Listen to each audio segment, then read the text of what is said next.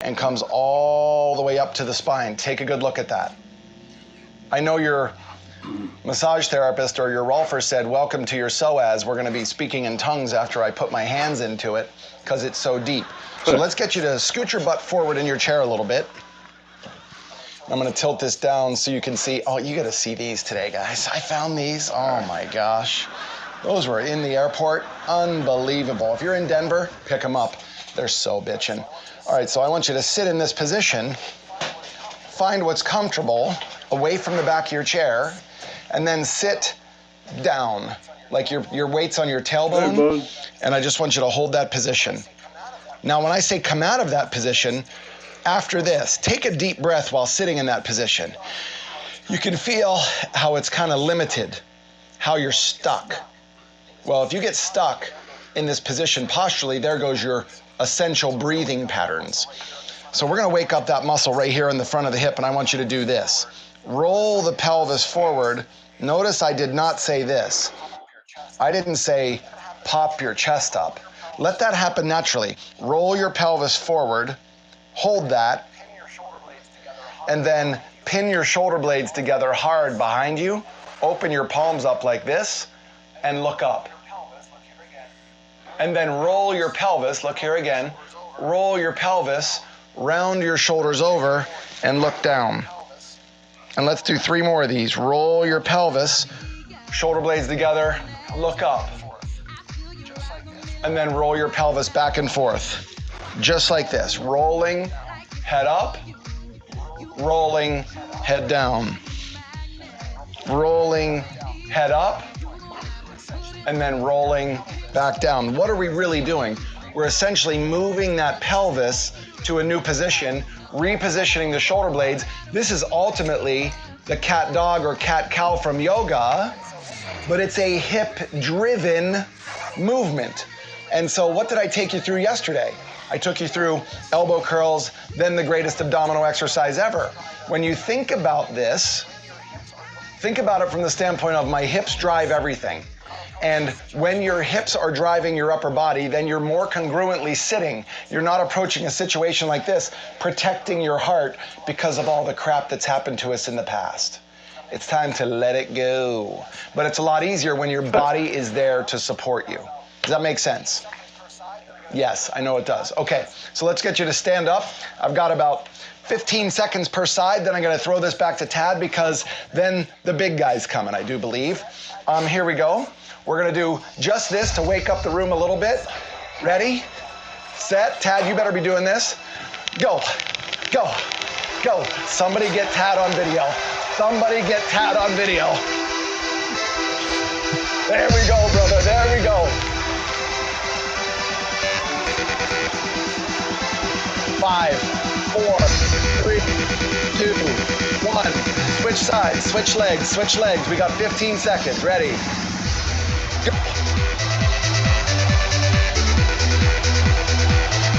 Turn it on, guys. 10, 8, 3, 2, 1. Thank you, guys. I'm flying out to Park City. I'll see you from there tomorrow. I'm taking it back to Tad. Give it up for Brian Bradley. Come on, give it up for Brian Bradley.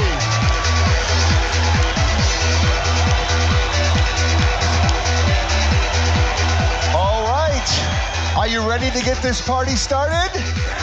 Come on, are you ready to get this party started? All right, well, let's roll a video with a message from Tony himself.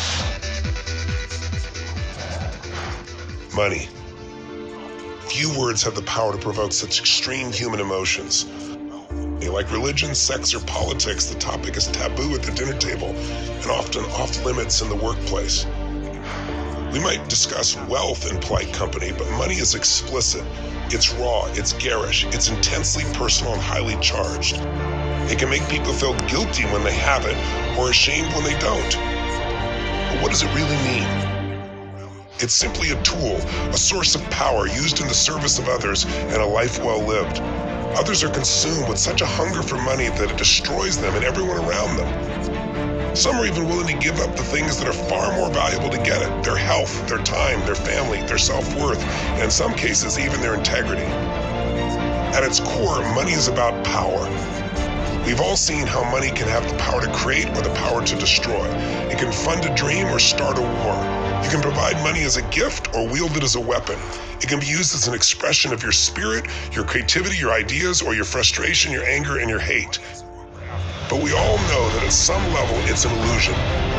Money isn't even gold or paper today. It's zeros and ones in banking computers. In the end, money isn't what we're after, is it? What we're really after are the feelings, the emotions we think money can create. The feeling of empowerment, of freedom, of security, of helping those we love and those in need, of having a choice, of feeling alive. Money is certainly one of the ways we can turn the dreams we have into the reality we live. But even if money is just a perception or an abstract concept, it doesn't feel that way if you don't have enough of it. And one thing is for sure, you either use it or it uses you.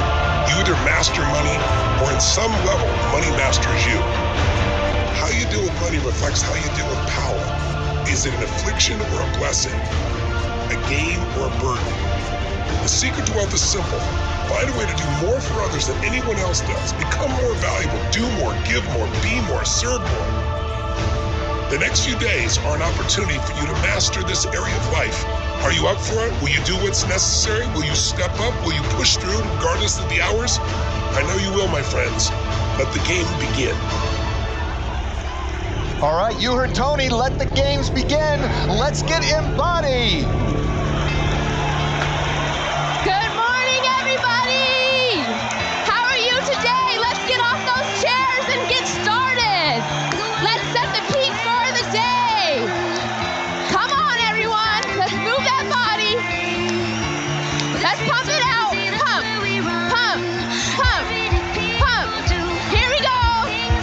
Let's get in that peak state. Let's start this day off right. Come on, everyone. Yes, I see you. Come on, Lisa Stoodley, I see you. Let's reach it out.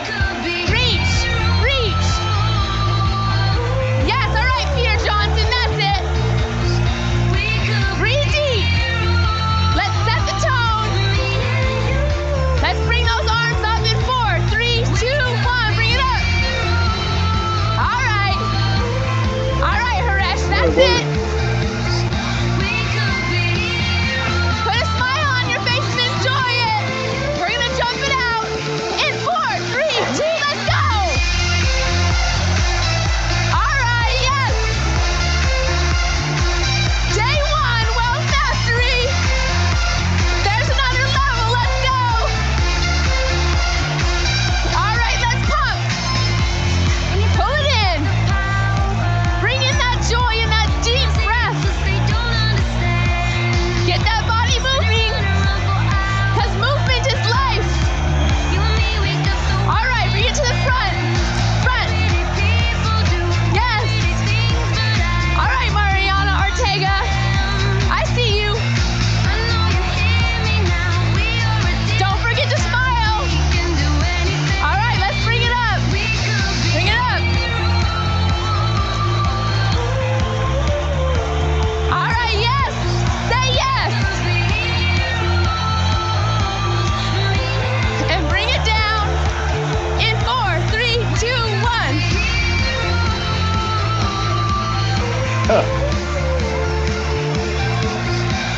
Today is the day that life changes forever. Let's reach it out in 4, 3, 2, 1. Reach. All right, can you give me a little more energy? Just one more level.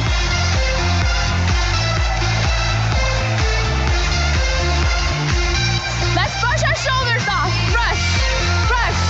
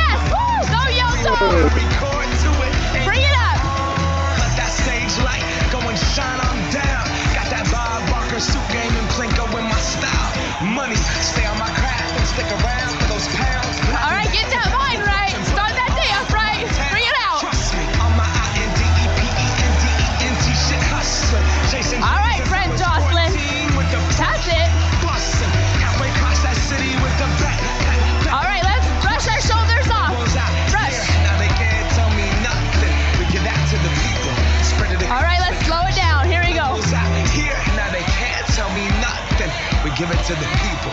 We're gonna do a big release. Here we go. Open, open. Bring it down. Bring it in and push it out. One more time. Open, down, and in. Let's push that ceiling up. Push it up. And front your stuff. Do it again. Up. All right, Kim Oliver, that's it. One more time. Raise the roof. Thank you. Yeah, I'm so damn And strut. grew up really wanna go fronts, but that's what you get when Last time. y'all can't stop me. All right, Go Tim. on, gotta hit it within my heartbeat. And I'm eating at the beat Strut. like I give a little speed. Here we go, let's pump it out. Step, pump. Bring that energy up, come on. All right, I see you, Nisha, on that couch. Get on up. This sets the tone for the whole week. Come on, there's another level. Get on up. There you go. Like nobody was watching. I got my city right behind me. If I fall, they got me. Learn from that. All right, let's bring it to the front. Here we go. Front. Are you smiling? All right, Steve Platt. That's a good smile. To the top. Bring it up. Up. All right, Jura, scream on. Get off of that chair. Come on, join us. I see you. Raise the roof. Raise. Let's do a strut. Strut what your mama gave you. Do it again. Walk. Last time. And strut. All right, let's reach to the front. Front, pull. Let's move those hips. Front, pull. To the side. Side. Shake those hips. Here we go. Yes, use those quads. Breathe deep. To the front. Here we go. Front, back, front, back. Let's try to go all the way around, and around. Yes. Other way. Around. Here we go. Let's do some shoulder rolls. Here we go.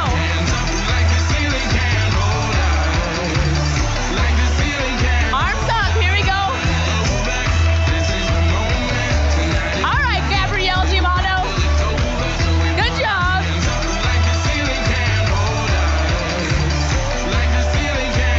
Bring it down. All right. Breathe deep. In your nose and out your mouth. Take a breath. We're going to pump it up in just a second. We're going to go front, down,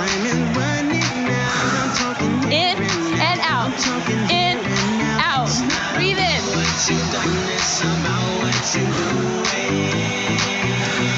All right, get ready. We're going to turn it to the side and we're going to pump it out. Turn it to side. Here we go. Get ready. We're turning sideways. It's going to get crazy. Are you ready? Are you ready, Elizabeth, Angela, Donnie? Ready? 4, 3, go. Pump it out. Let's go. Here we go. You got it. Use that energy.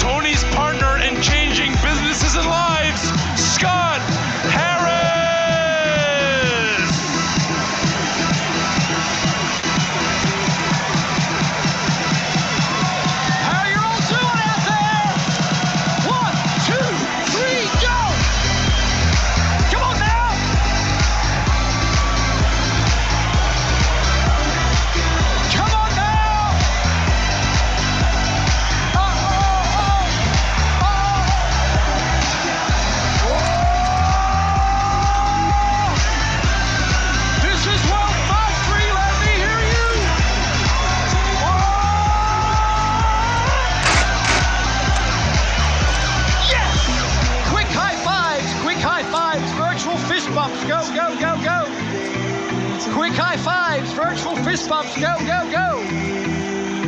Welcome, welcome, welcome. Welcome, stay on your feet. Stay on your feet. All around the world. It's day one, you know what to do. 1, 2, 3, let's go!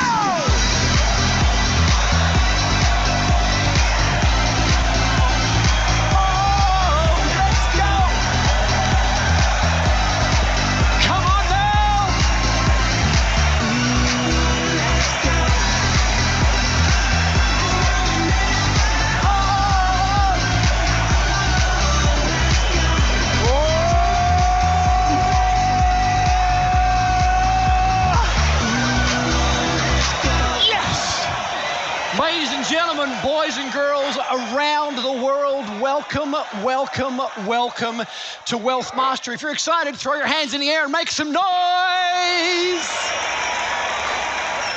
We are so excited to have over 3,000 people here the next 4 days from 99 countries around the world. Wherever you happen to be, my friends, whatever time zone it is for you, my friends, give everybody a hand for jumping on this call. 3,000 people, 4 days, 99 countries. This is going to be huge.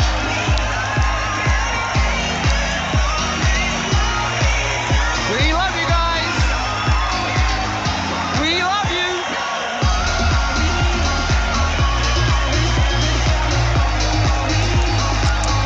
All around the world.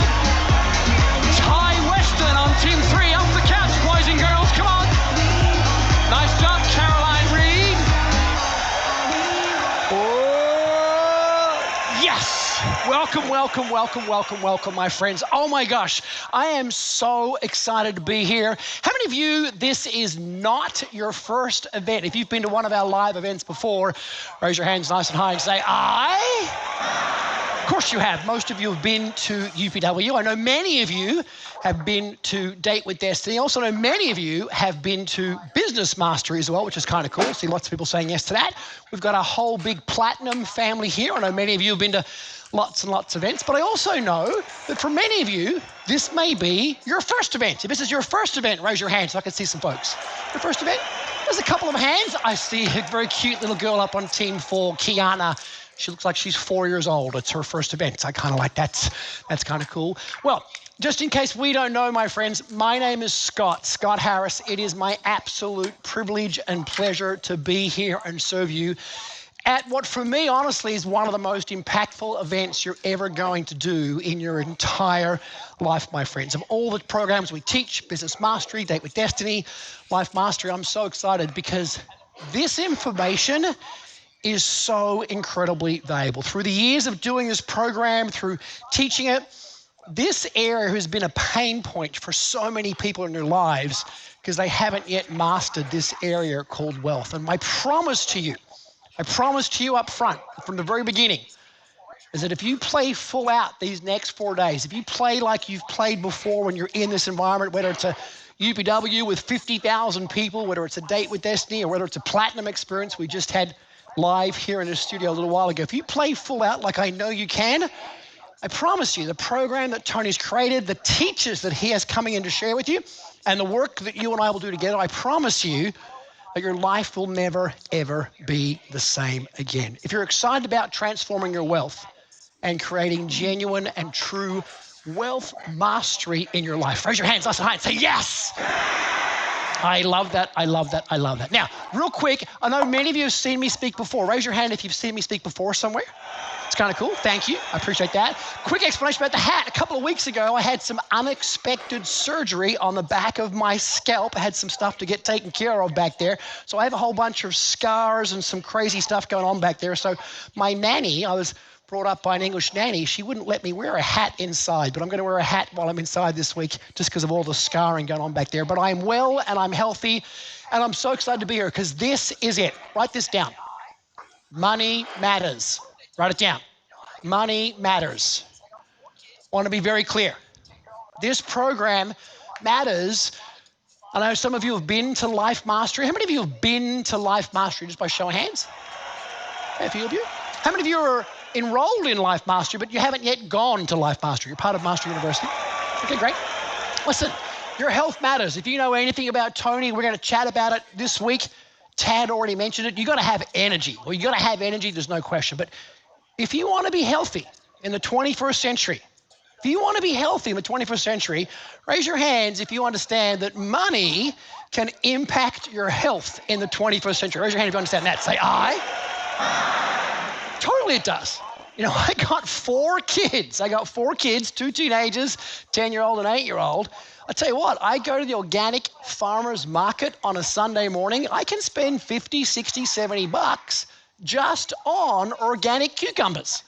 My kids eat them like they're apples. You know, we can spend $500 or $600 a week without even blinking on organic produce every week. Do you want to be healthy and fit? Some of you are going to learn about a thing called Udo's oil at Life Mastery. How many of you already know about Udo's oil? If you know about Udo's oil from Life Mastery, fantastic. You know about that. Actually, it's Udo's 80th birthday coming up this week, so that's kind of cool. Udo's oil is going to be a great product you're going to want to have in your life, but it's going to cost you some money. If you want to take care of your body structurally in the 21st century, have some working with the amazing Brian Bradley and do some Egoscue work or some physiotherapy or some acupuncture or any of the other great body works that you can get done, if you want to have body work taken care of you, is that going to cost some money, my friends? Yes or no? Yes. So if you want to be healthy and fit, I'm telling you, 21st century, money matters. Worse, if you are challenged enough, or maybe someone in your family is challenged enough to have dis-ease in your body, disharmony in your body, I'm telling you what, do you want to have, the bronze insurance card or the platinum insurance card? Which one do you want? Do you want bronze or platinum? Shout it out. What's the word you want to have? You want to have platinum. Every hospital in the world that you go to, when you walk into a hospital now, the first question they ask is not how are you and how are you feeling? The first question is, are you insured? Who with? You want to have some financial choices. So money matters in your health, no question whatsoever. Outside of your health, if you're a parent, raise your hand if you've got children. How many got children? Okay, a few of you. Raise your hand if you want to have more children. Okay, not as many hands go up for that. People are like, nope, I'm done. I get that. Raise your hands if you want to have some children. You haven't got any children, raise your hands if you want to have some children. Look around the screens right now. You should be looking for a potential spouse. It's a great place to meet somebody. It's kind of cool. If you want to have children, what's the single most important resource that you can give your children, my friends? What is it? Either write it in the chat box or put it up on the screen somewhere. What's the single most important resource you can give your kids? Someone said love, possibly. Someone said an education. No, that's your parents talking from the 1960s. It's not an education, Jennifer. It's your time. The single most important resource you can give your kids is your time. Tony always says if you want to influence somebody, the first thing you have to know is what influences them already. And if you get to spend time with your children, 2, 3, 4, 5 hours a day, or a couple of days on the weekend, or you go camping and holidaying during the year, if you spend time with your children, that's how you learn what influences them, which means you are then able to better influence them. If you're busy working 60, 70, 80 hours a week, if you're stressed out on your downtime because you haven't taken care of your wealth mastery, it's very difficult to be present with your children. On top of that, if you want to give your kids some opportunities, raise your hands if you want to give your children some opportunities. Who'd like to give some children some opportunities? Whatever that is, whether you want to go to Disneyland, whether you want to go to Harry Potter Land, whether you want to let them learn music or experience different things academically or educationally that maybe you and I didn't get to do. Maybe you just want to paint for them a vision of what's possible. Show them a lifestyle that maybe you and I were never shown, a lifestyle of how they could possibly choose to live, whether it's through travel or contribution or a style of life they want to have. Trust me, there is no question that taking care of your wealth, no question that makes you a better parent. No question. Now, outside of your parenting, you say money matters in every area of your life. In your intimate relationship, raise your hand if you either have right now or would like to have an intimate relationship with another human being. Who's up for that? Nice and high. Say yes. If you haven't got your wealth sorted out, if you haven't taken care of your finances, if you don't feel like you're on track, can you sometimes not show up as the best version of you? Can you sometimes show up and maybe not be the best person that you can possibly be? And can you sometimes, say things or do things that maybe you prefer not to have said or done, but you're doing it because you're in a stress state or a challenge state or an overwhelmed state? Can that happen sometimes?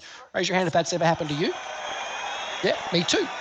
And we know that if you take care of your finances, which doesn't mean helicopters and jets, although it may mean that if that's what you want, but it means you're on track and you have a plan and you feel in control, all of which are things that are going to happen in these next 4 days, then in your relationship, you get to show up as the person you truly are. You get to really connect and go deeper on this journey together. So trust me, plenty of intimate relationships have fallen apart, not because of a lack of love, but because of stress or challenge or overwhelm in this area called finances that we just want to get handled this week. Just want to get it done and taken care of so you can have an intimate relationship with whoever your ideal spouse is. And of course, beyond that intimate relationships, all your relationships, whether it's your family, whether it's your chosen family, which is many of the people here become your chosen family, whether it's your community, and that's your chosen family, whether it's a church or a school or a sports club or an environmental cause you're excited about, there's no question that taking care of your finances absolutely allows you to go and serve more and give more and contribute more in that part of your life. Who's up for doing more in your intimate relationships, whether it's taking care of your spouse or taking care of your mom and dad or taking care of your kids? Who's up for doing more of that? If you are, please say yes. You know, one of my favorite stories of all time from Tony is hearing a story about when he went as a young man in his early 20s, and he went out and bought his mum her dream house, bought her her dream house. And he just bought it, paid for it on the beach in Los Angeles in California, gave her the keys and said, Mom, you did such a great job taking care of me and working so hard. Here's the keys to the house, Mom. I love you. Boom. I'm like, oh my gosh, that is a pretty cool experience to do. So trust me, in your health, you want to be healthy, you got to take care of your money. You want to have great relationships, you got to take care of your money. You want to have great parenting, you got to take care of your money, no question whatsoever. And then beyond that, think about the ultimate purpose of money. If we talk about money matters and wealth mastery is such an important program, what's the ultimate vehicle, the ultimate point, if you will, of making money? Someone type in the chat box or maybe hold up a piece of paper to me, what's the ultimate purpose of playing this game? Yes, of course, Valentina from Team 9. It's to give it away. It's to give it away. Yes, you want to get freedom and yes, you want to create a lifestyle, but at the end of the day, this program is about you and I taking this game to the next level so that we can give more and contribute more to whatever cause it is that lights us up. And in the beginning, that cause is possibly going to be lighting yourself up. We're going to talk about if you want to have a better quality of lifestyle, whether that's a house or a car or a boat or watches or travel, you should have that. We're going to debunk the myth that, physical things are not, what you should focus on. It's nice to have some nice stuff. Raise your hand if you'd like some nicer stuff in your life. Who'd like some nicer stuff? Of course, it's good to have some nice stuff. But if you stay at that level and just focus on stuff, you're missing the journey of the game. That next level is you start to take care of your immediate family. And again, that's either going to be your spouse or your children or your mom and dad or your two brothers or your sister or your cousin. That's going to be the people you want to take care of next. And then as you grow, you're going to keep taking care of a bigger and bigger family. Whether that's, again, some of you are going to be excited about the environment and you'll do contribution work there. Some of you are going to be excited about, women's issues and you'll be excited about that. And some of you will be excited about helping children who are challenged and, not getting opportunities and you'll want to go help with that. Tony Robbins is excited about all of those areas. He's got contribution happening in feeding. I think this year he'll probably hit the target. He's going to feed 1 billion people, my friends. 1 billion people he's going to feed this year. It'll be the end of a 10-year goal. Can we give a hand for that, my friends? That's playing at a big level. 1 billion people. I know. The big man.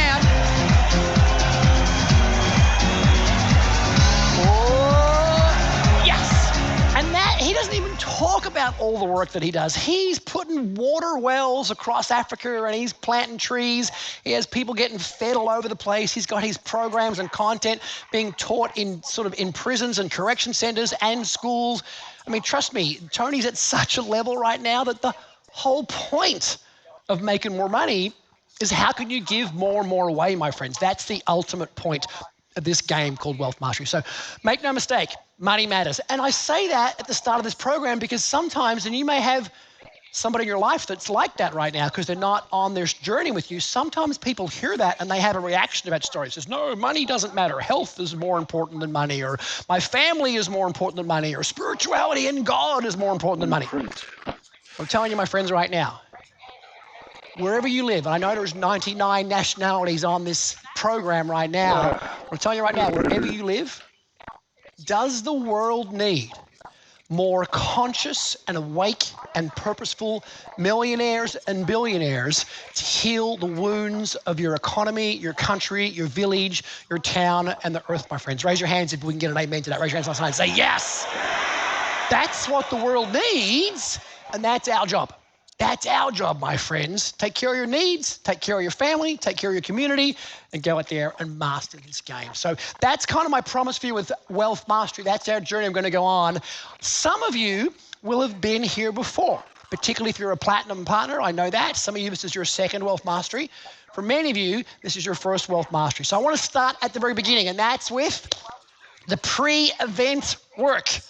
Now, I know you were sent some pre-event work, my friends. You were sent some work, and it's called your financial blueprint. Raise your hand if you remember getting an email that says, hey, here's your financial blueprint. Raise your hand if you remember getting that. Awesome. Now, that's it. I think Brent Jocelyn's holding us up from Team 6. Good job, Brent. I like that. Now, I don't know how many of you filled that in yet because I'm not able to track and measure that, but here's my coaching. And I've been doing this with Tony for 25 years. I'm a participant at this event. This event, oh my gosh, this event changed my life more than I could possibly imagine. And I'm so excited about what's about to happen for you guys. But one of the most important tenets of Wealth Mastery is you're gonna have to do the work, my friends. You're gonna have to do the work. And for some of you, it's more work in an area that you're not comfortable in than you've ever done before. Think of it as like going to the gym or working out. Some of you, when you work out, have things you love to do. You know, if you go to the gym and you're great at bench press, well, guess what? You're going to love doing more bench presses. But you're not going to like doing hip flex or stretching exercises or taking care of other parts of your body. Some of you love to do yoga and stretch and be flexible, but you're not taking care of your strength.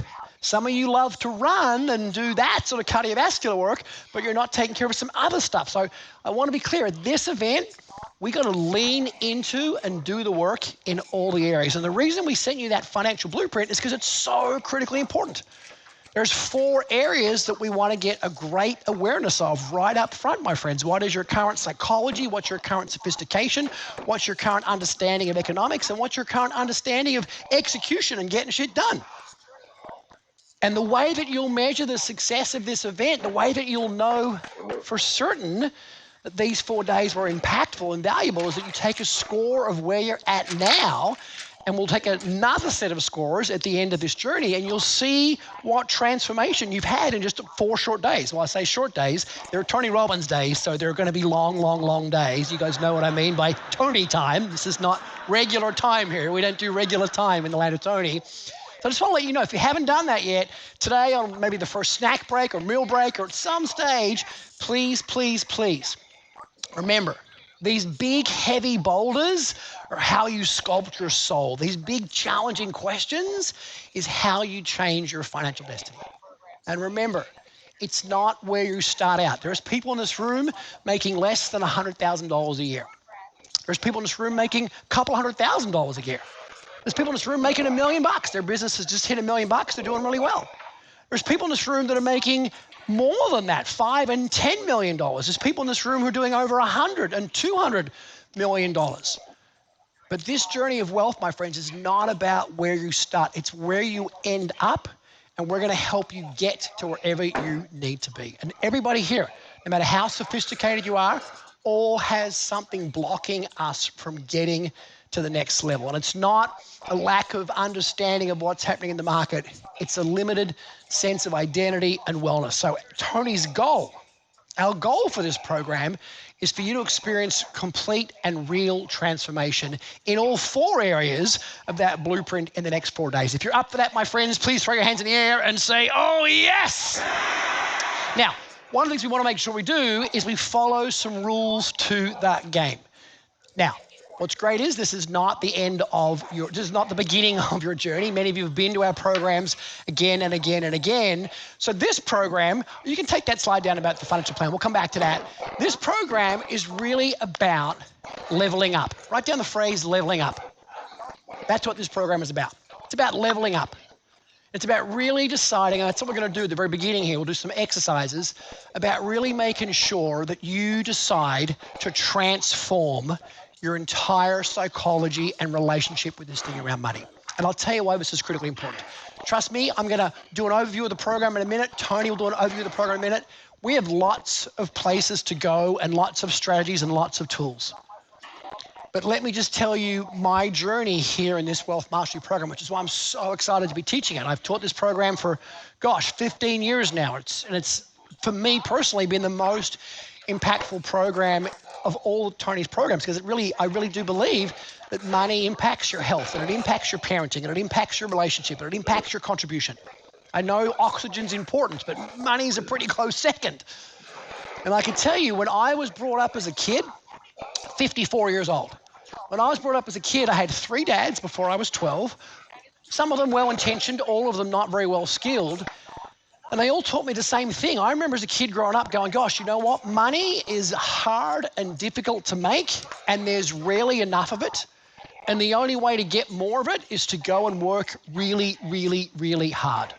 That's kind of the story that I grew up with. I don't remember my parents being flush with money. I remember being lots of red notices being stuck to the fridge. I noticed that we never really lived in a house that I loved and was proud of. We never really had the coolest car of all my people that I went to school with. I remember just going that money is tough and you got to fight for it. And mums and dads work really hard, and that's what your life is going to be like. And I can remember got my first job at 11. By 12, I had 2 jobs. By 15, I had 3 jobs and had left home. And I just remember very early in my life going, I can understand money, and all you got to do is work hard. And if you work hard, that'll be enough. That was my first experience of money. Raise your hands if maybe for you that was a version of something you had some sort of experience like that growing up. Heard that sort of story? Yeah. In fact, you may know somebody who's a good person doing a good job, working really hard. How many know someone who's a good person doing a good job, working really hard? How many know someone like that? And in the 21st century, that's not enough.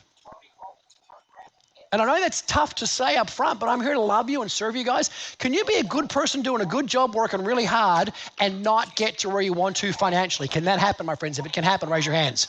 It can totally happen. It's not enough. And that was my first experience of money. And so I find myself at 25, already working 60, 70, 80, 90 hours a week, which you've done. I know you have. Raise your hand if you've worked 60, 70, 80 hours a week. Raise your hand if you've done that. Of course you have. I see you, Trevor, Jill, and Ari, Angela. I see you. I get it. Me too. Because we were taught, right? Gosh, if you just work hard, that'll be enough. If we just work hard and I'm a good person, that'll be enough. And it's not enough. And I remember coming to this program and having a complete transformation in my psychology around wealth.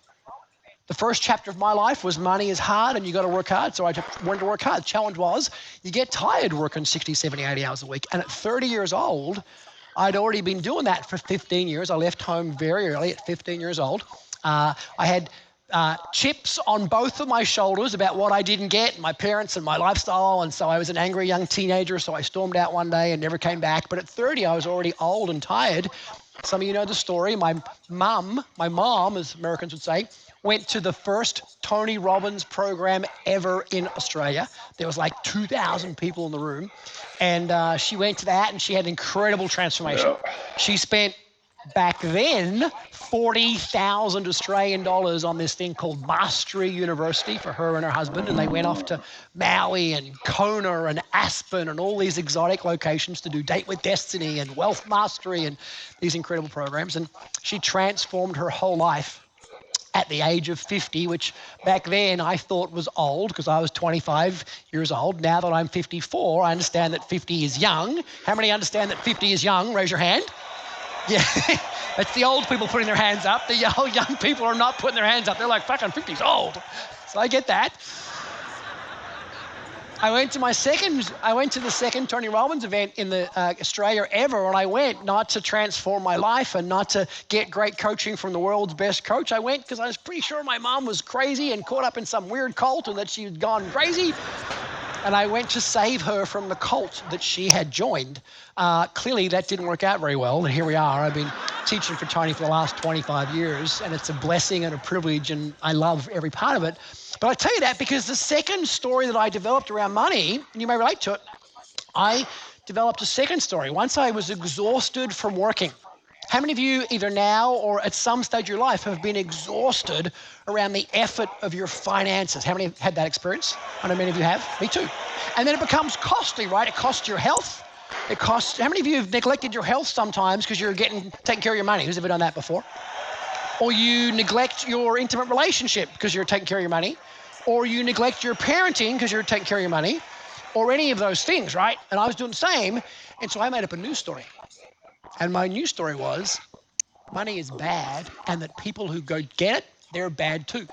And so my life became about being spiritual and about being a vegan. So I was a vegan before any of you knew what the word was. I was a vegan in the 1980s, for goodness sake. And my life became about wearing hemp fisherman pants. You guys remember hemp fisherman pants? And eating tofu and become spiritual. And my life was above making money, and people who focused on money were a bit beneath me because I was above them and I was more spiritual than them. And my life was about wholeness and happiness and singing Kumbaya, which was a beautiful story and a beautiful excuse to make no fucking money. So at 35 years old, I fucking had no money. Do some people make up a story that says my life is more important than focusing on money and I have things that are spiritually more evolved than taking care of money? Does some people make up that story, my friends? Yes or no? Raise your hand. Absolutely they do. And that was my second story. That really was. And I tell you that because when I came to this program, I was like, holy smokes, it completely changed my whole life because it started with making a new decision. A new decision to say, I'm going to create the financial destiny that I want. I want, not that society says I should have, or Tony says I should have, or my neighbors say I should have. I'm not trying to keep up with the Joneses next door, or keep up with people who live around the corner from me, or some expectations of cultural norms. I'm going to create the financial destiny that I want, that sits well with my values based on where I am in this journey called my life. This is not about mimicking Tony Robbins. It's about modeling his very best strategies and creating for yourself the life that you want. And I reached a place in my life where I love money. I love money. I love what it can do. I love the spiritual game of it. I love the challenge of it. It's like going to the gym and lifting weights. I love how you can share it. I love how it gives you opportunities. I love so many parts of taking care of your money. It's one of the three great spiritual challenges that the universe or God, whatever word you use, sends you. It's one of the three great challenges. You got challenge of taking care of your body. It's a magnificent thing. It was given to you. Don't fuck it up. Take care of it. You got the spiritual challenge of intimate relationships. And if you've been to Date with Destiny, you know that having a 50-year intimate relationship is a spiritual challenge. And there's this spiritual challenge called taking care of your money, building something valuable, and then giving it away and contributing it to cause a greater good. How many are up for this spiritual challenge? If you are, my friends, please say yes. Because I got some bad news. Who wants some bad news? Raise your hands who wants some bad news. Say yes. It actually might be good news. Write this down. You've been hearing it for 10 years. Write down this. Winter is here. Winter is here. And if you don't know how to prepare for winter, you haven't got the right clothing, you're going to be fucking cold. But if you know how to prepare for winter and thrive in winter, I promise you, it could be the most exciting time of your entire life. COVID, wherever you live, brought the global economy to its knees. Wherever you live in. And we can talk about those stats and numbers and data, and we will talk about them. 100% we will. We'll talk about them. But if you're old enough to remember a man called Sir John Templeton, one of the first people to ever become a billionaire just from investing, not from doing business and doing deals, just for investing. He would say that the time of maximum pessimism is the single best time to buy, and the time of maximum optimism is the single best time to sell. If you don't know the story, in 1939, on the eve of World War II, the shit was about to hit the fan across the world. He bought $100 worth of stock of every publicly listed company he got his hands on. He bought 104 companies. He did not invest a lot of money. But his portfolio in a very short period of time went up 400%. 400%. And only 4 of those 104 companies didn't pan out very well. And he went on to continue that philosophy of doing the opposite of what most people are doing. Wherever you live, I know we've got people from 99 cultures across the world right now, but technology has leveled the playing field, if you will. You can trade anywhere in the world. You can buy property anywhere in the world. You can do all sorts of beautiful things now with technology. This could be the greatest wealth generating period of your entire life if you're prepared, if you've mastered the fundamentals, and if you can anticipate what's going to happen next. Because winter will not last forever, my friends. Spring will come. And you and I will decide what this chapter has been like for us. So this goal, the goal here is to leave these 4 days with momentum. It's to leave here with tools and strategies. It's to leave here with you understanding that if you can master your mind and your psychology and your beliefs, my friends, you will walk away here with a feeling and a sense of being unshakable, my friends. Unshakable. If you're up for feeling like that, throw both hands in the air and say, oh, yes. Say yes. Because this is where real wealth comes from, my friends. I want to be clear. We're going to do strategies and we'll overview the program. We're just getting acquainted. We're just starting the show. We're going to do content. We're going to do tools. We're going to give you some options about where to invest and how to invest it. But I want to be very clear up front, my friends, that this is going to be not just about getting wealthy. And to be honest, many of you are already wealthy. If you're in this program right now, I want to be respectful to your scenario right now. But if you're in this program, however you got to be here, whether you were invited as a guest from some of our platinum partners, whether you were dragged along by a spouse or a friend, whether you're sitting on someone's couch and they paid for the ticket. I see Marcus Rowe on Team 11. He's got like his whole family on the couch going on there. That's kind of cool. Yes, I see you guys. Whoever you got to be here, trust me, raise your hand if you already understand this. The fact that you're here at whatever time zone it is and you have a computer and a house and a refrigerator with some food in it, raise your hand if you get your life is already pretty damn good. If you get that, please say yes. Damn straight it is, man. Damn straight. And I want to be respectful. I understand we all have a journey and we're all got different challenges going on. But real wealth is not just how much money you have, my friends, but how much joy that you can extract out of your life. Real wealth is gratitude. Money doesn't make you happy, my friends. It makes you more of who you already are. If you're a jerk and you got a lot of money, you're going to be a rich jerk. And you've probably met some rich jerks. But if you're a beautiful, kind person who's looking to serve and give back and take care of people, which I know you are, that's why you're here, more money allows you to magnify that and allows you to give more and serve more and do more.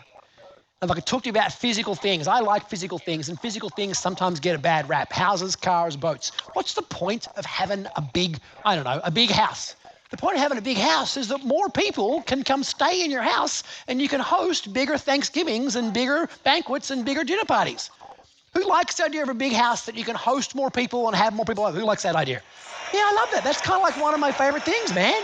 Everyone come on over and we'll host Christmas and we'll host Easter and we'll host Thanksgiving. It's kind of a cool thing. I like boats. I don't really do cars, but I love boats. I remember when I was looking for my first boat, I had a really old, wise man say to me, one of those salty, bearded, skin crackling kind of older gentlemen. He said, listen, when you're looking for a boat, people will tell you about brands and about motors and about engine size. He said, none of that matters. So the only point of buying a boat is, does the boat suit the lifestyle that you want to have on your boat? If you're a family that wants to eat, then you want a boat with a big table. If you're a family that wants to ski, you want a boat that you can ski behind. If you're a family that wants to sleep on your boat, you want a boat you could sleep on. The point of having physical things is so you can go share them. Who loves the idea of buying beautiful physical things that you can go share with the people you love? Who likes that one? Please say yes. That's the point of physical stuff, man. So we're going to talk about 4 keys. Jot them down. They're not in your manual. This is bonus content. 4 keys. Number 1, all this week and for the rest of your life, you got to find a way to keep adding value. Continually find ways to add value. Now, that might be something you want to go more than just in your financial area of life. You might find ways to add value in your intimate relationship, find ways to add value in your parenting, find ways to add value in your friendships. You want to keep adding value. That's one of our first keys. Number two is you and I need to change our psychology and move from being consumers to owners. From consumers to owners. We're so conditioned to being consumers. You know, it was interesting. I just flew here. It takes 29 hours. I apologize for my accent. Clearly, I'm not from here. I'm from the Gold Coast in Australia. I know we got some Australians here, which is kind of cool. So I'm from the Gold Coast. I'm flying, and I got to go through the airport security and so forth. And I remember yesterday, I'm at the airport security, everyone's got their bags out, and I take out the laptops, and every single person in front of me had a carry-on piece of luggage, had an Apple MacBook computer, had an Apple iPhone, had a couple of Apple earbuds in their ears. I was like, dude, we are all consumers of that product. Raise your hand if you've got more than, 5 Apple products in your house, as an example. And yet I wonder how many of you have got ownership of the Apple company through Apple stocks. We want to start to shift our psychology, my friends, from being, I'm not saying don't be a consumer, they make good stuff, but we want to move beyond being consumers and actually become owners of things in our lives.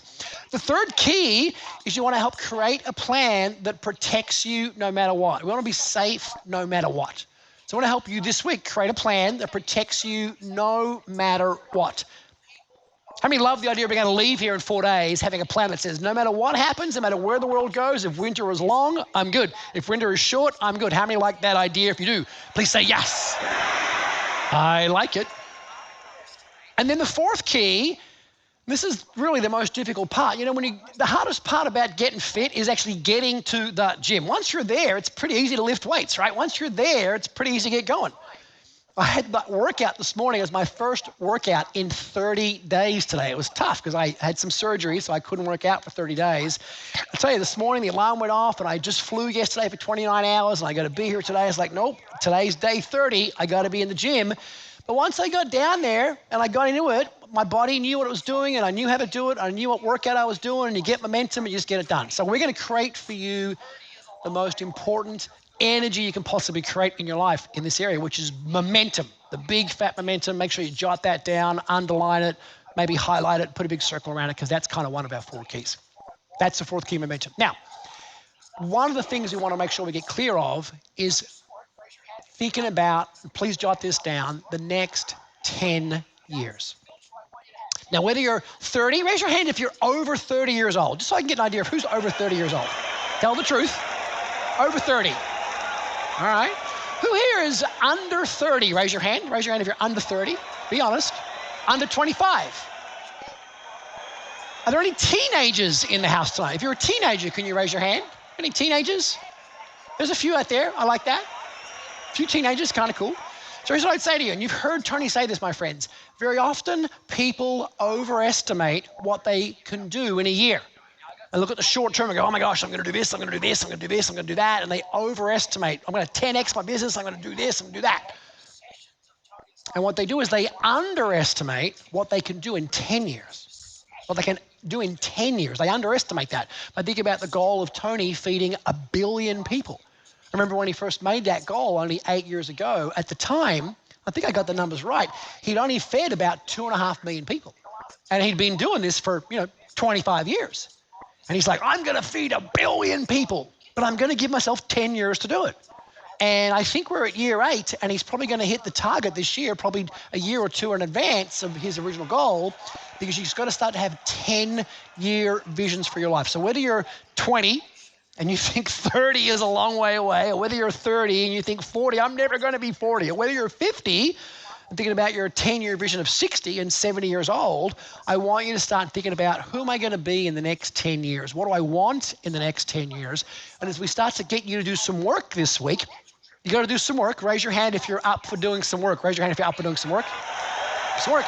That's the filter I want you to have. Thank you. I think it's Hajit on Team 7. I think I'm pronouncing that correctly. Is that right? Thank you.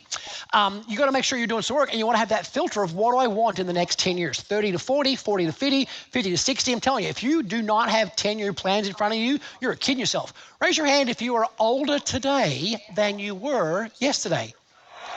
Yeah. Raise your hand if that clock or that calendar in your life is getting quicker and faster. Raise your hand if that's happening. Raise your hands nice and high. We gotta have more and more urgency about where it is that we're going. Now, I got some great news, and the great news is we have the very best of the best. People who have done it, people who have made it happen. One of the great obsessions of Tony's life in the last 10 years, we've been teaching this program for 30 years, but his obsession, if you will, has been understanding extraordinarily rich people in the last 10 years. So he's interviewed, you know this, he's interviewed more than 50 of the world's top financial minds, most of them billionaires. In the last 10 years alone, he's written 3 best-selling books just on this area of finances, books based on insights from these incredible people. And some of them are going to have come speak and come share here. So I want you to know that you are in the right place, because not only are you going to get how to apply these principles to your finances, but you're going to get an insider look at the information that Tony's just been introducing at our Platinum Trip. Yeah, there's the 3 books we've written in the last 10 years. Extraordinary. How many of you have read one or more of those books? Raise your hands nice and high. Good. I was surprised that people haven't read the books. You should definitely read them, in powerful books. So who'd like to get an inside look at some of the things that happened at our Platt financial trip just a couple of months ago? Who'd like to get some of that? Say yes. It was incredible. Think of this. It was just here. It was live in the studio. So we had 300 Platinums live here in the studio. We had Tony. We had 20 different guest speakers. And one of the magic things about Tony, he's very persuasive. He's able to get people come speak on stage that would never normally speak on stage. They don't want to be on CNN. They don't want to be on the news. They're brilliant people, but they're not looking for more Instagram subscribers or to tell their program. They're looking just to create incredible wealth, but he's able to get them on stage and share their insights and their psychologies and their strategies and their opportunities. And some of them disagree with each other. Do experts sometimes disagree with other experts, my friends? Yes or no? Obviously the answer is yes. We get that, but that's part of the dance of moving forward. And so that's the Platinum Financial Trip, which we just had. And I know many of the Platts were there. I see my Platts up here in the corner here. My big family up here. We've got Riyadh and Will and the whole team is up there. Yeah, I see you guys. Hey, George. Hey, Silvana. Hey, Jorge. It's all kind of good. So that's kind of that journey. But I want you to know you're in the right place. How many know for certain you are absolutely in the right place for these next 4 days? If you know that, please say yes. Now, let's chat about a couple of things. There'll be some things, jot them down. Tony's been talking a lot about this recently, about patterns. Now, I probably pronounced that wrong, P-A-T-T-E-R-N. There's an R in there. The team was just giving me a hard time about my accent. Patterns. And there's kind of 3 patterns in life you want to be aware of. You want to be aware, you want to start to see patterns. So pattern recognition. If you've been to Date with Destiny and Business Mastery, I know many of you have, please write down the phrase pattern recognition. You got to get good at recognizing patterns in your life. Who's ever had a conversation with your spouse, and as it started, part of your brain's like, oh, fuck, we've had this conversation before. Who's ever done that? Raise your hand nice and high. Who's ever found yourself doing something, and as you're doing it, you're like, why am I doing this? If you've done it before, please raise your hands. So you want to get good at pattern recognition, but you want to get good at it from a place where once you start to recognize patterns, you can do pattern utilization. Pattern utilization, which is starting to use patterns, but to your advantage. Recognize patterns of success and start to utilize them. So pattern utilization. How can I use a pattern of success that somebody else has created? You want a great body at 50, find someone who's got that pattern and model their pattern. You want to own 10 or 20 properties, find someone that's got that pattern and model that pattern. You want to find someone who's got a great cryptocurrency portfolio, find someone with that pattern and model their pattern. That's what Tony's done. He's talking about modeling the best. That's what he's been doing for 40 years. He's obsessed by that. So pattern utilization. And then the third thing, when you get really sophisticated, is pattern creation. And that's where Tony is right now, where you start to not just see your own patterns, not just learn patterns from other people, but you start to create your own patterns that work for you. That's the ultimate level, where you can install and operate through patterns that you know will cause you to have the success you want. So pattern recognition, pattern utilization, and then pattern creation is kind of those 3 levels. How many like the idea of that? If you do, please say yes. And to give you an idea of what that means, think about the market right now. So wherever you live, I'm going to say the market, global markets are doing many of the same things. And let's talk about the US market right now. So there are some corrections happening right now. So let me just give you some quick stats. A market correction is when the market sort of drops more than 10% but less than 20%. That's what we call a market correction. Does that kind of make sense? Now, it happens on average every single year. And it lasts for about 50 days, 54 days on average. So if you're 50 years old, I'm 54, by the time you're 85, just expect there's going to be another 35 corrections. This is not an unexpected pattern. This is a normal pattern. Now, the media, who lives in the immediate short term, media will create some urgency and scarcity and fear around this. Is that what the media does, my friends? Yes or no? Say yes. We know that. But the average correction is about 14.3%, and 80% of them do not become bear markets. And even with corrections, the markets ended up achieving a positive return about 28 years out of 36, which is about 77% of the time. So about 77% of the time, the market is going up. It's kind of pretty cool. We know that. It's just simple math. Now, a bear market is when the market drops by 20% or more. 20% or more. Now, since 1996, 25 years, the average bear market has been about every year and a half, about every 18 months. There's been 5 bear markets since 1974. Do you know where those dates are? If you're a certain age, you remember when they were: 80, 87, 2000, 2007, 2009. But we also know, and this is important, my friends, about pattern utilization. I just told you what that was. Every single bear market in the US history has been followed by a bull market without exception, and it's been similar around the globe. So that's really important to understand what I just said. The media will focus on short-term calamity and scarcity and atrocities and the world going sideways. But leaders, jot this down, leaders anticipate and losers react. Leaders anticipate. We know there's going to be a market correction every year for the rest of your life. And we know that 80% of them will just bounce back straight away. We know that 20% of them will turn into a little bit longer ones, so there'll be some more opportunities. We know that. We know there are opportunities everywhere if you know where to look for them, which is why I just taught you about pattern recognition. Recognize the patterns. Oh, this has happened before. We know what's going to happen. How do I utilize it? How do I create that? How do I move through that? Pattern recognition, pattern utilization, and pattern creation. 3 really important skill sets. So when things happen, our first response for us is not to be in overwhelm, not to be in, oh my gosh, oh my gosh, oh my gosh. Our first reaction has to be one of looking for a pattern, looking to utilize it, and then looking to go create a new one and do something pretty cool. In fact, if you think about this, if there was a frame I'd say around leadership here, think about this. One of the most important parts of Wealth Mastery, my friends, is just to do this. Write this down. Call things real. Just call them real. As we do that very first exercise about doing your financial blueprint, what's your psychology, what's your economics, what's your execution, just call it real. And some people, when they're assessing themselves or looking at information, some people kind of fall into one of 2 categories. They either fall into that category of, oh my gosh, they're going to make it worse than it is, it's a disaster, and oh my gosh, the world's ending, it's going to be calamity, oh my gosh, oh. How many of you know someone who sometimes their pattern is to make things worse than they are? How many know someone like that? How many know somebody intimately like that? Raise your hand. Don't point at your spouse, sir. That's the wrong time to do that. Don't point at your spouse. Other people have a different pattern. Their pattern is to see things and go, oh, it's no big deal. It's not a problem. It's going to be easy. It's going to be fine. As long as I keep working hard and put money in my 401k, surely I'm going to be safe. Do some people have the pattern of being overly optimistic and not recognizing that things may be pretty real and serious right now? Do some people have that pattern, my friends? Yes or no?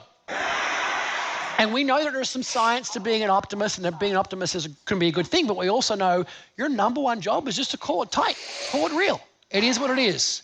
That's why we're going to have you do lots of self-analysis this week. We already sent you some about where am I now? Where do I want to be? Great. How do I move forward? When you start to read more things now, as you increase your economic sophistication and you see things about bear markets and bull markets and so forth, you now start to understand, what does that really mean? How do you not react, but how do you respond? Like, how do you anticipate what's going to happen? And just to give you an example, the longest bull market in the US history, and I know that's the US market, but we can all access the US market, it lasted for 11 years. It began during the financial crisis in 2009, and it didn't end till the pandemic hit, for goodness sake. That's a long long bull market, my friends. So there's a lot of opportunities if you can recognize patterns and become a leader that doesn't react, but you actually anticipate, my friends. So I want to talk about 3 quick areas where people get stuck, my friends, where people get stuck. 3 areas we're going to focus on a lot this week, and then we'll get the big guy out here. Please jot them down. Number 1 is your beliefs. Number 2 is language. And number 3 is tools. Beliefs, language, and tools. So I want to give you absolute total certainty. We have some beliefs. I had them. I told you my story when I was a kid, man. My beliefs were money is hard and there's never enough of it, and the only way you get it is you work really hard. They were some of my core beliefs. Some of you may have those beliefs. I had a second set of beliefs. My beliefs were, you know what? If you want to have money, you got to sacrifice your health and you got to sacrifice your family, and my life's better than that and more important than that, so I'm going to choose not to have money. And I'm going to focus on spirituality, and I'm going to focus on health, and that's going to make me be more important and more valuable than people with money. As a consequence of those beliefs, I had no money.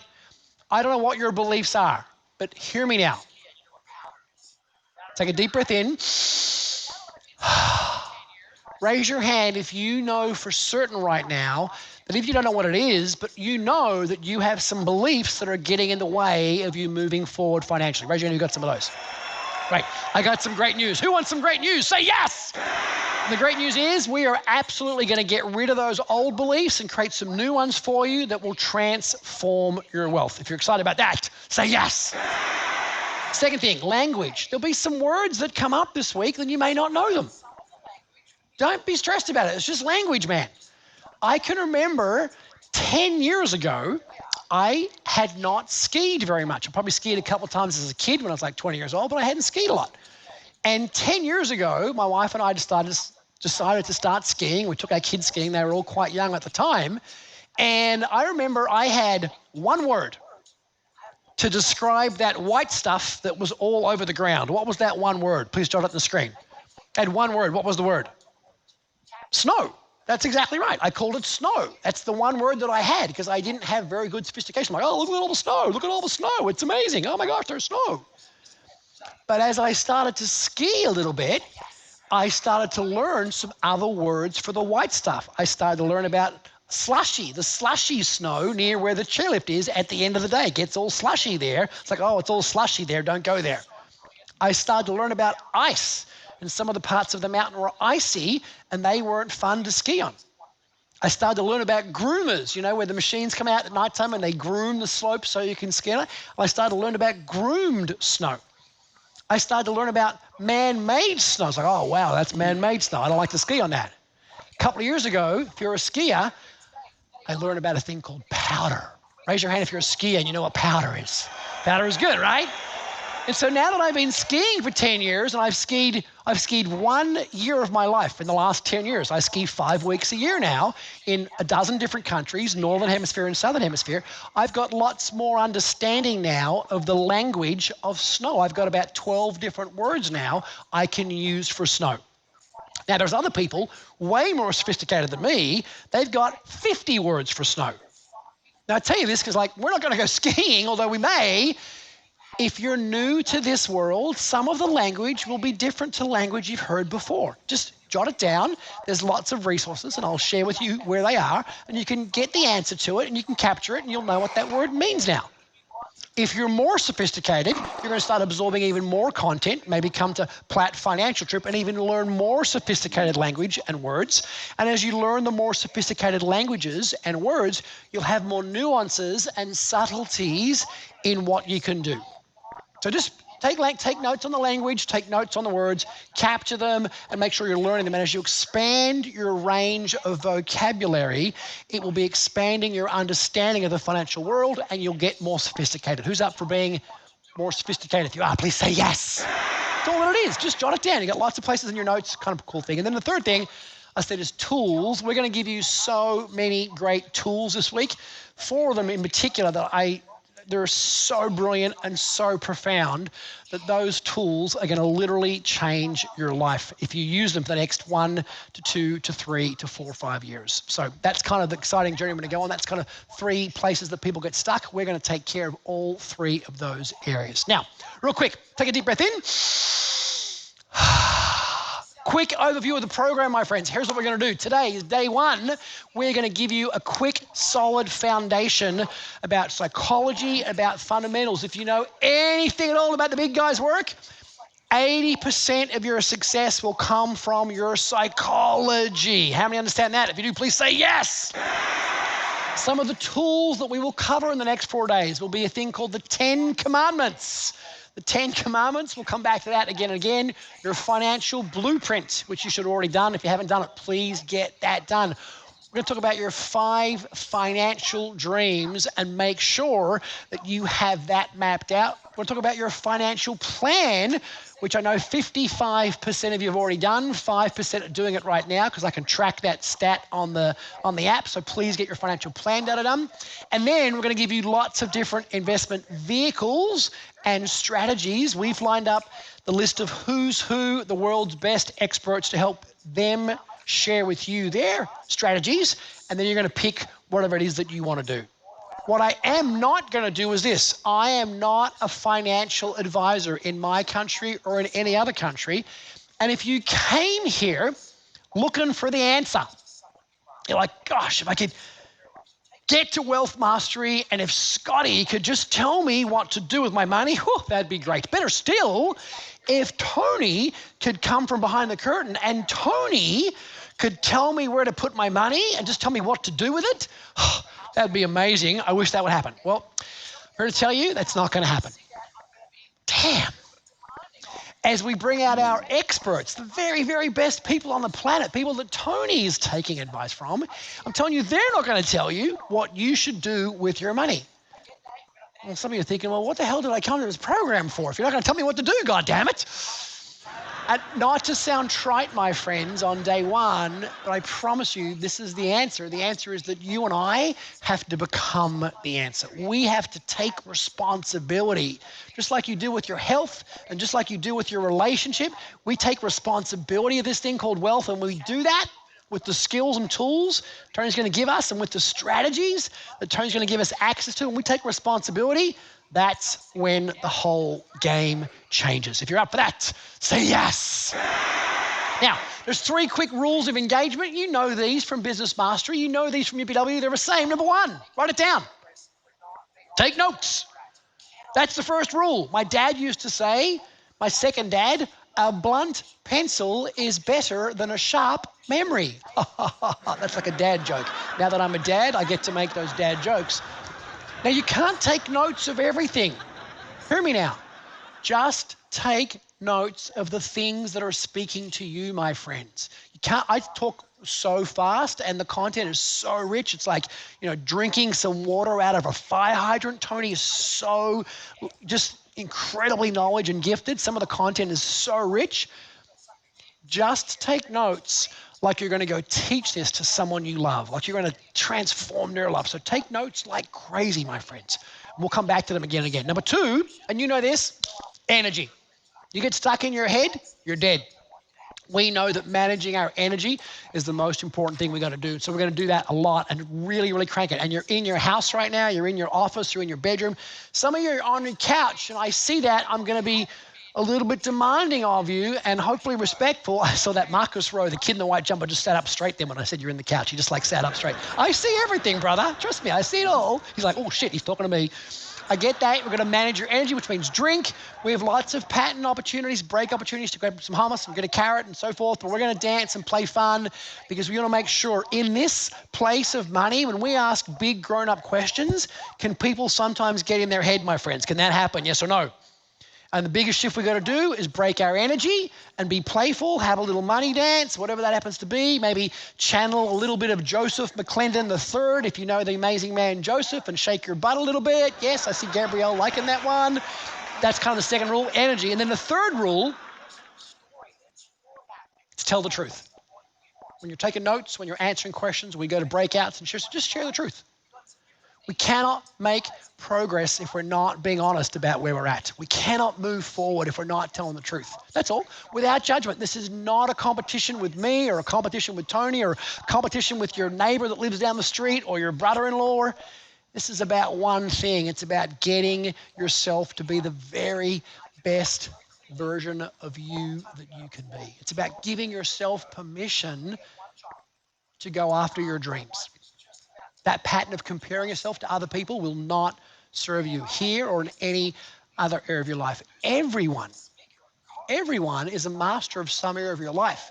You've got something to give and something to share. And everyone's dreams are different. Everyone's financial idea of security and freedom is different. And this is about you creating and owning and giving yourself permission to go after whatever your dreams are.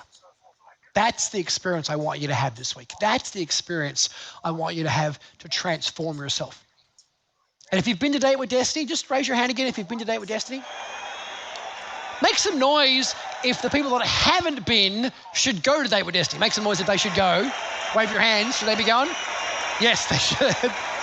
One of the things we chat about at that program, we spend 6 days on it, is about your values, about what do you want your life to be about.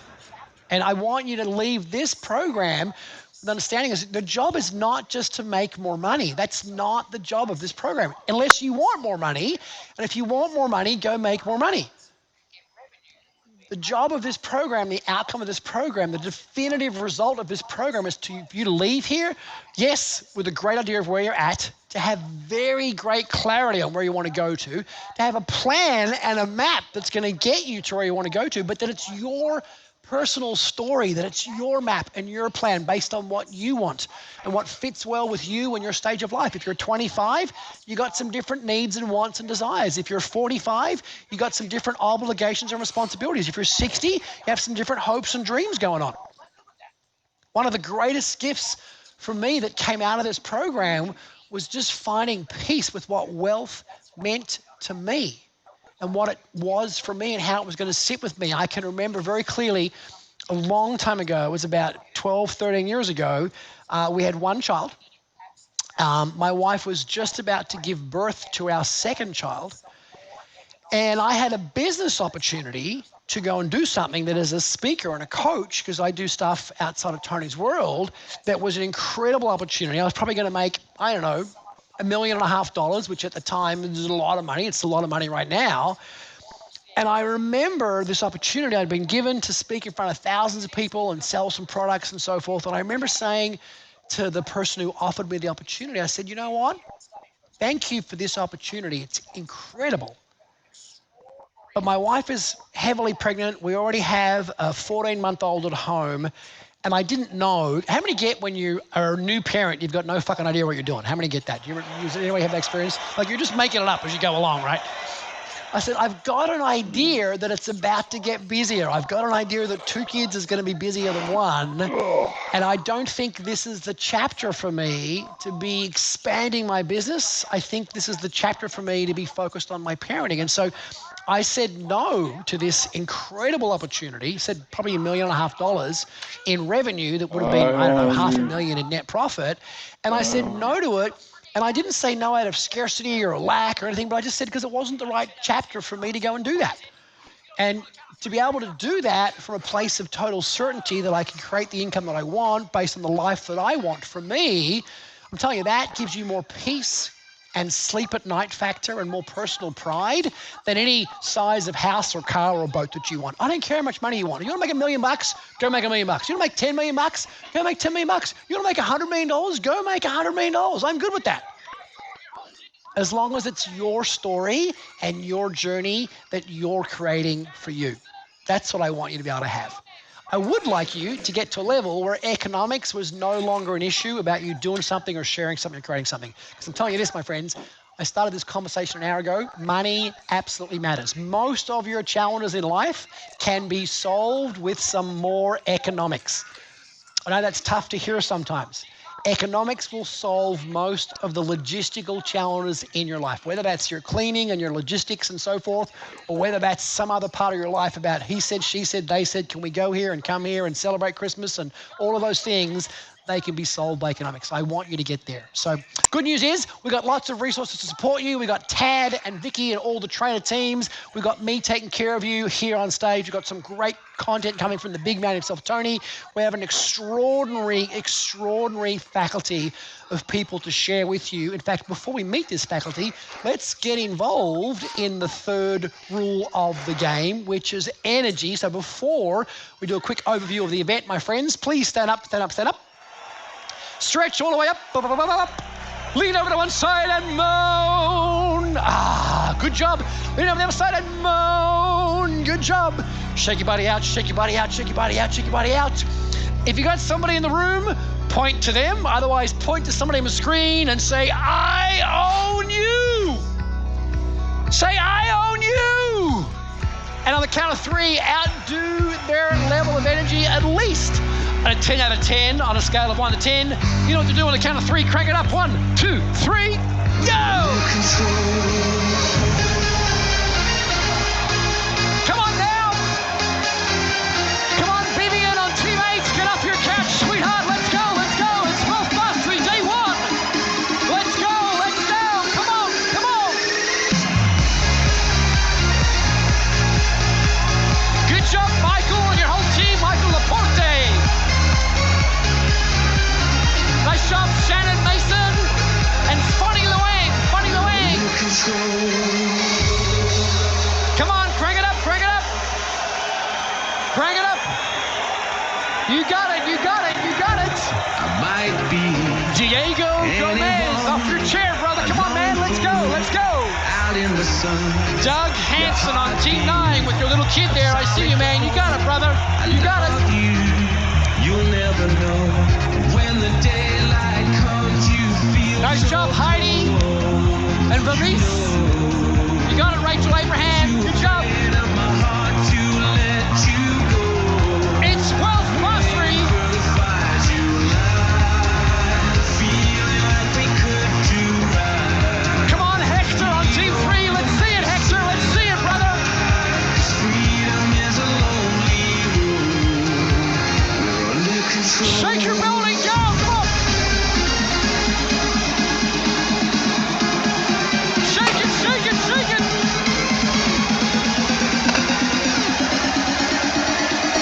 Make some noise. Go. Fires you light, feeling like we could do right. Feed on and make tonight. Freedom is a lonely road. Great job. We're under control. Nice job, Jeremy Braun. You got it, you got it. Yes. Ladies and gentlemen, here's a sneak peek of the overview of Wealth Mastery. Go.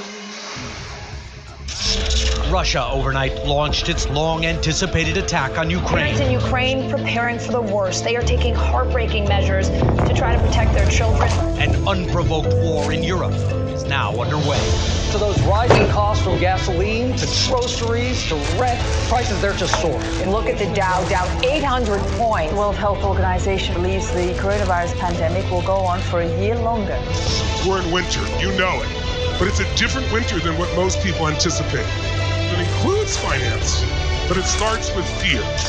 The world you're in is about to change radically, and that's an opportunity if you're not scared. And with a shift back over to services spending, we're already seeing that in the mobility data, more travel, more hotel bookings, more Airbnb bookings coming. That should take a lot of the pressure off inflation. Plus more supply, as I mentioned before, more chips from the semiconductor companies mean more cars can be produced and everything else. We have made it to a time in the world where this may be one of the most important programs you've ever attended or we've ever developed. How in the middle of all this uncertainty are you going to succeed?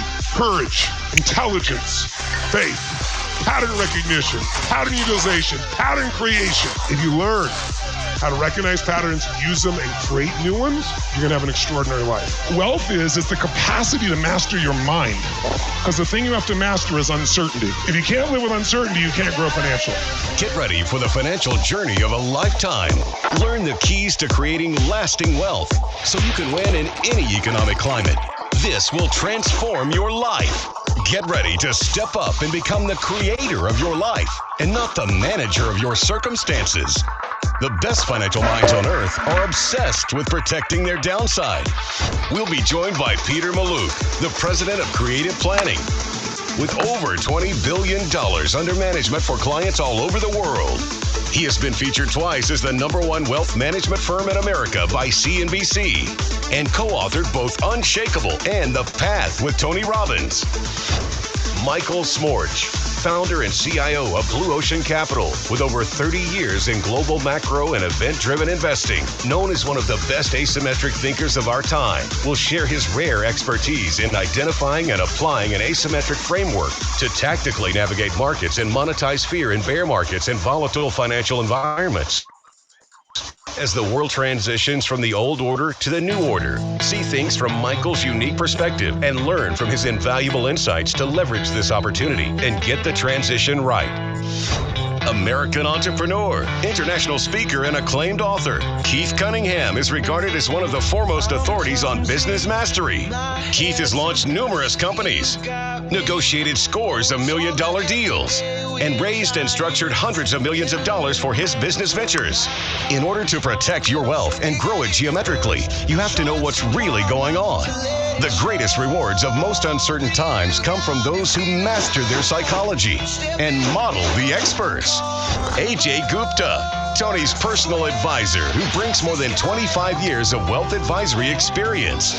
AJ was picked personally by Charles Schwab to be the face of over 10,000 registered investment advisors. Advisors with the highest integrity and extraordinary skill. AJ will also be joined by Christopher Zook, founder of Kaz Investments, CEO Jerry Ranglis, and CFO Dennis Zuberla of R&V Management, and Bill Corey of Corey Capital Advisory, who will share investment options for a balanced asset allocation. We're truly living in the most extraordinary time to be alive. The future has never been brighter or faster. Peter Diamandis is a best-selling author, the co-founder of Bold Capital, Celerity, and the executive chairman of the X Prize Foundation, which leads the world in designing incentive prizes that drive radical breakthroughs for the benefit of humanity. Tony's partner and dear friend will be sharing breakthroughs in technology and longevity that will blow your mind and are available now. And why the best way to predict your future is to create it yourself. Dean Graziosi, multiple New York Times bestselling author and co-creator of the Knowledge Broker Blueprint with Tony Robbins, the largest online product launch in history. Dean has started or played a major role in over 14 successful companies and, along with Tony Robbins, has completely transformed the digital product system and knowledge industry. We'll be diving into the world of Bitcoin and cryptocurrency with some of the top minds in this exciting space. Billionaire Michael Saylor, co-founder of MicroStrategy, will share why he invested over $1 billion of his firm's funds into Bitcoin and why he thinks it will continue to appreciate and become a stabilizing influence in the entire global financial system. Learn ways that you can take advantage of this digital gold as part of your portfolio. He'll be joined by Bill Barnhide, serial entrepreneur and founder of the app Abra, and Meltem Demir's, founder of the investment firm CoinShares, who will share their insights into the future of cryptocurrency and how the next giant wave of technology will reshape the definition of money as we know it. Former Navy SEAL Mark Devine graduated as the #1 ranked trainee and served for almost 20 years. Mark will train you to have an unshakable physiology and psychology of certainty. And former NFL player and America's Got Talent finalist John Dorenbos will share his inspiring story on how he stays certain amidst uncertainty. Even after an aortic aneurysm ended his football career after 11 seasons in the NFL. This week is really about creating prosperity and abundance in every aspect of your life. And that starts with a mindset of gratitude. Master Coach Brian Bradley, Embody, and Dr. Kataria will help you get in that mindset, because without your health, physical, and emotional well-being, financial freedom is worth nothing. Get ready for 3 days chock full of breakthroughs, spontaneous joy, new distinctions, proven strategies, and lasting friendships with your new financial family. Welcome to Wealth Mastery. Let the breakthroughs begin. into the jungle. All right, give it up for Wealth Mastery. We are here. If you're here, make some noise. It's gonna be awesome. Whoa. Yes. Now, let's start at the beginning, my friends. Please, as my good friend Joseph would say, open your hymnals, open your journal, open your book, whatever binder or manual you happen to have in front of you, and let's go to work. The first question that we want to ask at the beginning of every program we do, Date with Destiny, Life Mastery, the Platinum Trips, is pretty simple. That is, why are you here? I'm kind of going to ask this in 3 different ways if I can. Question number 1, why are you here? Why do you want, why must you master this thing called money? That's why I call it wealth mastery. Number 2, it's just time to just be honest. What do you think currently are your 2 or 3 chokeholds to growth that you think are maybe keeping you from getting to where you want to be? And it's not your ex-spouse or the economy or the president, but what do you think the 2 or 3 chokeholds are that are preventing you from getting to where you want to go to? And then the third thing, what do you think needs to change? What needs to change for you to have the financial freedom and the financial wealth that you want to have? You got about 6 or 7 minutes. 3 questions. Why are you here? Why must you master this? What are your chokeholds? And what needs to change? Get to work. Go.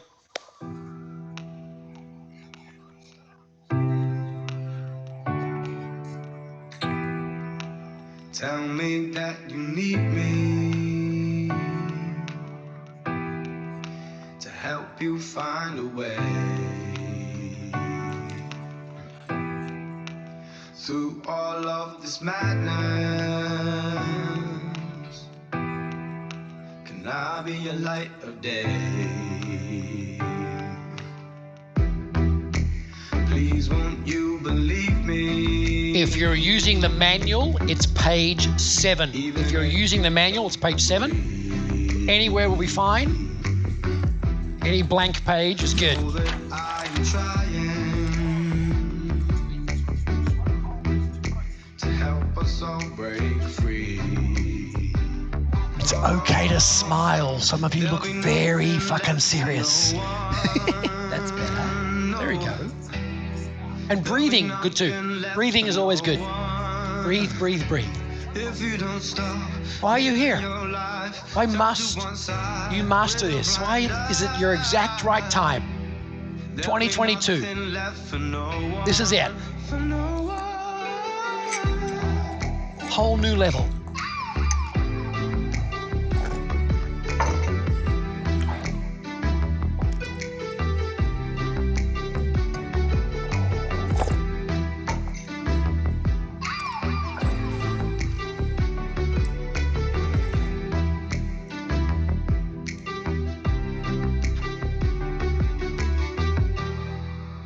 Saying that I'm sorry, yeah, for things I've said and done, but I don't want to be here if I'm looking down a gun. There'll be nothing left for no one, no. There'll be nothing left for no one. If you don't stop living your life, turn to one side with a blind eye. There'll be nothing left for no one, for no one. Left for no one, left for no one. Left for no one, left for no one. Left for no one, left for no one. There'll be nothing left for no one, for no one.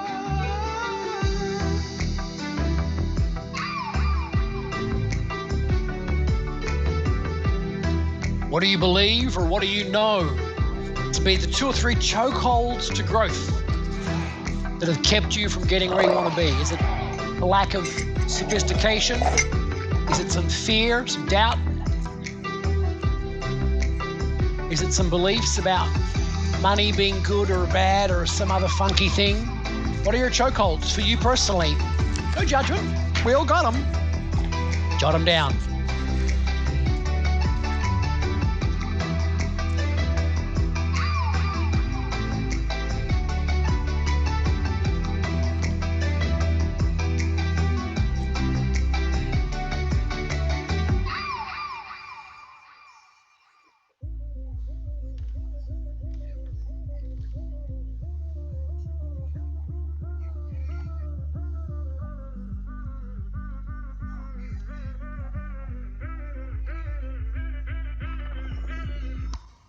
Count to 3 and say a prayer.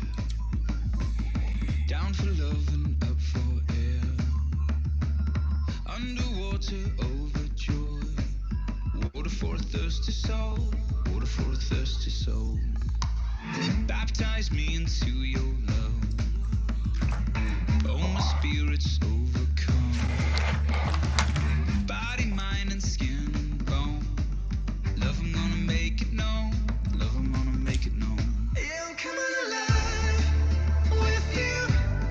I'm coming alive with you.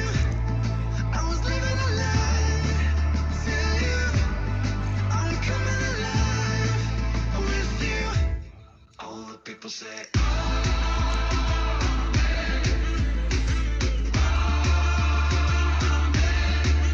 people say,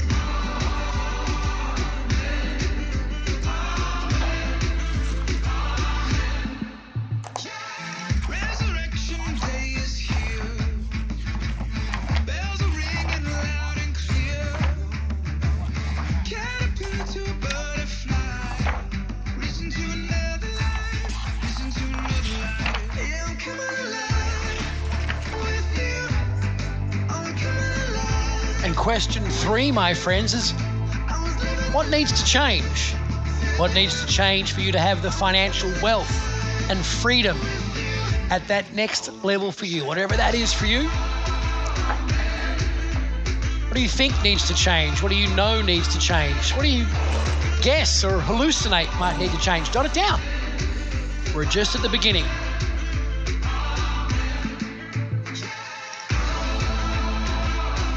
From death to life. From dark to light. I'm seeing out tonight. You're in my blood, my veins, in every word I pray.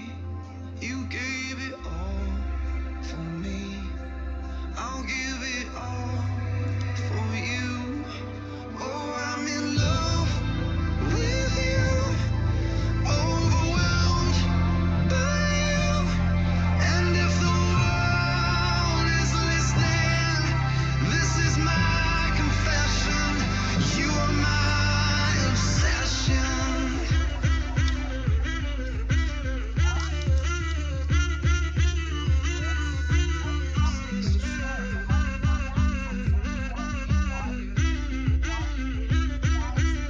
All the people say,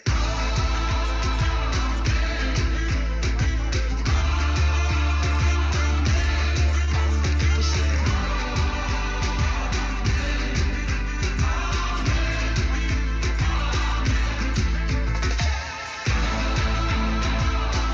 from death to life.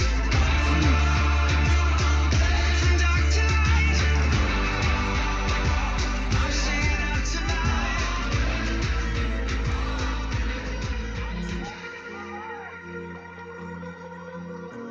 Final minute. And it's okay not to be certain about what needs to change. It's okay not to be certain. Everybody circling his votaries, negative, nepotist, everybody waiting for the fall of man. And it can be more than one thing. There might be 5 or 6 things that need to change. That's fine too. We got a lot of time. Final minute.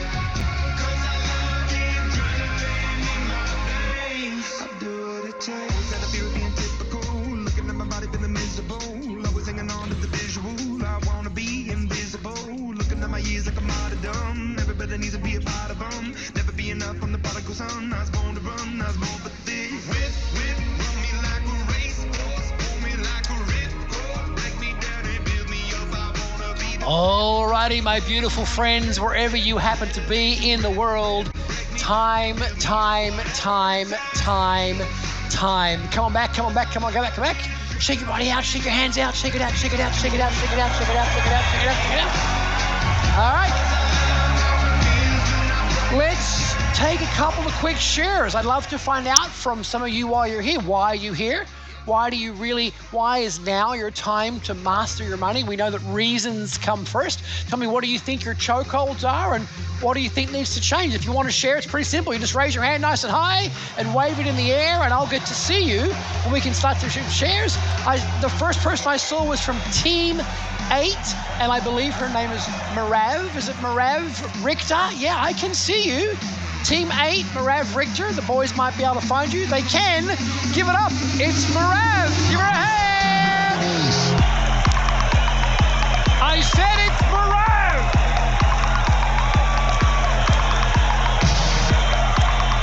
Whoa. Yes. Hi there. How you doing? I'm fantastic. How are you, Scott? I'm doing so well. Did I pronounce that correctly? I've had my name mispronounced so often I don't even remember. Call me M, call me Marav, call me Mirage, Mariev, whatever you want to call me. Just don't call me late for dinner. That's a dad joke. I'm sorry for that. Whereabouts are you from? Whereabouts are you right now? I am in Canada. In Canada, ladies and gentlemen, Canada. I know. All right, tell us, why are you here? Why is now your time to master your wealth? I am here because Tony Robbins has been a lifeline for me in these past 2 years. As everyone here in Canada knows, and the rest of the world, we have been locked down. Yeah. I went from being a very vibrant, dynamic employee for an airline that I loved. And I created a not-for-profit organization that takes children on the autism spectrum on a simulated flight, and that was my legacy at the airline. And at 25 years, I was suddenly grounded. And Tony Robbins provided a lifeline for me to the outside world. And at the same time, while we all know how hard pandemic was for everyone, and I'm not taking it away from anyone, but in addition, my husband of 22 years was diagnosed with stage 4 cancer.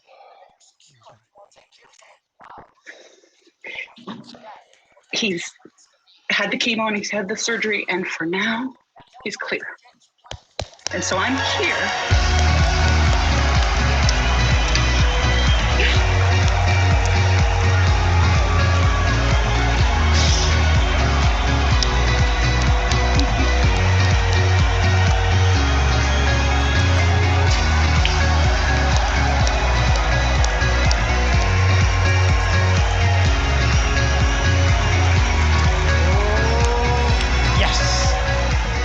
Bless you and blessings to him. Perspective. It's pretty easy to work out what's wealth really mean. Yeah. Yeah. 100%. Thank you all.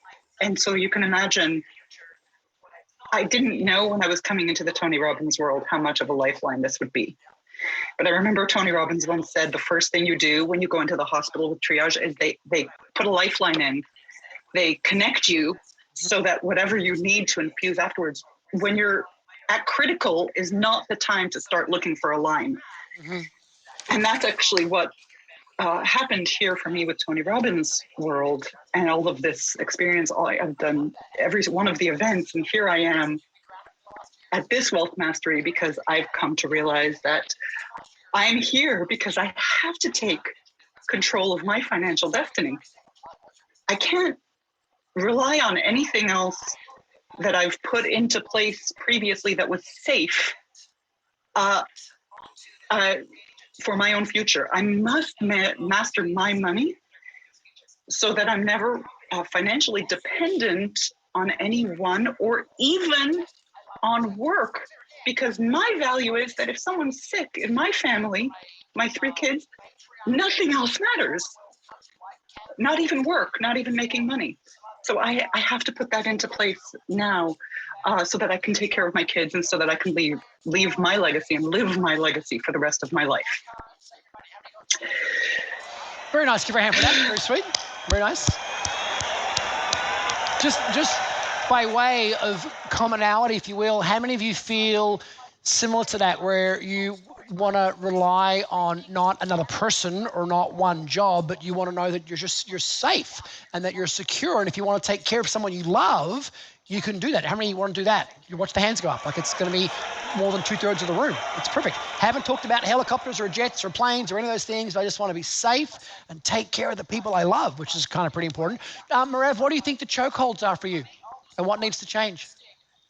Definitely, my chokeholds are that I've placed more value on the stability that my job gives, and the pension plan, and the employee stock options, and the safe investments. Yeah. Thinking because we've been in a bull market for all this time, the stocks are only going to go up, and my pension fund is safe, and yep.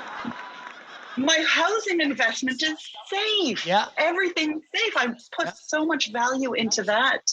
That I've kept myself and my family and my future what I thought was safe, and now I'm realizing that that was actually a chokehold.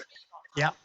And I'm here now to look into a little bit of what I would previously have said would be a riskier investment, and stepping into a riskier line of work, entrepreneurship, so that in fact that chokehold on keep your family safe, that's the next level that I need to get into. That's what I have to bust through. I love that. And have you started your own business? Is that what you've done now since you've been grounded for the last 2 years? Great. Correct. Yes. And so have you been to Business Mastery, or coming to Business Mastery, or? I have been to Business Mastery. Yes. Give us a quick 30-second plug. What's your business?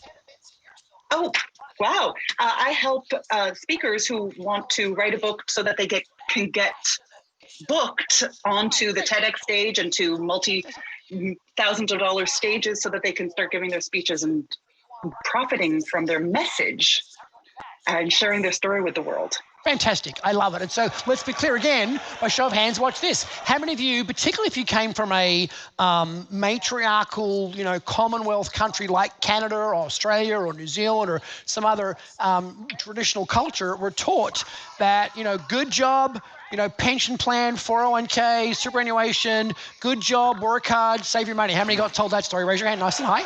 It's a big number of us. And how many realize that's probably not the truth anymore? Raise your hands nice and high. It's like, my good friend, and I appreciate you telling the stories, Marav, is that he talks about 3 things you cannot give up control of or responsibility for. Responsibility. He says you cannot give responsibility for raising your children to somebody else.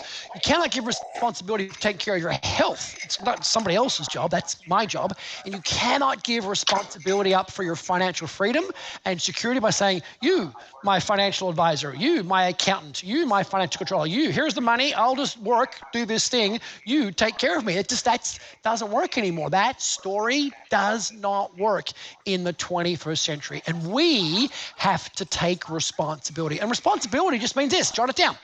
Responsibility is a very simple word. It doesn't mean it's my fault, doesn't mean I'm to blame, but it means I'm going to respond with all of my ability.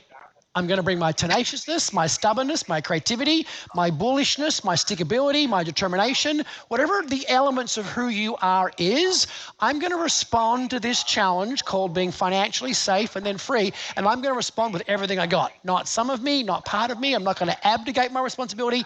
I'm taking responsibility. Doesn't mean I know everything. I'm going to come to seminars. I'm going to read books. I'm going to read new information online. I'm going to get around different peers and different mentors, but I'm taking responsibility. And if you do that, you get to take care of the people you love. And then if you want to go to work doing something you love, or you want to build a business doing something you love, oh my gosh, and Tony talks about this. What if you could get to a stage where you're secure and safe or free, and you went to work in your business because you just love serving people? Like in Marav's case, you love serving people that want to expand their business and get on stage, but you did it out of passion.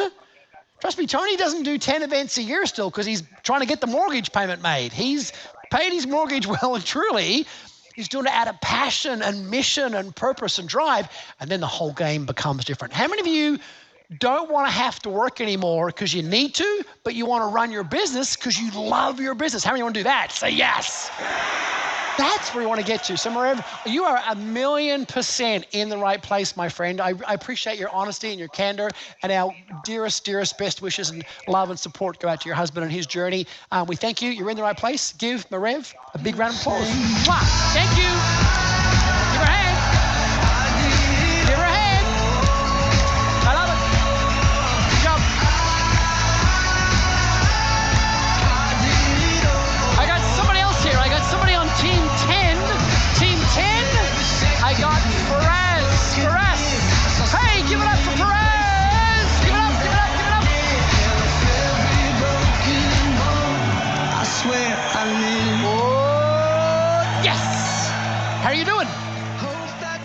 I'm doing great. I'm actually very happy, to be here. It's my first time to attend actually Wealth Mastery, even though I work in the banking field in the financial industry. Yes. So I'm very curious actually, and I've invested a lot in certain trainings that helped me actually work on my financial habits. So I'm really looking forward for this day. Fantastic. Can I ask, did we speak at Business Mastery? Yes, I was. I was in Business Mastery 1 and 2. Yeah, I remember your face. Absolutely. Very nice. Okay. Yeah. So you're here to learn some more things. What are your chokeholds and what needs to change?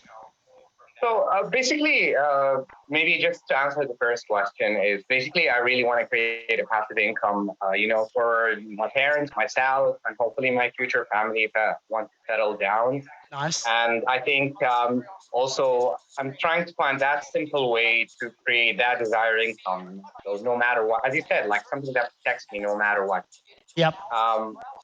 For my chokeholds, I realize I feel safe in certain investments. So I'm investing in crypto and NFTs at the same time. But I would say they're not the best passive income when it comes to actually financing my desired lifestyle. So I feel, I'm very good at holding assets and then flipping them over a long term. So I'm really good at this. Like I can do this within 2-3 years. I'm very patient. But when it comes to certain investments, like to go maybe a little bit aggressive, or let's say something that will guarantee a certain passive income so I can feel financially secure, my mind comes in and like, you know what, there are better investments. Maybe this is just, for example, I like Bitcoin, so I have things Bitcoin. Like, why should I put in Bitcoin? But because I don't have a passive income, so I'm kind of struggling. Also, I think there's a lack of connections to getting to these desired investments. I feel there's sometimes a lot of work that needs to be done, exploring and asking people around, okay, so where should I put my money in? Also, to be honest, sadly, in this country, there are not really good wealth managers, and I can see this coming from a banking industry, and very funny when I go read the website, like, oh man, we have the best fund for you. I'm like, yeah, no, man, thank you so much. I've seen this one before. Yes.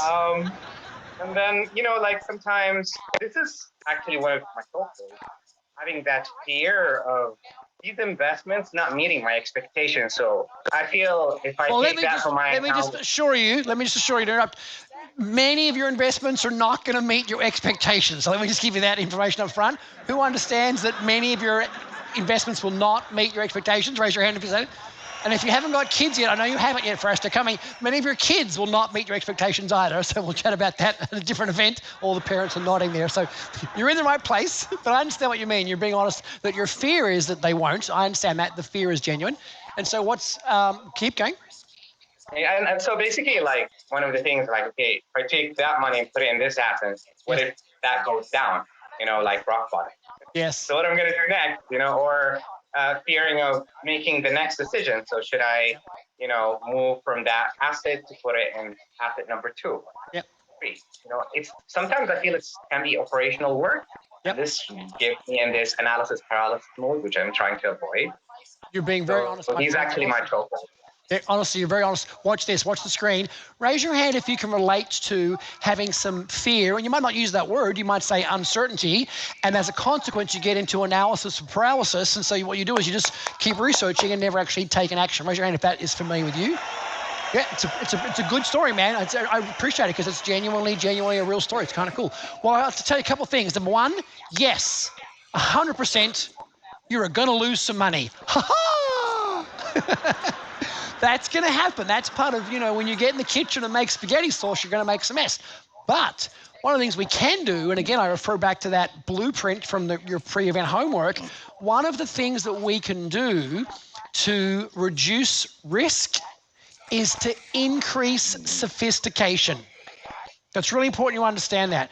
We have been trained that there is a relationship between risk and return. And we've been trained in Western psychology that says if it brings a higher return, it must by necessity be risky. That's what we've been trained to believe, which is why we've all been conditioned to go the safe route of 401k, pension plan, superannuation, whatever your country uses. But the simple fact is, things that get a higher return or go faster or go quicker are not necessarily risky if you have increased sophistication. And I'll tell you what I mean. When we had our platinum finance trip here 2 months ago here in this room, on one of the days, Tony likes to play and do playful things. How many like to play and do playful things? Who likes to do that? Raise your hand if you like to play. We went out and got a whole bunch of race cars that could go 150, 180, 190, 200 miles an hour. Fast cars. And we're on a racetrack. Now, with no training and no sophistication, if you put me behind the wheel of that car, is that risky, my friends? Yes or no? Of course it is. It's completely risky. I'm going to get hurt. Someone's going to get hurt. Someone's getting broken. Someone's in trouble. But with another driver in the car and they've got some training and you get some training and you get some increased sophistication, all of a sudden I can drive much faster than I would normally drive, 100, 120, 140, 180 miles an hour, and it's no longer risky because I've increased my sophistication. Does that make sense to you guys? If that makes sense, throw your hands in the air and say yes. And that's one of our jobs, right? Now, I'm not saying you should go out and start to drive at 160 miles an hour, but you're in the right place, man. I appreciate your honesty. Our fear gets in the way.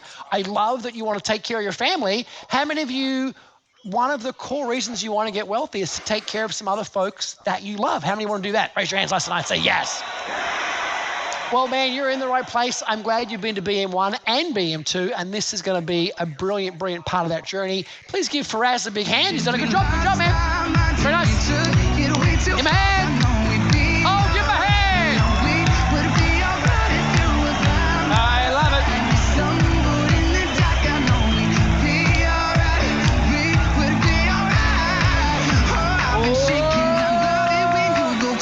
Yes. Now, let's put a definition, if we will, around this thing called wealth and the foundation of wealth, my friends. And to do this, we're going to bring Tony in and off and on and off and so forth as these next 4 days unfold. We've taken the very, very best of what he's taught from both Wealth Mastery and from our Platt financial trips and give you a little taste of that. So by the power of magic and the video, we're going to bring on the big guy to talk about the foundations of wealth.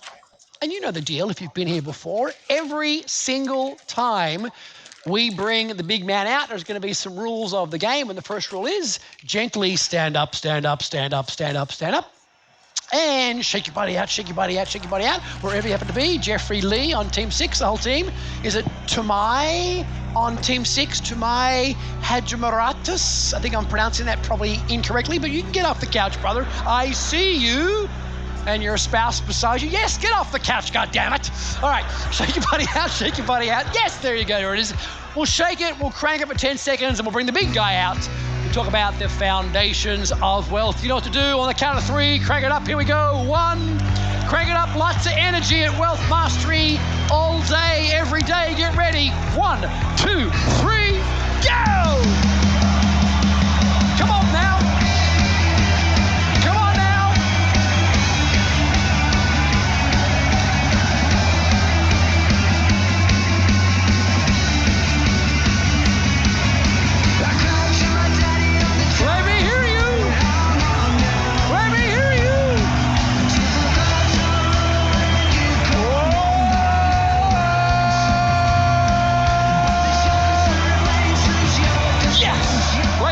Welcome to the screens, the big guy, Tony Robbins. Thank you. Please grab a seat. My goodness.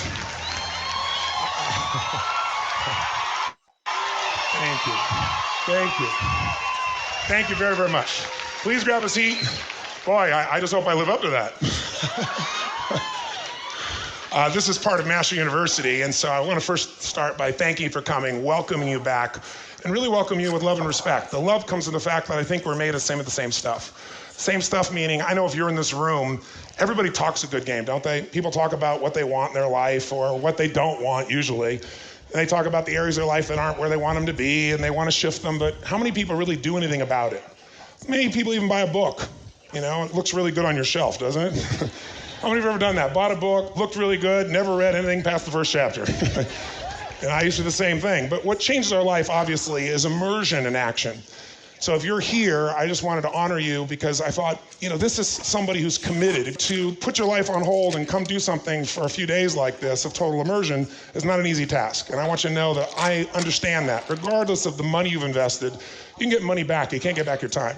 So I want to make sure it's well worth that. And I think it is because this entire process was something that I created to change me, to transform me very early in my life. And then as I did that and I became financially abundant on a really massive scale and having that freedom, what immediately happened is I wanted to share with my friends. And then as most of the other areas of my life, that started to grow into something, well, how can I serve more people?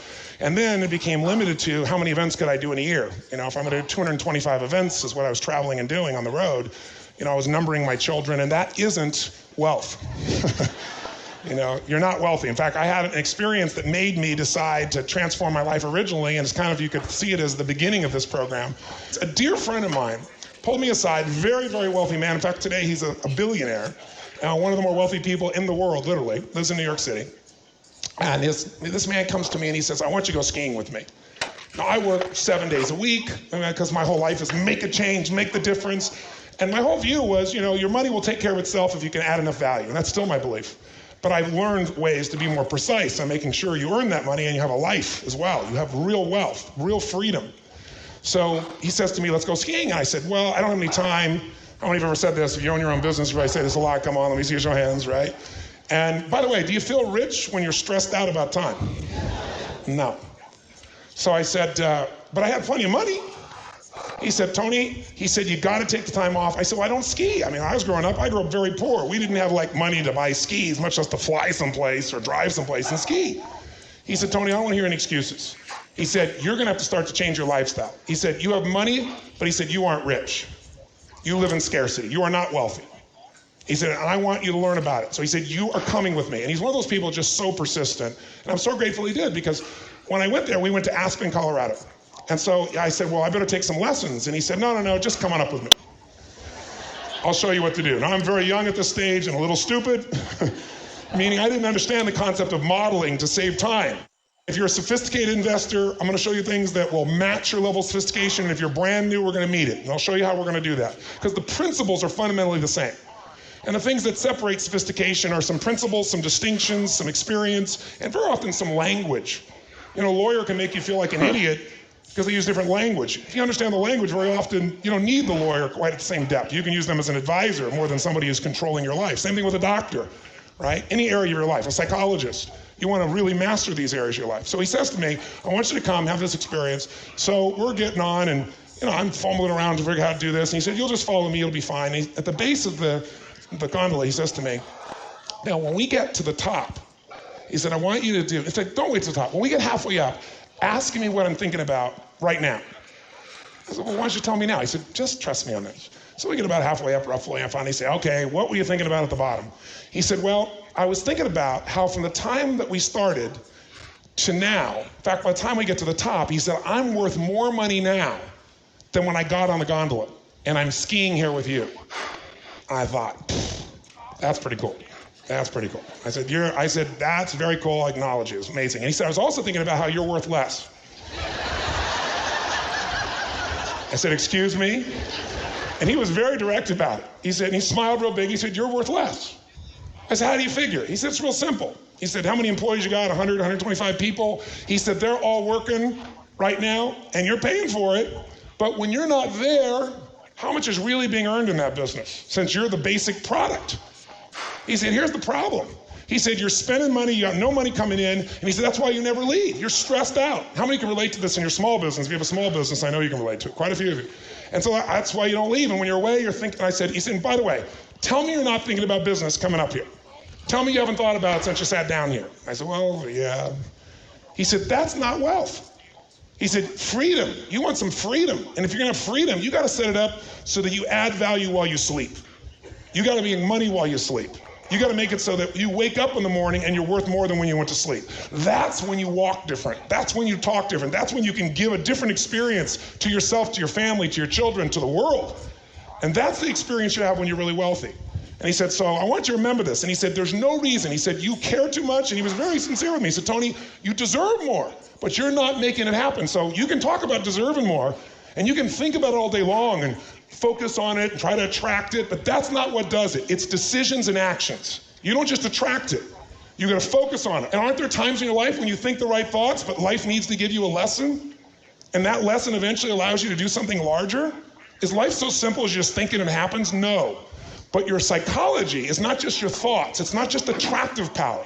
It's the power to learn and use what you learn and take action on it. Decisive power of what you're gonna focus on, what something means when it happens, and what you're gonna do. Those three decisions shape your life. So I'm coming to the end of this piece, and I'm a little shook up by it, and he says, and by the way, the other thing you should know about money is you really better learn, and don't just learn by trying things. Like skiing, he said, to follow somebody and have no lessons, really dumb. Follow me. Now I'm already agitated like you can't even imagine, right? You can only imagine my experience coming down this hill, which took me a lot longer than I'd ever dreamed it was, and at the bottom of the hill I was really banged up, but it was like his way of giving me the lesson. So I tell you this because, and I've seen in those life experiences, I could be stupid at this stage, and I've seen there are patterns in human experience. Patterns that make you very mad, very frustrated, very overwhelmed, and patterns that will make you very fulfilled, very alive, very rich. Not only in financial rich, but real wealth at all levels, mental, emotional, physical, spiritual, all those areas. And if you came here only thinking that money is that answer, you're gonna be massively disappointed. We're gonna deliver for you in that category. But what I really wanna do to set the tone for this is get you to notice that wealth is 80% psychology and 20% mechanics. That's the truth. I mean, one of the people I work with, a man who is one of the top 10 financial traders in the history of the world. He pays me $1 million a year, plus I get a piece of the upside, which is the exciting part. He's not looking for motivation. He doesn't need a pump up. He makes billions of dollars a year, but when I met him, he made $500 million in a day. When he did this, no one had made more in a day in history. It was back in the late 1980s when the stock market crashed. He called it moment by moment. President Reagan called him up and said, what do I do? I mean, he was a genius. It was like going to the moon. Now, George Soros, since then, has obviously earned more in a day, made $1 billion in a day in London on its black day, difficult day.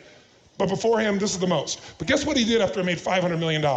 In a day. What do you do? I mean, you can't live on that, but it gives you a good start. What do you do when you make $500 million in a day? Now, today, by those numbers, we hear numbers like that. You know, they're large enough. We hear big business deals. But I'm talking about at a time when it wasn't stock value. I'm talking about dollars. In one day, in the 1980s, think what that'd be worth today. Never before in human history. And everybody on earth was like, how did you do it? Bowing to him. Anybody know? How do you think he did after that? You know why? Because progress is what makes you happy, my friends, not achieving the goal. You get to the goal, and it's exciting. The purpose of the goal, it's what's gonna make of you spiritually, mentally, emotionally, physically. The value you're gonna have to add to other people in order for you to become wealthy. You can't just think it and it happens. You gotta find a way to add value, more value than anybody else is adding. That's how you get wealthy. You do more for others, and not only more for others, but more of what they want, more of what they need, not more of what you wanna give. I hear that in relationships all the time. Whenever you hear couples breaking up over the years, you know, I've been with maybe 100,000 couples over that time period, and they always say, I gave him everything. Everything except what they needed. Because if you gave them what they needed, they'd be with you. I've never seen anybody in a relationship say, my God, I feel so loved by this person. I feel like I'm the most important person in their life. And I have such certainty about the love that we have. And there's always surprises. You never know what's going to happen in this relationship, you know? And we're always growing and contributing. You know what? I got to leave. If you meet those 6 human needs, and if you're familiar with what they are, which my guess is if you're here, you probably do. If you meet those needs for somebody, in any context, they become a raving fan. They're not just a customer. They're not just somebody who's in a relationship where somebody offers them a better deal, they leave. That's what it takes to really be successful and wealthy. So if you want to change your life, you want to change your finances, get this. We'll teach you the mechanics here, but what you got to leave with most importantly is the psychology. That's what you're going to get by immersion. You're not going to get from a book. And that's only you'll get if you'll physically, emotionally engage yourself. Now, I want you to also know, this room is filled with very sophisticated people. Now, some of yourself don't call yourselves that, and some of you aren't sophisticated when it comes to the financial area. But to give you an idea, in this room, we have people here that really aren't very clear what a bond is. And there are people here saying, I want to do a buy right with a net debit, and they can talk 100 miles an hour, and boom, boom, boom, boom, with their broker and rock and roll. And somebody else will go, what the hell are you talking about? And I have no clue. I can tell you the next few days, the first day or two, some of you are less sophisticated, you're going to look like the deer in the headlights. What's he talking about? And you're going to be frustrated, and you're going to be confused. But remember, confusion means you're about to learn something because you didn't know it before. And frustration means you're about to have a breakthrough. When you get frustrated, it's like your brain knows you could know it, but you don't know it yet. And if you stay with it, instead of getting frustrated, you get fascinated by your frustration, or you get interested, or you get curious, you'll get the answer. John Wooden, one of the greatest coaches in history, said something I'll never forget. He said, it's what you learn after you know everything that really counts. So what you learn after you know everything that really counts, which means you don't ever know anything. Nor do I. But in this area, I put some focus. I've been with the presidents and the kings and the queens and Princess Diana and Mother Teresa and, you name it. I've been with some of the top athletes, business people, kings of finance. You know what I found?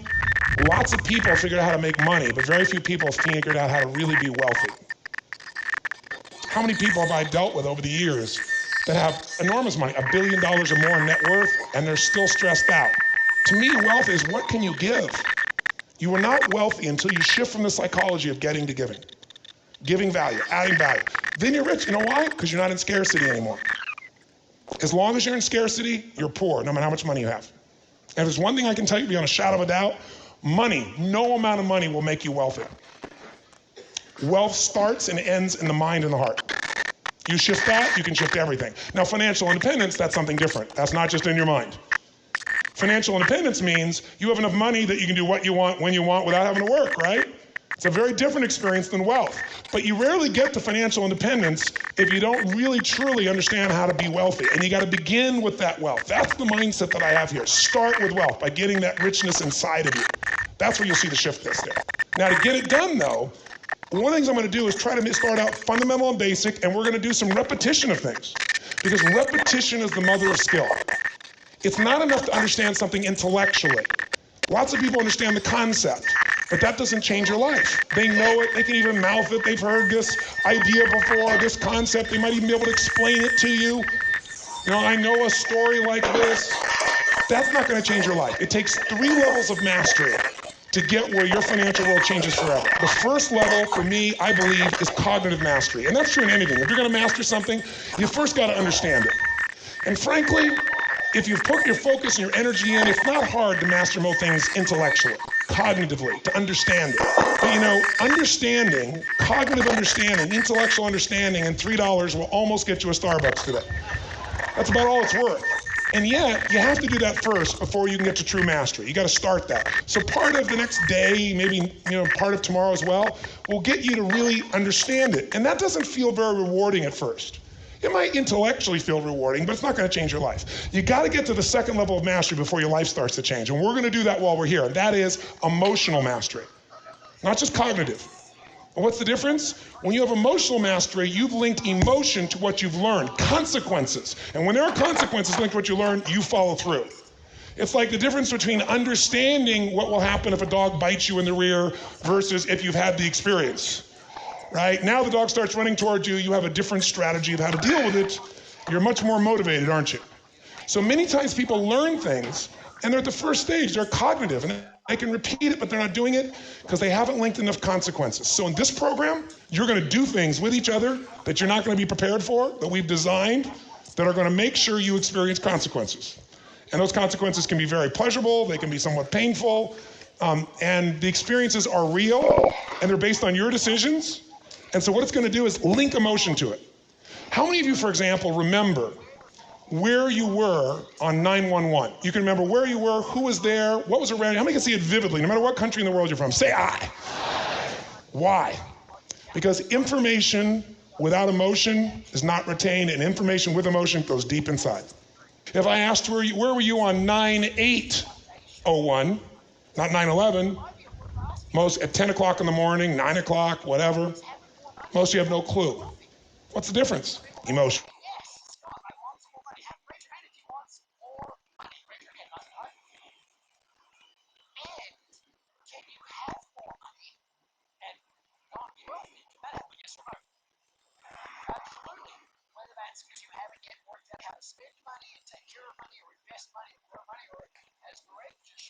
Happens and it works. What are you confident in? Something you've done a lot of, true? And you got good at it because you got enough emotion attached to it. Confidence is tying your shoes.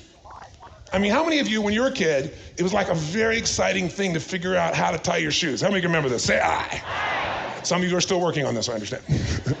Me too. No, seriously. So you're in the beginning, it was like, wasn't it an accomplishment to figure out how to tie your shoe? And it was like a big deal. And so in the beginning, you had to first cognitively figure it out, but there was so much emotion in it, it kept you hungry. And you kept trying even though it fumbled. You didn't quit because you weren't good at it. You didn't say, well, this is not for me. You just kept going. And once you did it, you'd figure it out. But that didn't guarantee the next time you do it well. You had to have enough repetition with enough emotion that it got in your body. And now, what do? You can tie your shoes easily. People today, first time you try to drive a stick shift car, what was it like? Was it overwhelming? Yeah, you got in the car and you're like, oh my God, and I'm supposed to do this and this with my feet, both my feet, and I'm supposed to watch the road too? Forget it. But today, what do people do? You drive a stick shift, you're chewing gum, you're talking on your cell phone, some of you are reading your computer simultaneously.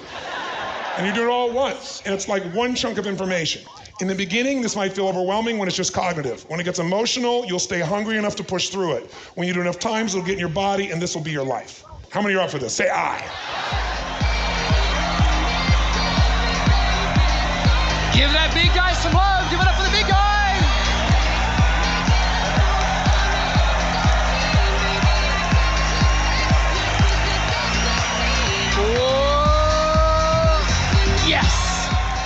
I love that when Tony says, wealth, starts and ends in the mind and in the heart. People are like, but what happens then? What do I do next? I promise you, it's a 4-day program. I promise you, we're going to get to what's next. We're going to get to strategies. We're going to get to vehicles. We're going to get to opportunities. But I cannot stress to you enough. This is direct from the big guy's mouth, my friends, and that is this first fundamental area of wealth is understanding what does wealth mean to me? Not me, you. What does wealth mean to you? And how do you understand what that is and where that sits in your area of life or your chapter of life or your model of the world in some way, shape, or form? And certainly, again, not to be trite, I know you've all got different circumstances going on, but if you are got the wherewithal to log into this program and have got the wherewithal at whatever time zone you're in to be able to not be at work and be able to be here and share this time together with the people on your couch beside you, we've got some areas of gratitude and abundance that we could already start from. So that's just the very beginning process of understanding this foundation of wealth, my friends. It might be worth asking, my friends, really, what is wealth? What does it mean to be wealthy? Is having more money, does that mean you're wealthy? And for some people, that may mean yes. Scott, I want some more money. Raise your hand if you want some more money. Raise your hand nice and high. And can you have more money and not be wealthy? Can that happen, yes or no? Absolutely. And whether that's because you haven't yet worked out how to spend money and take care of money or invest money or grow money, or as Marev just shared with us, sometimes you can say, well, I want to have more money, and then you have someone that you love has a physical challenge or a health challenge, and that can completely twist your focus about what's important. And you can just be grateful and blessed for the fact that you're alive. One of our teachers of Master University, Siri Lindley, if you know Siri Lindley, she's an amazing, phenomenal speaker. She speaks at Leadership Academy and UPW and lots of other programs. You know that she had a health challenge a couple of years ago where, yes, she'd been a multiple world champion triathlete, and yes, she's speaking all around the world, and she got a diagnosis saying that, you're going to die. And she did not accept that diagnosis, and she worked very hard and did lots of prayer and lots of manifestation and sought out the very best doctors. And fast forward a couple of years, she's wealthy every day just because she gets to be able to get up and go run and be with her spouse and do the things she loves. So let's talk for a little bit about what does wealth mean to me? If we're going to talk about wealth mastery for the next 4 days, let's at least get some clarity on what that means for you. So let's bring the big guy back and talk about the 7 areas of wealth, my friends. So sit up in your chair with lots of energy. And in your chair, crank it up, not on a scale of 1 to 5, but a scale of 1 to 10, at least a level 10, just for 10 seconds. And we'll bring the big guy out and talk about the 7 areas of wealth. You know what to do. Crank it up in your chair. 1, 2, 3, go! Crank it up in your chair. Crank it up in your chair. Come on. Come on.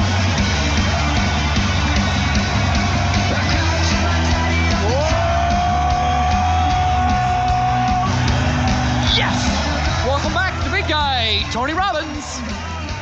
Let's get into it. What are the 7 areas of wealth and how wealthy are you?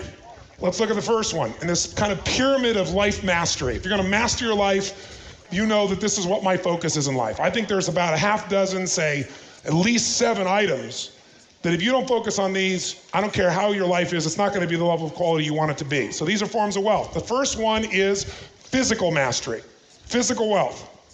What we're talking about here is energy wealth. Is energy a source of wealth in your life, yes or no? When you don't have a lot of energy, what's your life like? If you're not feeling well physically, how much is your money really worth to you? Not a whole lot. You know, if we don't master this area of our life, if we don't realize this is a source of our wealth and we pursue just money, people do this all the time. People will trade something that's worth a lot less for money, their health and their time. In fact, most people here are time or financial traders. You're trading time for money. What we want to do is get you to become a different kind of financial trader or an investor or an owner where money is working for you when you're sleeping. You're not having to give up your time. Time is the most valuable resource you have. And the only valuable resource more than time itself is the physical energy that makes that possible. So, you know, the perfect example is, who knows the exact number of how much Malcolm Forbes left when he died? Exact number. All of it. Every penny. That's the exact number. He didn't take any of it with him. And that old joke is kind of a, you know, a sarcastic sounding element, but it's true.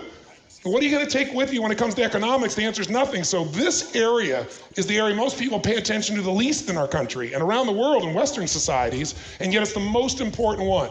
So I'd ask you right now to give yourself, you know, a score, if you will. How wealthy are you when it comes to pure physical vitality and energy? You wake up in the morning, it's there. You feel strong. You feel aligned. You feel like your body is there for you. Whatever you want to make happen, it's there to help you enjoy.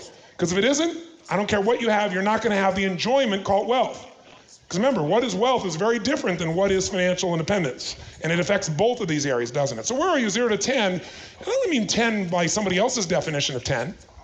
Your definition of what a 10 was at 20 may be different at 50, but it's still a 10 for you. And it doesn't matter what I think or anyone else thinks. What do you think it is for you right now? 0 to 10. 10 is exactly where you want to be physically, your level of energy. 0 is not at all. Where would you put yourself? I'll give you an example of how poorly people think of wealth as just money. I'll give you a perfect example. I remember I went to go see Cirque du Soleil. Has anybody seen Cirque du Soleil? Spectacular. When it first came out, it used to go around the country. I guess it still does at times. And I took my family, and I was really proud that, you know, I was doing well, so we could get like the very front seats. And so we're right there, and we're going to be taken care of. We go straight down front. One of those great things that abundance offers you the privilege of having, you know, the freedom to show up late and have the best seat, right? So I'm going to take my whole family there, and, you know, my boys are with me. I have 3 boys, my daughter, my wife, and we go down and we sit down there. And, you know, in the beginning of Cirque du Soleil, things are happening in the audience. It's really a fun experience. And there is 3 seats beside us, and nobody's in them. And finally, towards the last few moments before the thing happens, I turn back and I see this man coming around the corner, and it was hard not to see him because one of the largest men I've ever seen. I don't mean tall, I mean wide. And the 3 seats for guess who? 3 seats for him. They're little skinny seats, but still 3 seats for him. And when he sat down, he was so big, he squeezed against my daughter. My daughter started squeezing over here, and it was like a domino effect all the way down the line. And it was extremely uncomfortable. But, you know, you don't want to push back, obviously. And then somebody whispered to me, you know, do you know who he is? Do you know who he is? I said, no. And he's one of the 10 richest men in Canada. And I said, no, he's not. And the person looked at me. I said, no, he's not. He said, what are you talking about? I said, I said, no disrespect, look at him. Does that feel like rich to you? He can barely walk down, he's got a cane, he can barely walk. And he clearly wasn't, older than probably 55. I mean, if you don't take care of this area, and if you don't appreciate this area, you can't be wealthy. Because that wealth, remember, it starts. You never put yourself, you never get beyond scarcity. You have to start beyond it. And the way you start beyond it is you start to understand what really makes up wealth. I had the privilege many years ago of interviewing Sir John Templeton. Sir John Templeton, if you're not familiar with him, is one of the most successful investors in the history of the world. He was one of the first investors after World War II that really got the general public to think about investing internationally, diversifying. And he would take 50% of what he earned when he had almost no money and live on 50% and invest the other 50%. He was the first billionaire through just pure investing, international investing. Not leveraged buyouts, just investing like anybody here could do. That's what he did. And he built the Templeton Fund, some of you may be familiar with, and so forth. So I asked Sir John, I said to him, why do you think most people don't do well financially? I mean, you've been in this for 80 plus years. You've dealt with all kinds of sophisticated, unsophisticated investors. And we see sophisticated investors do well for a while and then lose it all, or go down to something that really they don't want. You see unsophisticated investors who never get there. Why is it? And he said, Tony, there's one reason: fear. Fear is why most people fail. Because they're not afraid, they're afraid to get in the game, or they get in the game and then they get uptight and they freeze. And when it's time to just take the loss, they won't do it. They hope it's gonna get better. He said, it's fear and greed. Those two pieces destroy people. And he said, and also for a lot of people, he said, they make money a non-spiritual item. I know for myself, growing up, I always thought, I grew up very poor and I felt like I was a good man. I loved people and I was always trying to help, and just my nature. That's why I love people. That to me was the joy of life. But I never really did that well financially. I always had financial pressure. One of the reasons I created this program, I said, so many of my friends who were like people that would give you their right arm, a real friend, people that are generous, and they're always financially stressed. And he said, Tony, they link the separation of it because they're scared. And they want to focus on spirituality because you can't measure it. Because then their identity is preserved. He said, but to say scarcity, living in scarcity is not spiritual. It's one of the most spiritual people you're ever going to meet in your life. He said, to think that money is going to change you, he said, money does one thing. It becomes a giant magnifying glass to your character. Think about it. Money will make you more of what you are. If you're mean, you got a lot more to be mean with, and you can leverage it. You be mean for me. I'll pay you. Isn't it true? Or if you're in a situation where you really care or you want to give, you have more to be able to give with. The projects that I've been able to be a part of, I've had the privilege of being at Denny's with a date and looking at what she's ordering and calculating in my head my quarters to make sure I'd order something small enough to be able to pay for everything. And I've had the privilege of now in this stage of my life, get on my Gulfstream to go to some other part of the earth. I've been in a place where I got kicked out by the sheriff with a quit or claim document stapled to my front door on my apartment in Venice where the rent was $425 a month. And I've had the privilege, obviously, of making $400 million in a day as my company went public. I've also had the privilege of seeing 90% of that disappear in a short time too, and then figure out how to turn that back around again. So I think I'm qualified to talk to you about this and to say to you that wealth, and people that say that money doesn't matter are very often people that haven't mastered any of it. But it does matter, but it isn't the whole circle. It's only 1/7 of where it is. And what he said is, listen, you want to see where people are best is when they're abundant, you get to see the best part of people. But he said, people will never, ever get there. They have to start there. That's the mindset. And how do you start there? I said, well, what is the secret to wealth? He said, Tony, you teach it all the time, because he knows a lot of my clients in the financial business. He said, you've had people come pay you millions of dollars a year to coach them. He said, I know you've turned them around business-wise, but tell me you haven't really turned around their lives. And it's true. The man who brought me in, who made $500 million in a day, he lost money for the next 2 years. When I went to go see him, he had a broken leg. He didn't want to go to the office because he was failing. Because he didn't understand that what makes you happy is not achieving the goal, it's progress equals happiness. If you make progress, you're going to be alive. When you get to the goal, whatever it is, how many have gotten to some financial goal and you're excited for a short time and then your brain went, is this all there is? How many have done this before? Say aye. So it doesn't matter what the amount is. No amount of money will make you wealthy. A certain amount of money may make you financially independent, But most people then just raise that number to something bigger because it's still not enough. How many of you are earning much more today than you were 10 years ago? In fact, you're earning an amount today that 10 years ago you would have been excited about, and today it's like, it's pretty good. How many can relate to this? Say aye. Until you take control of this game and define what victory is, and start with a victory of wealth, you're never gonna get where you wanna go. And so, what's the secret to wealth? I said, well, what is it? He said, I know you teach it, gratitude. Gratitude. Because when you're grateful, you are rich. And when you're not, it doesn't matter what you have, you are poor. Now again, wealth, what is wealth is different than what is financial freedom or financial independence. Wealth is a psychological, emotional state. But you know what it does? It affects your ability to get financially free. Because when you're operating from abundance, you're not in that scarcity mode, you're not so stressed out, you're not so fearful. So you're operating differently. You know you'll take losses. You know there are going to be things you do where there isn't a great return for you, including people you might invest in and things you may give. But you're not always trying to trade. You're trying to give something. That's the difference, the added value. So if you think about it, if you want to be rich right now, you got to get grateful. And that's why I'm walking you through these 7 areas of wealth so you can see where you really are, but also get grateful for what you got. Because most of you in this room need to remember something. Even those who think you're financially strapped in this room, and these other people make so much but you don't. Your worst financial nightmare in this room is most of the world's greatest dream. True or false? So roughly 2/3 of the planet lives on $2 a day. So what I'm bringing this pyramid up for, so you understand this is not just some rote exercise, is get wealthy, get rich now, and then you can get the money a hell of a lot faster. And you'll enjoy the journey instead of being stressed out to someday when you get it. And when you get it, it'll be like, okay. I remember the day I'm on stage in New York. I've got 18,000 people doing this one-day mega event. And my view of ultimate thing in that day was like the biggest audience possible, 18,000 people. Man, I'm doing my rock show, right? And on Rockstar, they go for 2.5 hours, not me, 12. And the room is just shaking. And if you've been to one of those events, you know what I'm talking about. I can see all the way up at the top of the building, people going crazy, the energy going berserk, right? People are there, they're thrilled. And I know I'm doing what God made me to do. I'm seeing people so alive, and people are incredibly generous when you serve them. And that's what I live for, to see people light up and to feel like I've made that difference. So I'm out of my mind. And then during one of the breaks, one of the guys comes up and tells me the company I knew was going public that day, and he says, your stock, your net worth is now $400 million. And I was like, shit. It was like amazing. And then it was like, okay, time to go back. And I went and did my thing. I was right back in it. Totally great. It was like wonderful, but at that stage, it wasn't going to change my life. It was an exciting thing. It was kind of a neat thing to measure. It's like, wow, how cool. But you know, what does it really mean?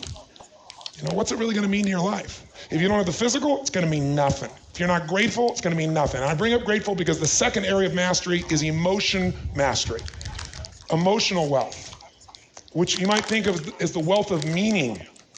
If you don't have a great sense of meaning in your life, if you don't feel like what you're about, what your life is meaningful, if you live in the emotions of stress, frustration, overwhelm, worry, concern, much more than gratitude or love or a sense of making a difference, I know what your life's like no matter how much money you have.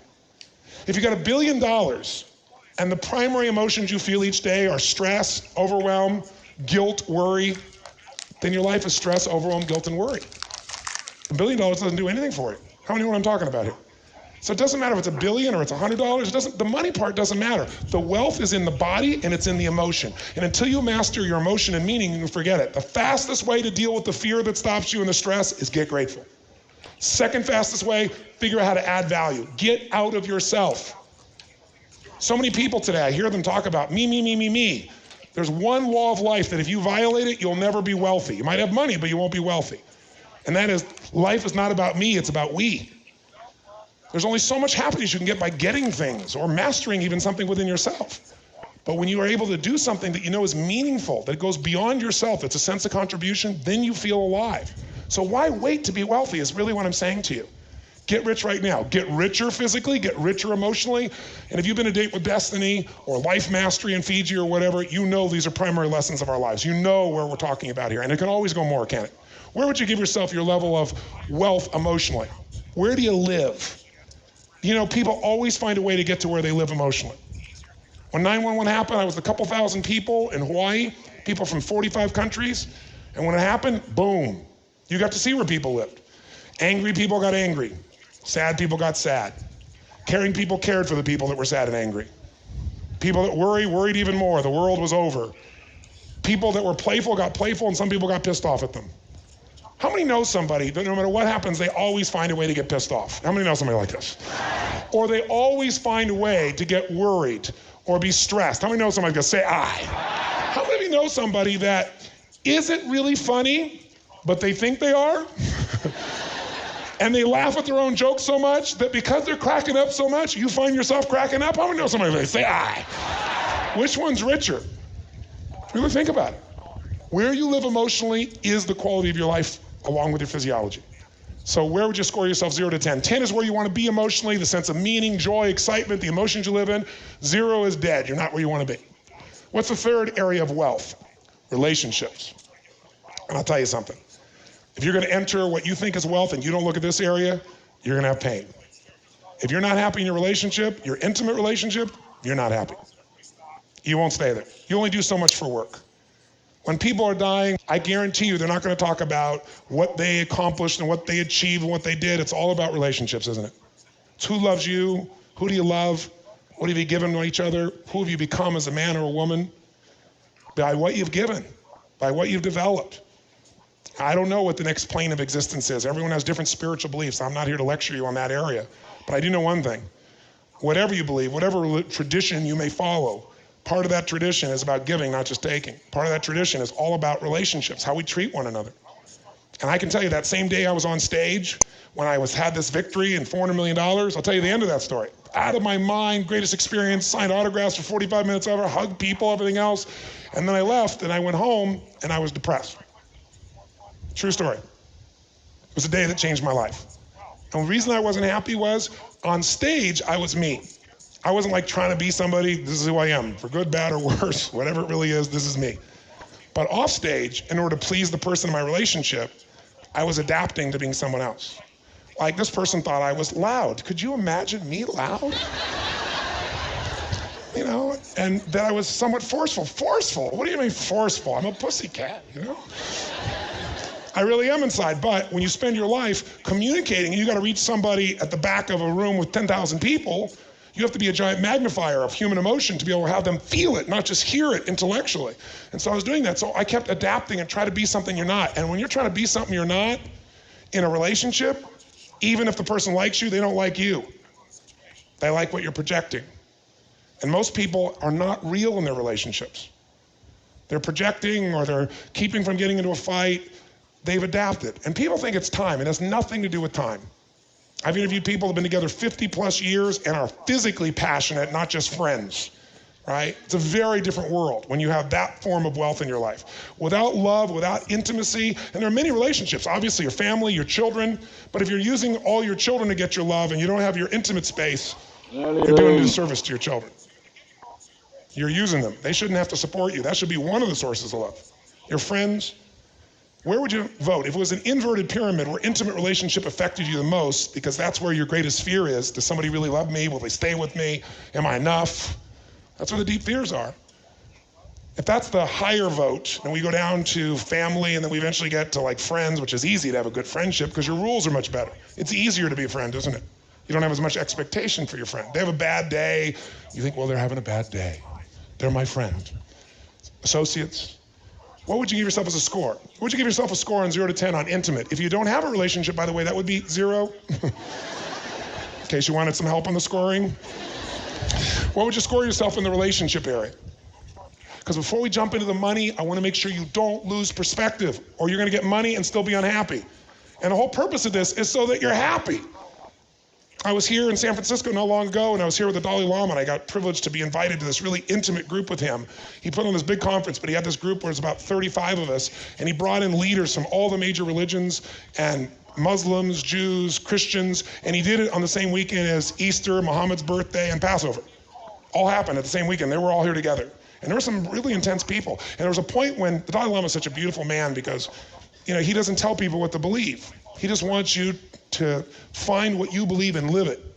That's what he wants. He wants you to have the human values of compassion and love, right? And so all these people started getting really riled up at one point. He was so brilliant. He's like a little kid. He raised his hand. He's running the show. He raised his hand. And people like stare. Here's the Dalai Lama raising his hand like a little boy. Like, can I say something? And all of a sudden, everybody stopped and said, yes, His Holiness, Your Holiness. And he said, can I ask a question? He said, we all represent some of the greatest traditions in the world in this room. We represent beautiful souls all over the world who love God. They have different names, different rules. But don't they have one thing in common, all of them? Don't they just want to be happy? Isn't that what this is all about? If you're not happy, what do you have? Nothing. So if you came at Wealth Mastery, I'm starting with, might not feel as exciting to you right now, this is, how do I go make this number? You're gonna get all that. But I wanna start with what real wealth is, and I don't want you to lose this when you leave here. Because after the next 3 days of this, you're gonna be, you're gonna be, I'm doing this. I just wanna make sure you come back to this pyramid of power, this pyramid of wealth, and you don't forget what it is. So very quickly, what's the fourth one? Time. Is time a source of wealth, yes or no? And for most people, this is an area that is most scarce for them, even if they have money. I know people that got so much money, but they work. I was one of those people, never took a break, never did anything till the intervention of my friend when he went to Aspen.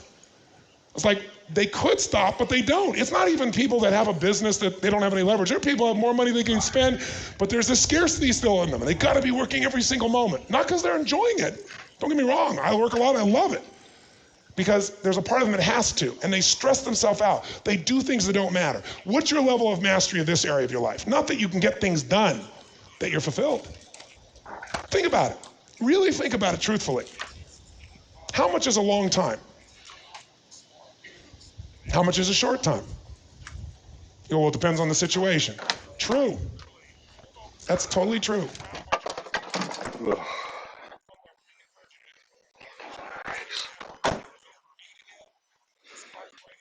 Yes or no?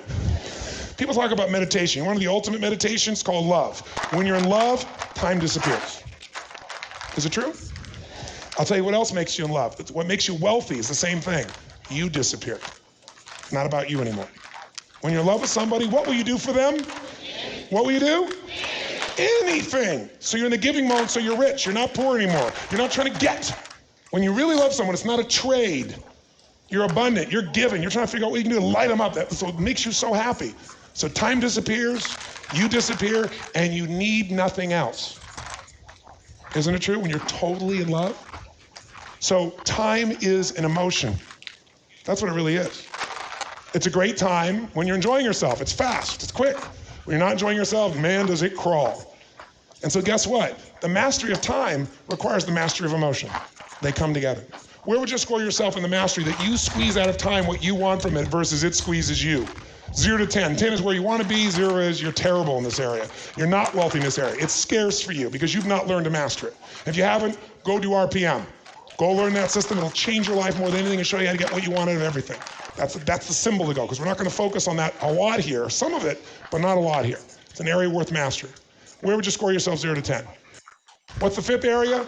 The fifth area for you after you've gone through, you got your body, you got your emotion and meaning, you got your relationships, you got time. Now you got to look at what we would call your work, your career, or your mission. And by the way, which one is it for you? Work, career, or mission? What do you call what you do?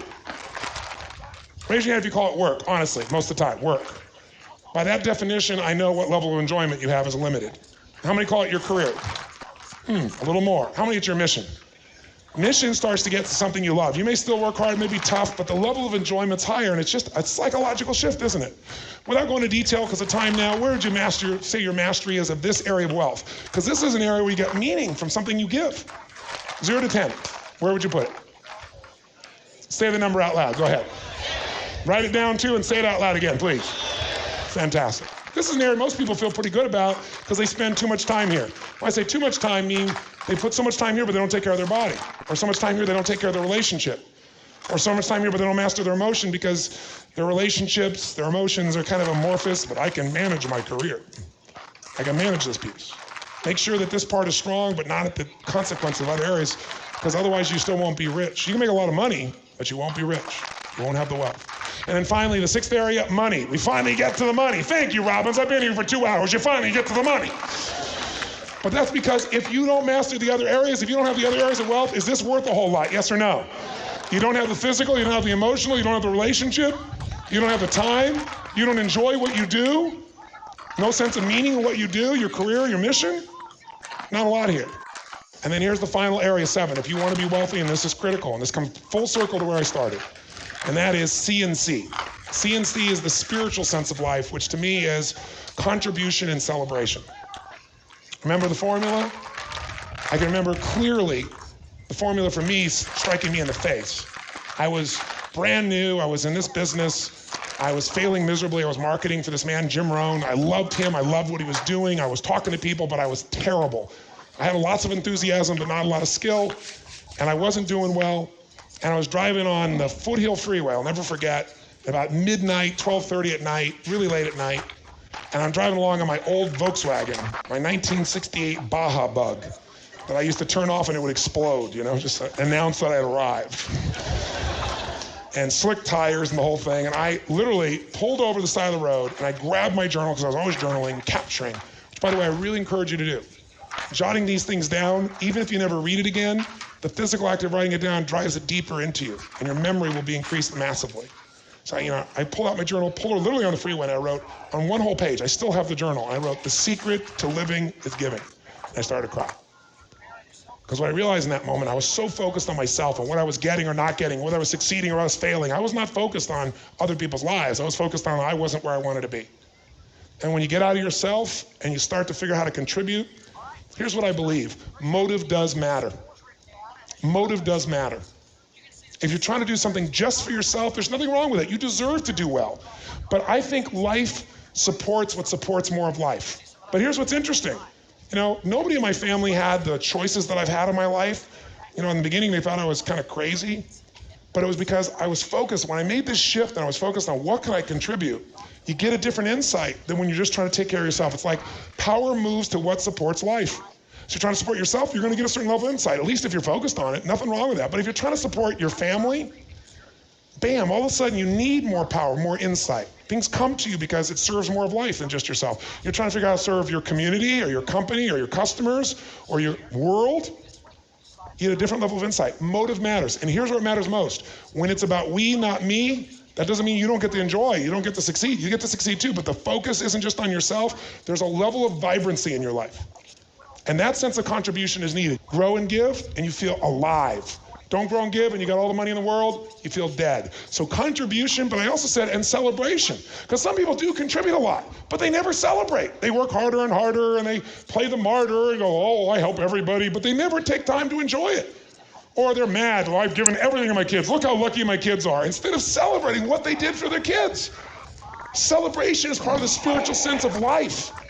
That you didn't do it all, that some of it was guided, that you did your part, but man, look what did you do to be born at this time in human history? Where you could be in this time, where you're in this room, where you can make these kinds of choices, where you have these kinds of freedoms. Imagine being born in a different life. You're born without all your limbs, born without the use of your sight, or your ability to hear, or born in a country where, because of the color of your skin or your political affiliation, you're incarcerated. Most of us have a freedom that you're born with. You didn't have to build the streets that you live on. You didn't have to build the internet that you can go to in seconds to get answers to anything in your life. But unless you celebrate those things, you won't be wealthy. You got to contribute and celebrate. Give that big guy on the screen a hand. Give it up for Tony Robbins!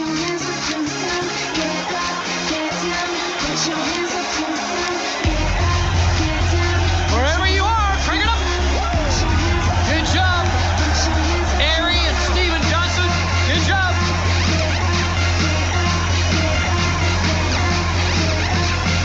On the count of 3, wherever you are, jump to your feet, crank it up. 1, 2, 3, go. Come on, go, go, go, go, go.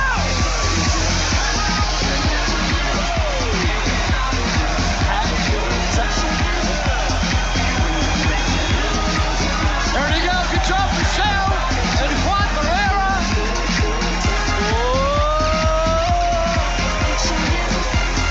Yes! Quickly grab your pen. We didn't give ourselves a score for the last two. The last two, Finances, where are you right now on a scale of 1 to 10? 10 being exactly where you want to be, 0 not where you want to be. Quickly give yourself a score for finances. 10 seconds, go. Whatever finances means to you. And the last one, really the most important one, contribution and spirituality, like that celebration. How do you feel about celebrating and contributing? Spirituality, which is giving back. Rate yourself on a scale of 0 to 10. 10 being where you want to be, 0 where you're at. If you didn't get all your scores down for the other areas, get those scores down as well. Super important to know where we are starting from. Remember, it's not about comparing yourself to somebody else on your team or your family or your spouse or your neighbor. It's just about your own journey, my friends.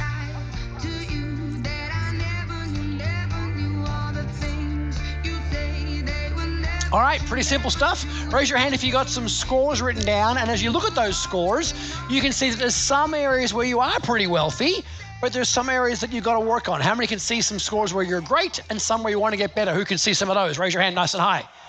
Yeah, it's pretty normal for most of us. We're great at this category, but we want to get better at that category. And what's brilliant and not surprising about the work of the great man, Tony Robbins, is that we've got all of those areas covered. He mentioned a thing called RPM. That's Tony's time management planning system. That's something you can learn. Obviously, many of you are going to come to Life Mastery because you're enrolled in this thing called Mastery University. Obviously, many of you have been to Business Mastery or you're coming to Business Mastery. That's part of the 7 areas of wealth. And obviously, many of you here, many of you this week will decide to come to Platinum and have that experience as well. So real quick, let me just give you a couple more frames. What we're doing this morning as we get ready is just giving you different frames and filters to understand what's the foundation to wealth, what is your definition of wealth. Let me just we talked about the blueprint this morning, which you should have done for homework with your sophistication and your execution and your economics and so forth. Let me give you one more quick frame, if you will, these filters, if we will, so that as we move towards on day 3 and day 4, as we move towards vehicles and strategies and opportunities, you've got filters to look through. And we'll give you a few more filters as today unfolds. So let me give you the 5 keys, my friends, the 5 keys to wealth mastery. They're in your manual, but I want you just to jot them down, if you will. Just jot them down on a blank piece of paper. And the first key, ladies and gentlemen, to wealth mastery is earning some money. Woohoo! Can I have a hand and a round of applause for earning some money, please? Can I have a hand for that? Yes, thank you, Maria Jesus. I like it. Good job, Trevor West. Now, you may say, Scott, thank you for the brilliant breakthrough acknowledgement there. Yes, I know I have to earn some money, but I say that, just to be clear, in the current 21st century do we live, are there some people who believe, nobody here, not in this group, but are there some people in our culture that have taken on a story that says that money is my entitlement and that I should be given some money or I should be taken care of by other people, either my aging parents if I'm a 30-year-old kid living at home, or the government or the economy or somebody else. Have some people forgotten that the first key to being financially successful is that they have to go earn some money? Have some folks forgotten that, my friends? Yes or no? Absolutely they have. And we know that the way to earn more money, please jot this down, it's not in your notebooks, is to do what? It's not work harder. That's what we got taught in the 1980s and 90s. It's not that. It's not that. It's 2021. We know, jot it down. You know the sentence. The way to earn more money is very simple. Write it down. Add more value. Whether you're an employee, as many of you are right now, which is perfect. I know 50% of you have a business, but 50% of you here are working in a job or somebody else's business. That's fine. But the number one way to make more money, earn more money, is to add more value, either in your business, in your customer service, in your delivery, in your packaging, in your marketing, or to add more value in what you provide in your role. That's the number one way to earn more money. You got to earn money. But we also know that can you outspend your earnings, my friends? Can you spend more than you can earn? Yes or no? Yes. Second key to wealth mastery is spendings, my friend. Got to control your spending. You all know the story of Mike Tyson. Mike Tyson in the 1990s, the world's biggest, best, baddest boxer, the best boxer we'd ever seen. From what we know, Mike Tyson made that we know of at least $500 million. He made $500 million when $500 million meant something. And he made $500 million boxing and more on top of that, endorsements and so forth.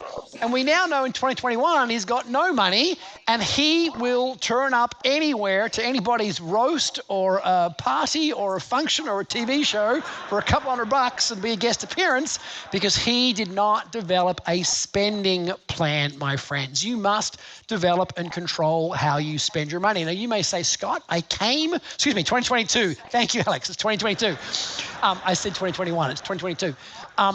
You may say, Scott, I came to Wealth Mastery to learn about earnings and spending. Yes, spending is an important thing. Can you outspend your earnings, my friends? Yes or no? Can you do that? Yes or no? Of course you can. So we're going to talk about spendings. And are you spending to meet fulfillments or wants? Like, are you spending to meet your needs or your wants? And we'll chat about that. But beyond just spending and earning, we're going to talk about the fundamental building block of wealth creation. That is number 3, my friends, savings. Now, as you're jotting this down, you're like, oh my gosh, this is like the ABCs. And yes, this is the ABCs.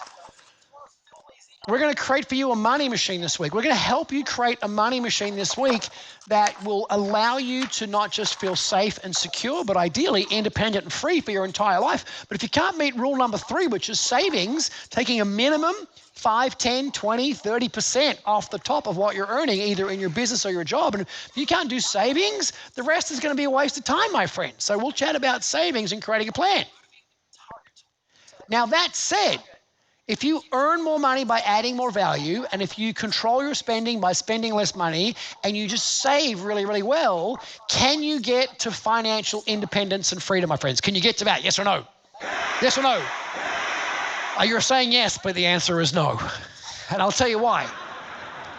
Because just earning and just spending and just saving, that, my friends, is the model of the world of the 1960s and 70s. That is the model that your parents grew up with. In fact, the man that I call my dad, my second father, beautiful man, immigrant, came to Australia and did all the hardworking things that an immigrant man would do. He's a different colored skin, and so he did all those jobs that people in most Western cultures don't want to do. He worked in the coal mines and worked in the sugarcane fields and drove taxis and tended bar and was a cleaner and did whatever he had to do so his kids could have a better life. His model of the world was earn some money by working really hard. His model of the world was control your spending and, always get the cheapest price and pay cash for everything. And his model of the world was save really hard. And that'll get you to be safe, but it won't get you to be independent and it won't get you to be free. You want to be independent and free in the 21st century, you got to do the 4th key to wealth mastery, which is growing your money, my friends. You must learn how to grow your money. You must put your money to work. In the beginning, we'll trade time for money. You know that. That's what you do with your first job. And then you trade your time for money in your business and you try and extrapolate that experience. But at the end of the day, we have to put our money to work. And this is where most of us get stuck because we get fear, we get overwhelmed, we have uncertainty with all sorts of stories going on and beliefs get in the way. But raise your hand if you understand, you and I must put our money to work and it must start growing on its own. Raise your hand if you understand that. Please say yes. It's not optional. It's not 1965. Earning, spending, and saving is not enough. You cannot, write that down, you cannot save your way to financial independence and freedom. You got to start to grow your money. And that's where we'll spend a lot of our time this week, talking about growing your money. And then, of course, the 5th key to wealth mastery is what this whole thing is all about. And that is contribution, my friends. Getting really, really good at contributing your money to other places, but contributing it in ways that make you feel good, that fulfill you and enrich you. Think about it. Is it possible to spend all your money and not be fulfilled? Can that happen, my friends? If that can happen, raise your hands and say yes. Yes, you can spend all your money and go, where'd all my money go? What happened to the end of the money? But if you can spend your money and contribute your money in ways that fulfill you and meet your values that are aligned with your vision and purpose, you can get to the end of your life and have all your money spent and all your money given back. In fact, as the event unfolds, I'll give you some examples of people who've done that. They've decided in the 21st century to give their money away while they're alive and not wait till they're dead.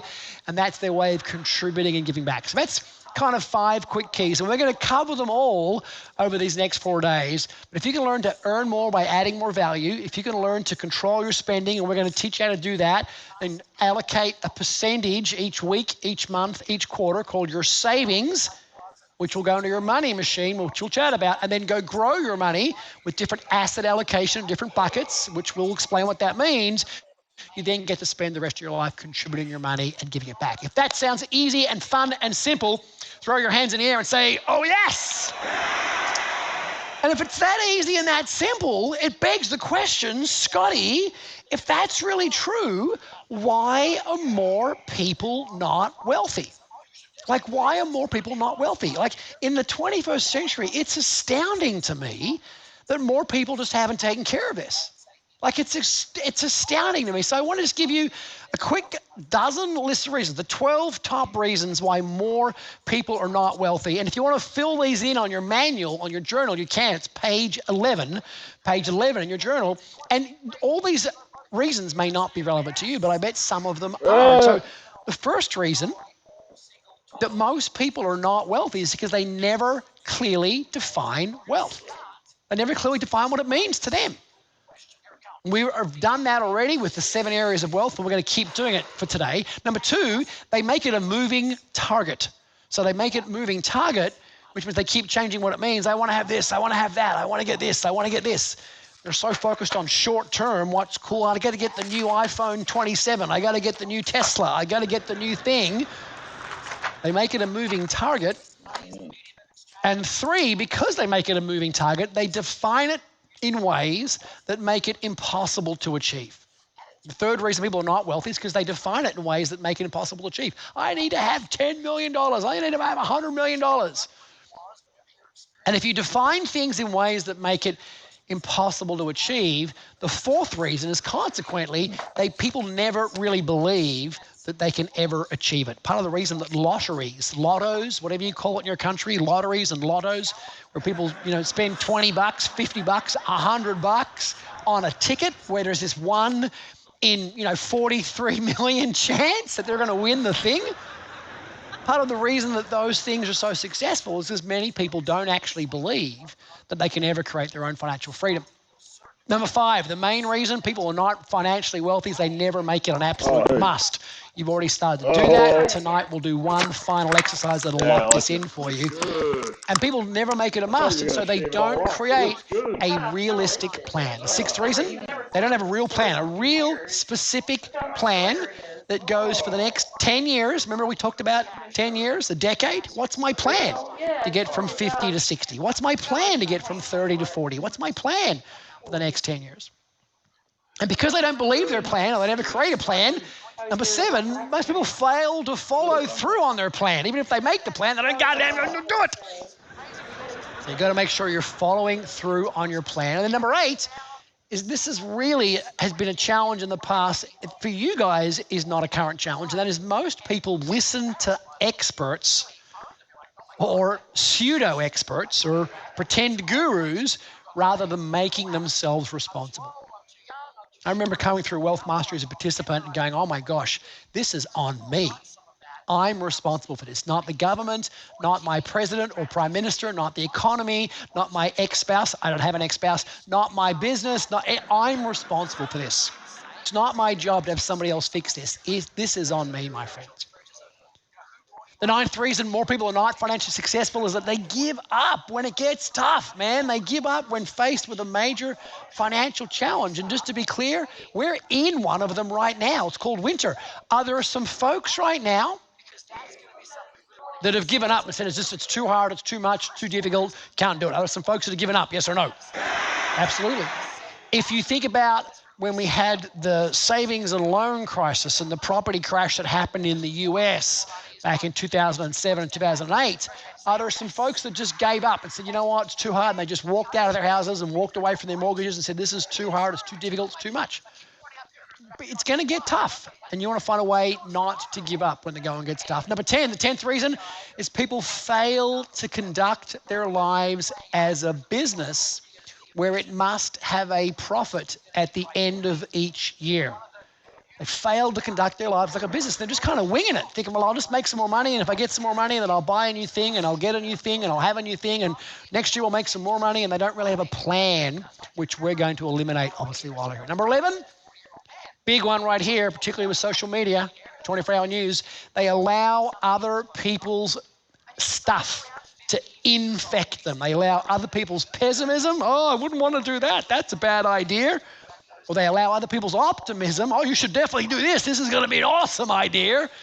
And they allow other people's pessimism or optimism to, it says affect them, but I would say infect them. That's the 11th reason. And the 12th reason that most people are never wealthy, my friends, is they never, ever, ever get great coaching, my friends. Not just good coaching, but great coaching, my friends. That's the journey that you want to go on. And so I got great news, my friends. If you want some great news, throw both hands in the air and say, oh, yes! We are going to eliminate and annihilate all single 12 of those reasons, my friends, as we go through these next 4 days. And we're going to start with answering this one simple question. Here it comes. Big, deep breath in.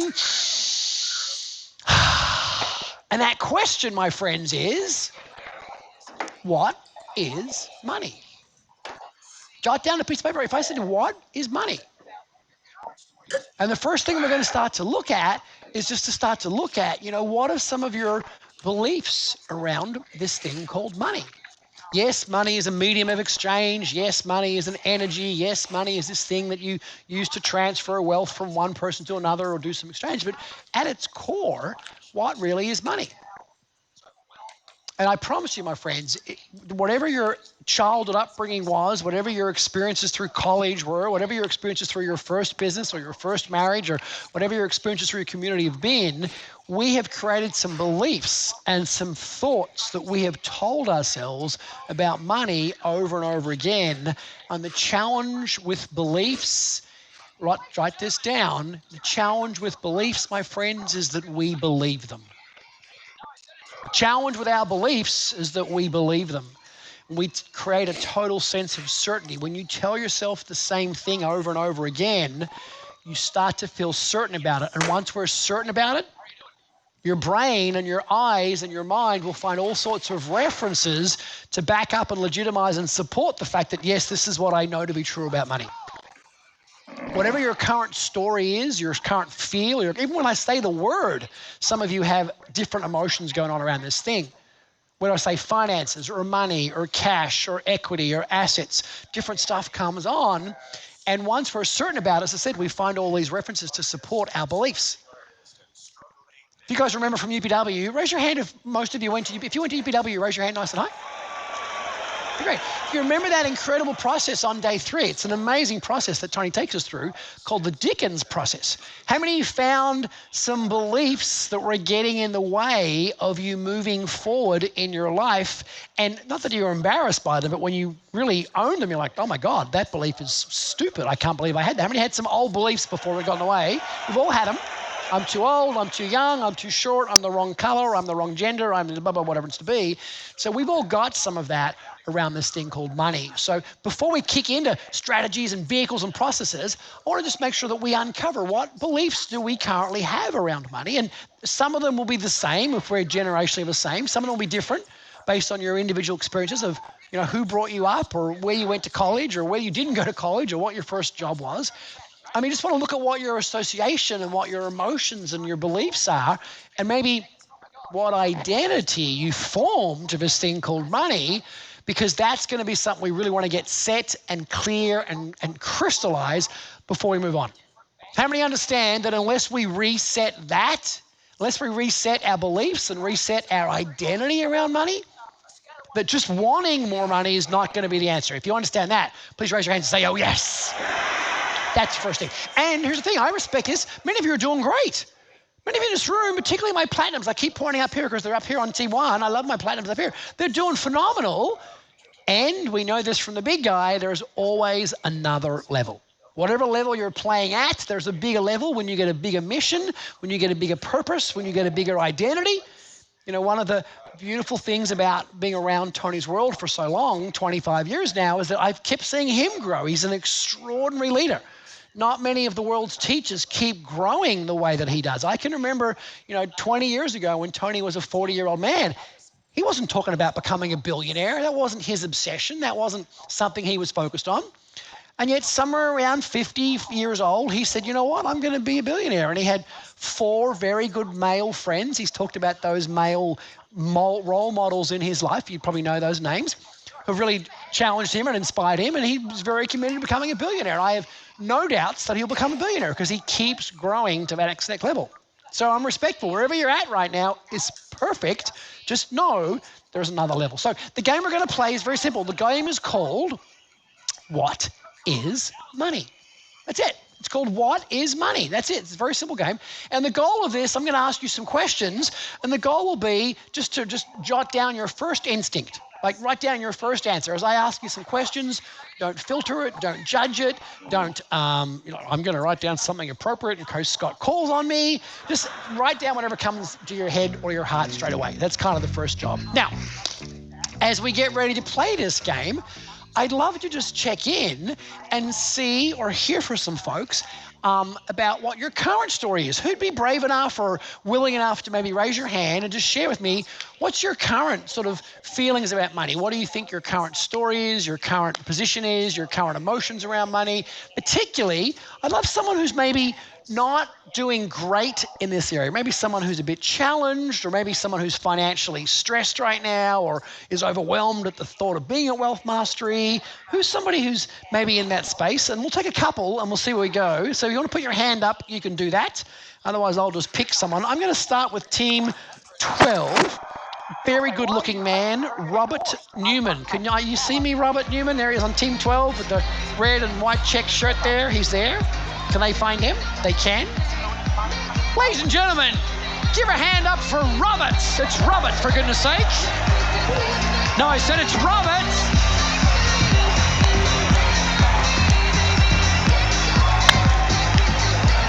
Nice. Oh. Yes. Hey, Robert, how are you doing? I'm doing good. Glad to be here. We're glad to have you. Whereabouts are you from, man? I am in Montreal. Ladies and gentlemen, he's in Montreal. I like it. Lots of Canadians here. All right, what's your current story, man? Where are you at financially? My current story is I am in reboot mode. I had a career path that had craftsmanship and artist and starving artist and struggling that kind of took over from the original intent, which was to follow my heart and my creativity, my craftsmanship. So my current mindset, which has been shifting through the Mastery series with Tony, getting me back in touch with my core beliefs and the excitement I have in my creativity and the sense of who I am. Yes. What I'm trying to shift out of is this new belief that I am beyond it. I'm too old for it. I'm in my 50s, so that moment where I had the career crash, it's like, yeah, you're 50. It's fucking done. That's it. I missed my chance. You know, Raise your hand if you're over 50 and you fucking missed your chance, for God's sake. No, you didn't. You know the story of Colonel Sanders, for goodness sake. He was like, you know the story of Colonel Sanders, right? It's like 68, 69 years old, got his first pension check and said, oh my gosh, I can't live on this. And he went out and all he had was his recipe, right? His chicken recipe, and he went out and did, I think from memory, he knocked on 1,003 different banks before he found somebody that would invest in his money and set up his first shop and so forth. So, all right, great. So that's very honest. Scale of 1 to 10, where did you rate yourself right now in this area? In terms of the belief, it's entangled in a lot of the things that I'm doing. In terms of disentangling myself, I give myself like a 7. In terms of confidence, in terms of momentum, the steps that I've been taking since UPW last year, getting out of my COVID coma cocoon, as well as the kind of life events that had sort of pushed that on me. It's not something I originally had growing up. And it came out of my experience at particular times in my life. I love it. Cool. Well, firstly, you hit, I think, the nail on the head when you said you're a bit entangled right now. There's some conflicting stuff going on, which is so is beautifully vulnerable of you to share. So thank you for doing that. You're in the right spot. I'm going to just put you on hold and take a few more, and I may come back to you. Did I speak to you like Business Mastery or UPW? I feel like I recognize your space. Which one did we? And a Business Mastery, yeah. Business Mastery. I thought that. Fantastic. All right. Well, so give him a hand. Very nice. Good job. Give Robert a big hand. Good job, man. Thank you, buddy. And let's go to room 15. I think we have Allison there. I see. There it is. Ladies and gentlemen, give a hand for Allison. It's Allison. No, come on. It's Allison. Whoa. Hey, Allison. Where are you from? I am from Chelmsford, Ontario, Canada, so third Canadian in a row. Oh my gosh, she's Canadian as well. They're all here. It's because you guys have been locked down for the last 2 years. As much as the Australians were locked down, you're all desperate to be free again. I respect that. Tell us, what's your current money story? Where are you at? I am also in a reboot. I actually did a really big thing, and after UPW realized that my marriage did not serve me. It was actually financially destroying not only myself, but my kids' future. So I did a very, very big thing and chose to leave my husband and start and do it on my own. And it's just been activity, right? Thank you. Because it's one of the most freeing experiences I've ever had. And the quality of relationships and everything that have come actually from making that big change has been huge. Very nice. Absolutely. Give her a hand for that, my friends. Give her a hand for that. It's very nice. People say, why are you clapping for her getting divorced? I'm not clapping for that. I'm clapping for her making big decisions and freeing herself up, whatever that is. That's a beautiful thing to do. So very nice. And so around money right now, what's your current story? So I'm a very, very big producer, but a full reboot for the debt that was incurred from, unfortunately, my husband was a people pleaser. He wanted to do everything he could for everybody else, which also put us really deeply in the hole. And I was a part of that too. And I like to take responsibility and say, I also was doing everything I could to make my husband happy.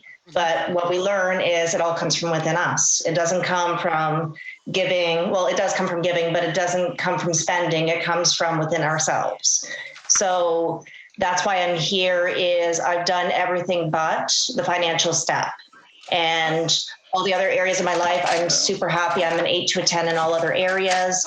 Finances is the only one. Well, then you are in the right place, my friend.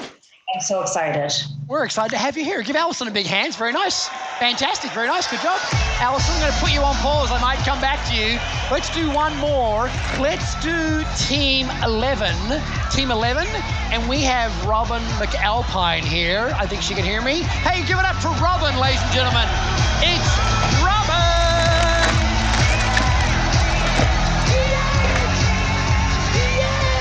Whoa, yes! Robin, are you from Canada as well? I'm from down under. I'm from Australia. Oh, whereabouts are you from? I'm in Newcastle. She's in Newcastle, Australia. She's Australian, for goodness sake, give her a hand.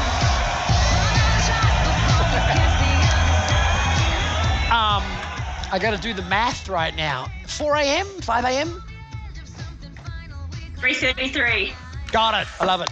Hey, listen, so tell me, what's your current story around this thing called What is Money? So I have a head knowledge of money, and then I have the real heart truth knowledge of money. So my head tells me it's energy, it's opportunity, and it's fluid. But I've actually come to the conclusion that it's easier for everybody else. It's easier for other people to get and grow. It's harder for me, and it's always going to be harder for me, and I'm probably going to stuff it up. So, yeah, that's the thing. The core thing that it always comes back to. I have a huge desire to grow wealth, but the core fear is always the thing that holds me back from, fear of losing it, really. Yeah. Well, firstly, can I say, absolutely, I appreciate your bravery and integrity in sharing what is absolutely true from many, many people in the room. Watch this, because I think you're amazing, but I don't think you're that special. And by that, I mean this. Watch for the hands. How many of you intellectually get money is energy and it's opportunity and I get it, so I'm capable of doing it, but you have a fear that says, I'm not going to be able to do it, I'm not clever enough, I'm not smart enough, I'm not good enough. Raise your hand just so that Robin can see she's not that special. Very nice. So I'm teasing you, and I say that because we've all had that story, my friend. We really have. So what's great is you're at Wealth Mastery. So that's kind of cool. So, you know what? I love your honesty. I'm going to use you for a demo, if that's okay. It's not because you're Australian, because I think you have a story that's relevant to a lot of people. So, Robin,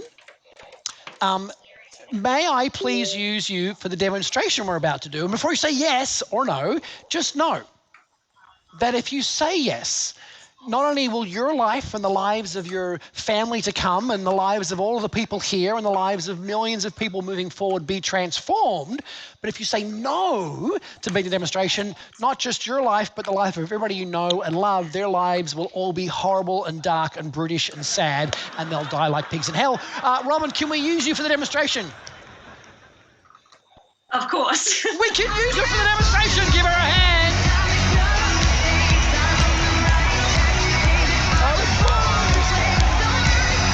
Now, I'm going to get my journal because I'm going to be the coach for this little exercise. So I just need my pen and my journal. And here's what we're going to do. Now, you guys can just listen along and watch along, and then we're going to do this together, all right? So I'm just going to do this with Robin to start with. Now, so firstly, thank you, Robin, for being here. I really appreciate it. Everybody just take a nice big deep breath in. Robin, you get to do this either with your eyes open or your eyes closed, whatever works for you. And participants, not now, but when it's your turn, you get to do the same thing as well, either eyes open or eyes closed. Robin, I'm going to take answers down for you, so you don't need to write this down, and we'll make sure you get a copy of what I'm writing down, so that's going to be pretty simple and easy to do.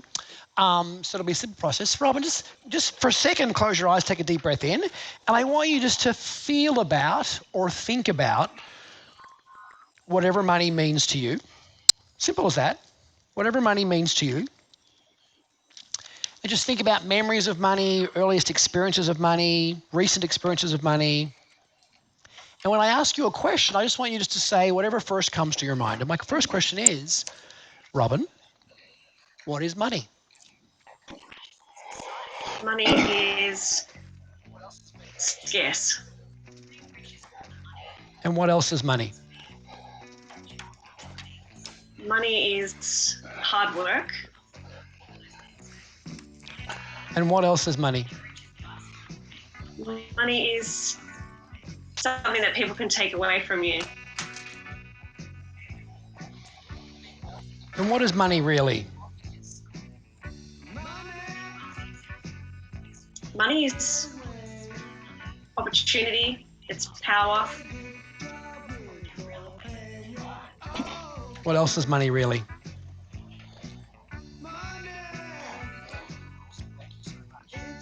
It's necessary. And money at its core is what?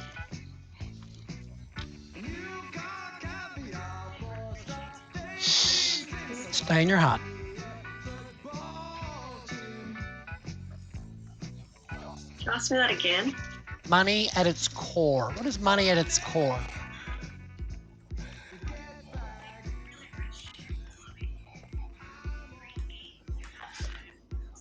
It's, I want to say evil, but I don't know that I believe that it is. So you're doing so great, and this will happen for all of you. Just go with your first thought, and you can have more than one thought. So you can say evil. What else is money at its core?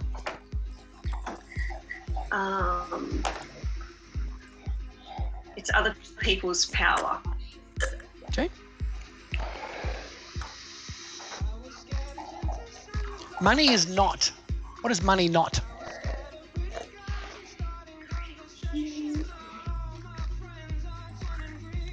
Money is not for me. What else is money not? Money is not everywhere. What else is money not?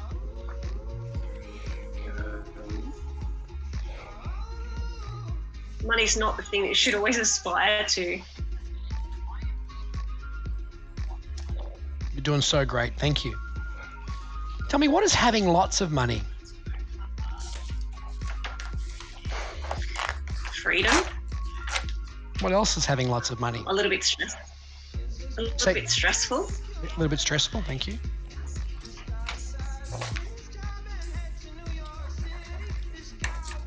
What is having lots and lots and lots of money? Pretty exciting, but also a little bit scary. Mm-hmm. It's responsibility. And what does it feel like to have responsibility?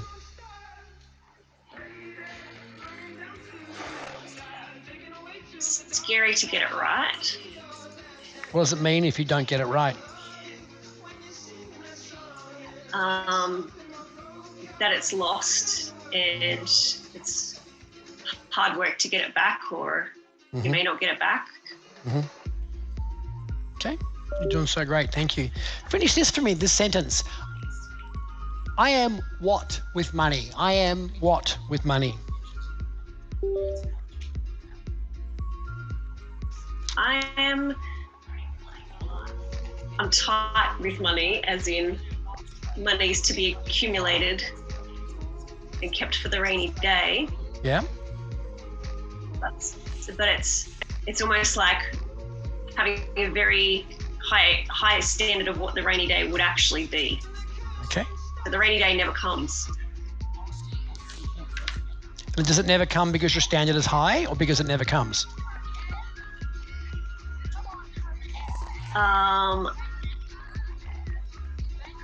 It could always get worse, so keep holding it. Okay, cool. You're doing so great. Thank you.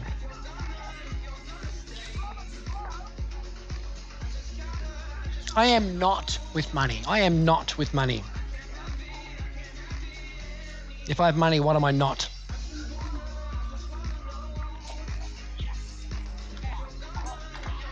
I'm not free with money. Mm-hmm. What else am I not with money? I'm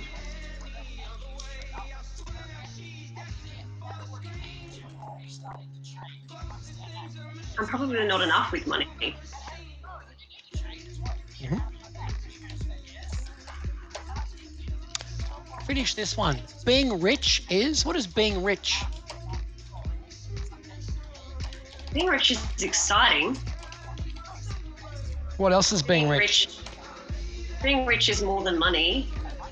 It's being rich in all of the other things, relationships, health, all of those things. So money's kind of, being rich is the icing on the cake. Financially rich is the icing on the cake. It's the icing on the cake. Beautiful. Being wealthy? What is being wealthy? Being wealthy is? Being wealthy is all of the things, not necessarily money. It's being wealthy is every other way you live your life.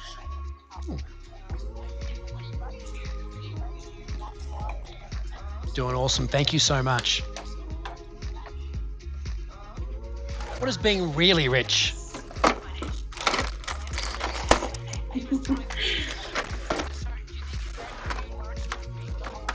Being rich means you probably are not a very nice person.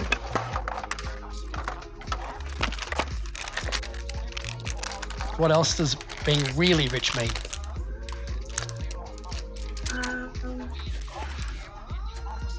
Being really rich is a little bit greedy. You've had to step on toes to get there.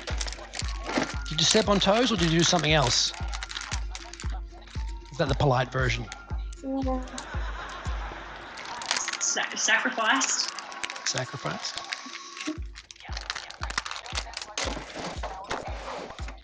Finish this sentence. I want money for. I want money for changing the world, for creating opportunities for other people, for having options, for giving to things that are close to my heart, for changing the lives of the people around me. Nice. I'm willing to do what for money? What am I willing to do? I am willing to do what for money? I'm willing to work hard, and I'm willing to learn, and I'm willing to expand my capacity to take risks.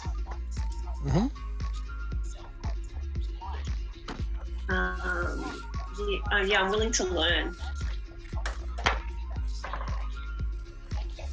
And what is money ultimately about? What is money ultimately?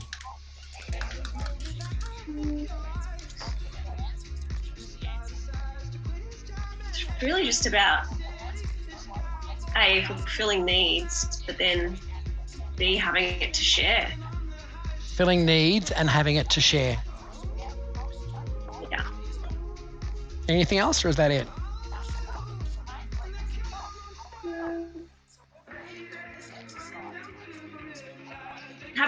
Having adventures. That's what money is to me. Having adventures. Sweet. And what would it mean to you if you could have all those adventures and fill your needs and have it to share? What would that mean? A pretty bloody good life. For those of you who are not Australian, a pretty bloody good life. That's the good answer. That's Australian for a good. Sweet. Bloody good life. Robin, we've reached the end of this exercise. Firstly, thank you for your honesty and your candor and your vulnerability. Can we please give Robin a big hand, ladies and gentlemen? Give her a big hand. Come on, give her a big hand. That was beautiful. Thank you. Thank you. Thank you.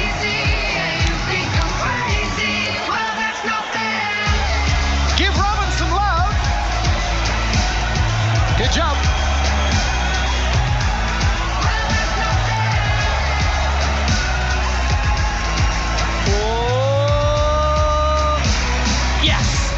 Now, Robin, here's the beauty of coming to an event like this. How many of you get, this is for all of us, how many get that, a bit like UPW, the fact that you're enrolled in this program and you showed up to this program, how many you get, that already means you're already starting to change. If you understand that, raise your hand and say yes.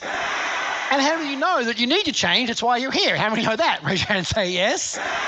And I think you could even tell, Robin, from some of your answers, because some of your answers came from your, I don't know, your heart, your gut, your soul. Some came from your head or your ego or your fear or your doubt. And so you probably even know some of your answers were in conflict with each other. Do you get that? Yeah. And you can hear that, right? And so it's totally cool. And I'm just going to repeat something back to you because as a coach, I'm like, gosh, that's going to be a problem. That's going to be a problem. That's going to be a challenge. You know, when we talk about, you know, money, you know, we say, what is money? We go to money is scarce. It's hard work. It can be taken away from you, all of which my guess is came from your well-meaning, hard-working family and your parents, your dad probably trying to teach you something well. Can I ask a question? How old is your dad? If he's he was 61. He's 61. And so if a dad raises... He passed away. I'm sorry, he passed away. Yep. But when he raised you, did he raise you not to rely on a man and take care of yourself and you can be independent and you can do everything yourself? Did he raise you to do that? No, he was financially destitute. He was destitute, okay. And so do you think, is that where you learned to be, the whole it can be taken away from you and it's hard work and it's scarce? Yeah.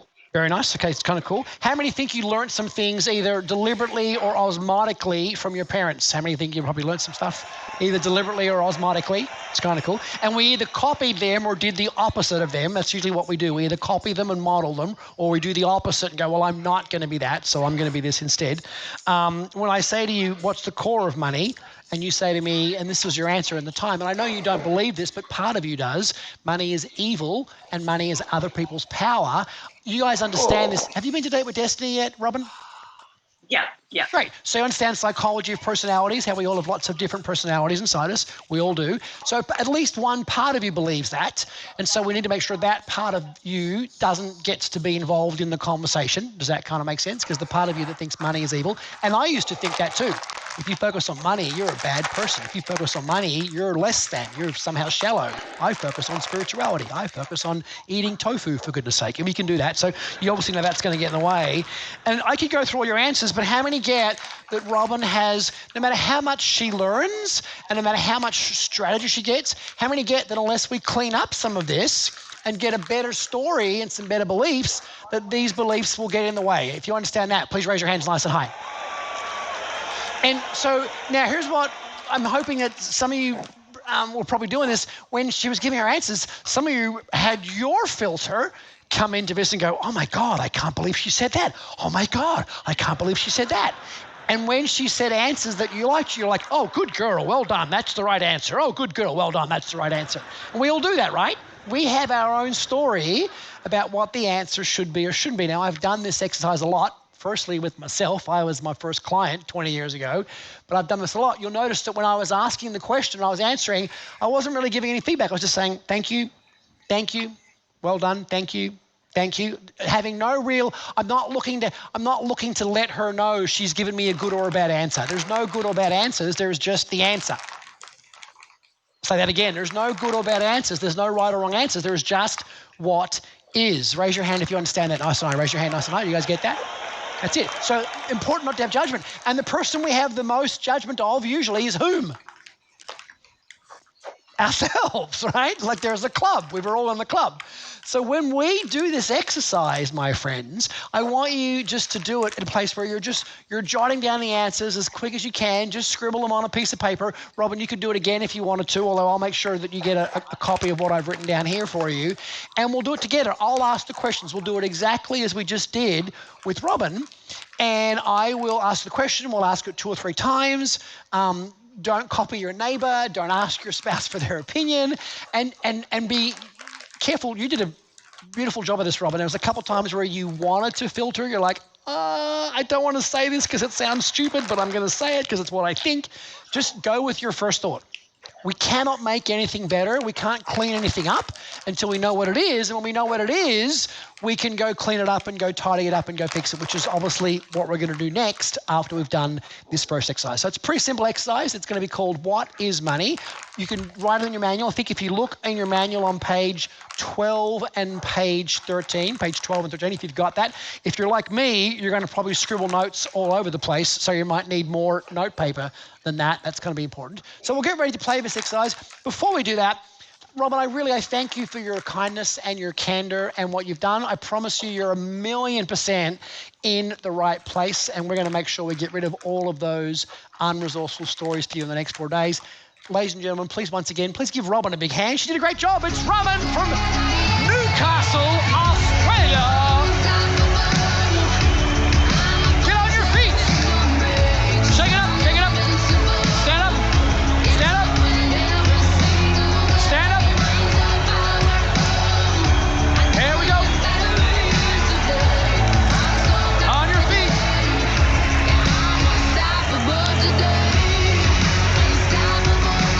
Margaret Weiss, come on, Margaret, on your feet. Good job, Kent. My platinum brother up there. Good job, Will Fisher. Isabel Briones, good job.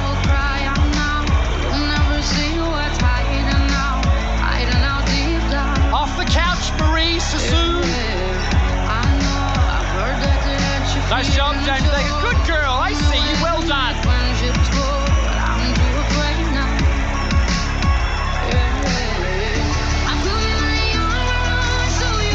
Get ready to be unstoppable. Nice job. On the count of 3, shake your building. 1, 2, 3, go.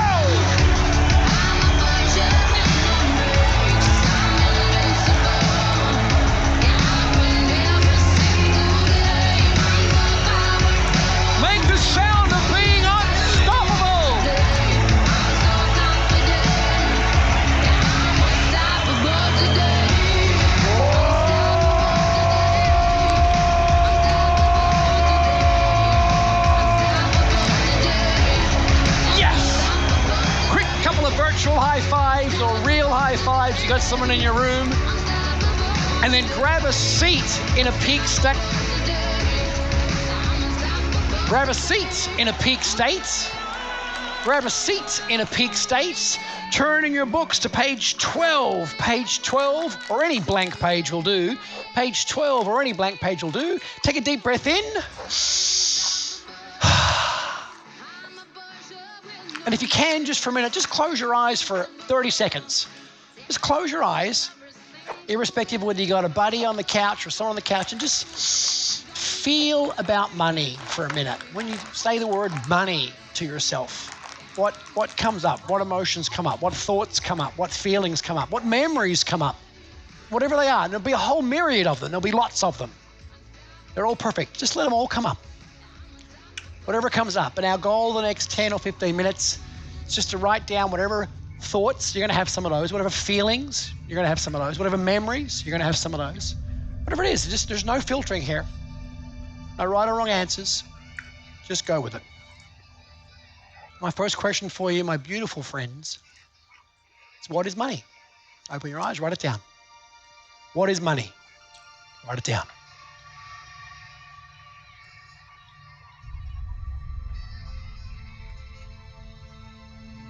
Money is. What is money?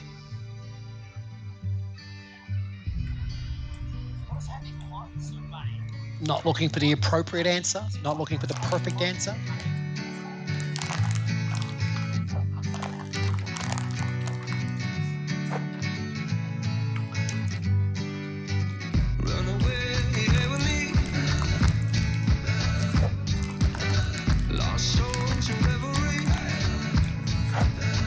What is money really?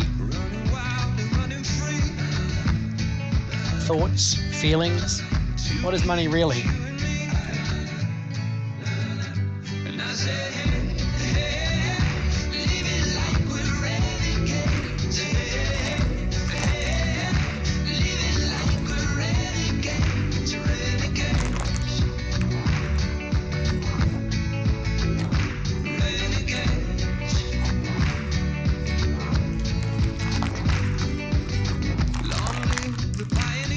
Money at its core is what? At its core, money is what?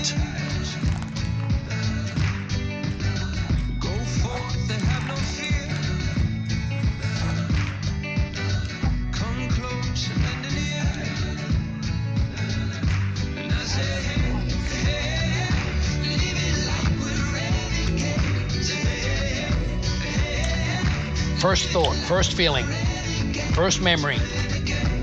Money at its core is what?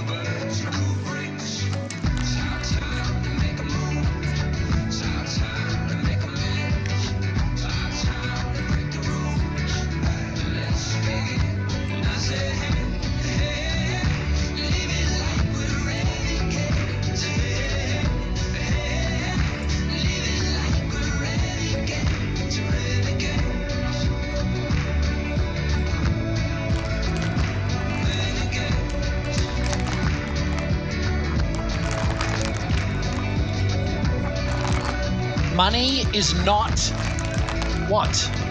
What is money not? Whatever comes up, multiple answers. Money is not.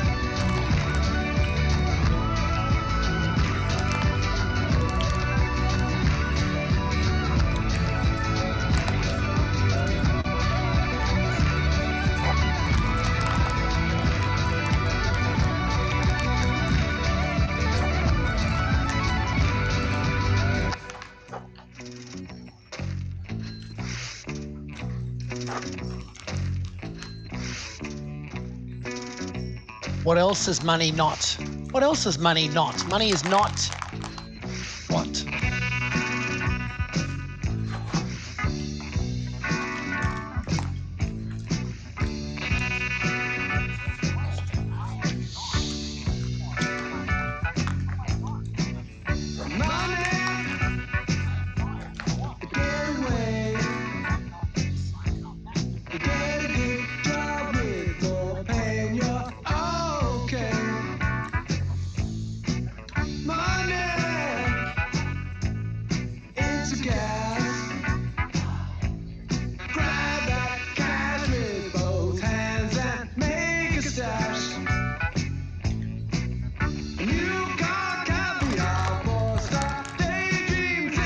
What else is money not? Money is not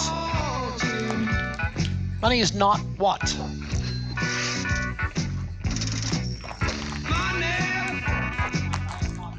Get back. I'm alright, Jack. Keep your hands off of my stack. Money, it's a hit. Don't give me that good bull. Having money. What is having money? Having money? What is having money?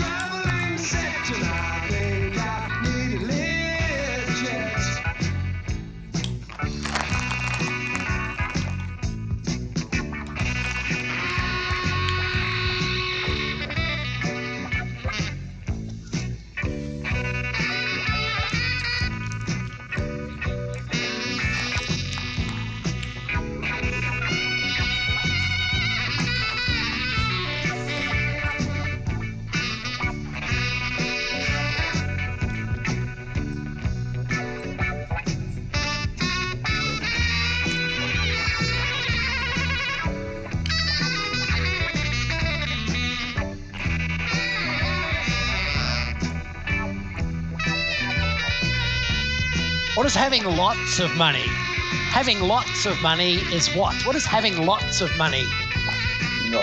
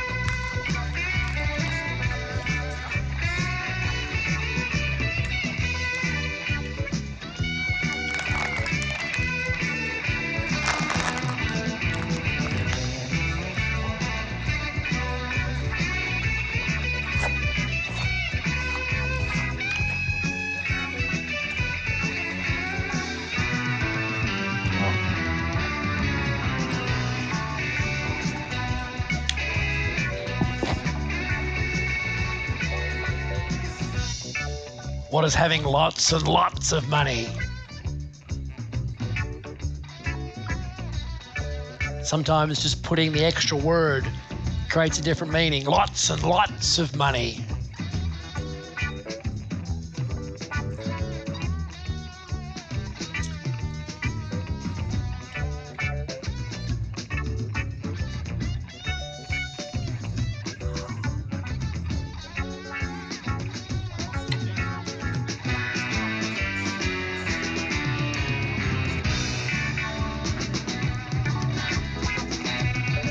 I am what with money? I am what with money? I am what with money? What am I with money?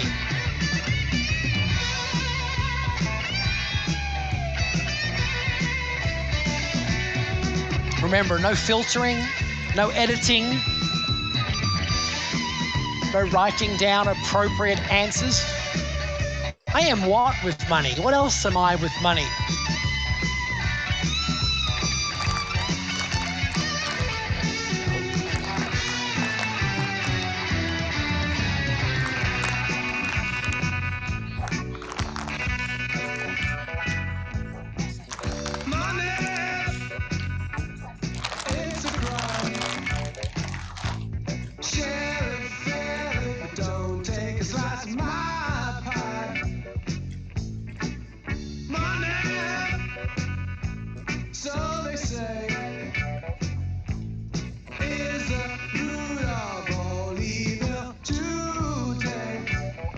What else am I with money? With money, I am what?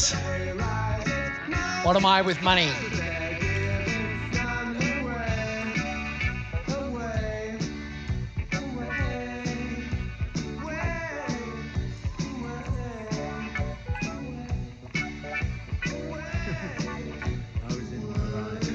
Yes, absolutely right. I certainly was in the right.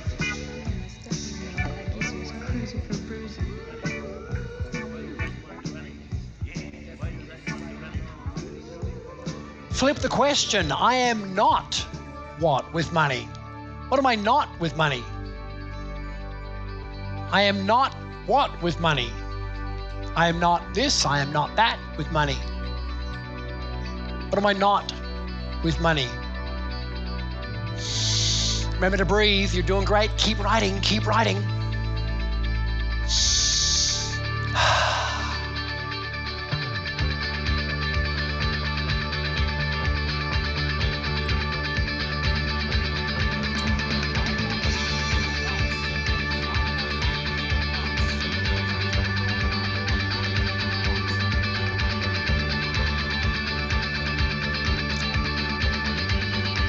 What else am I not with money? I am not this and I am not that. What else am I not with money?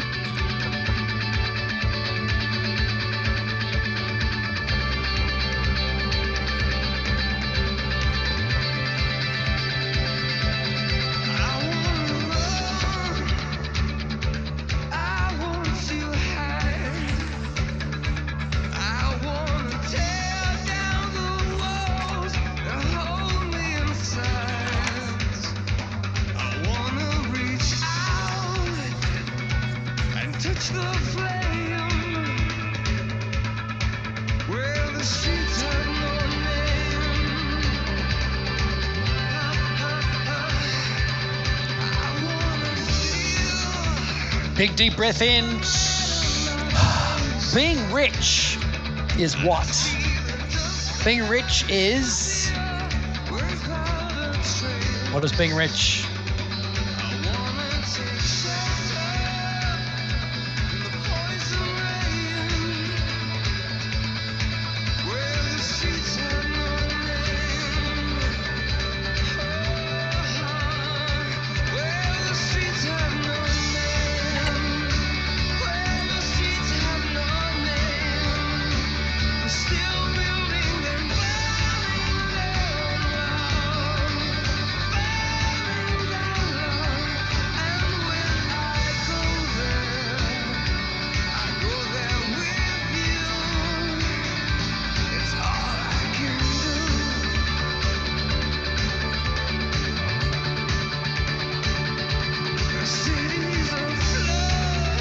Doing great. What else is being rich?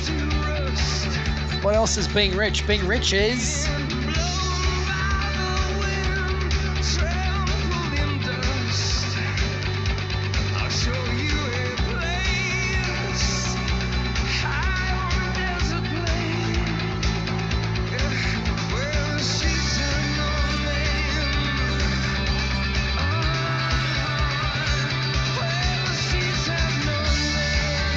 Change the word. Being wealthy is. Being wealthy is. What is being wealthy?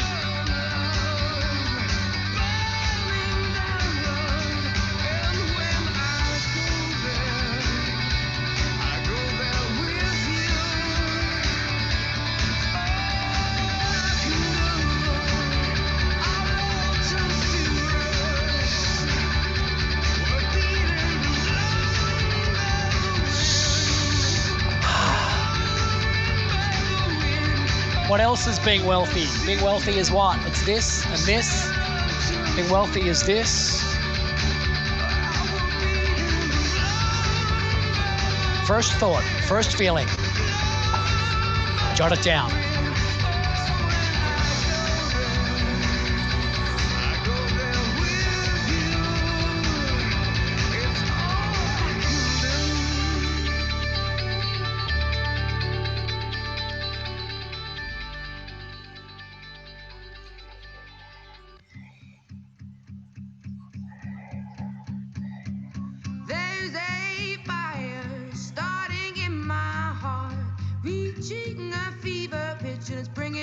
What is being really, really rich? Being really, really rich is what? When I say being really, really rich, what is that for you?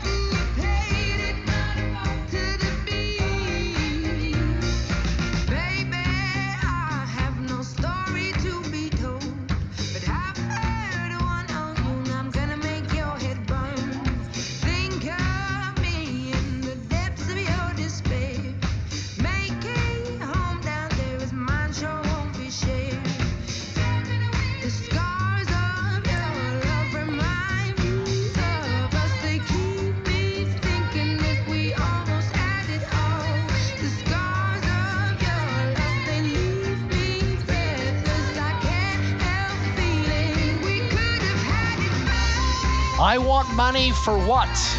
I want money for what? What comes up to you when you write, I want money for what?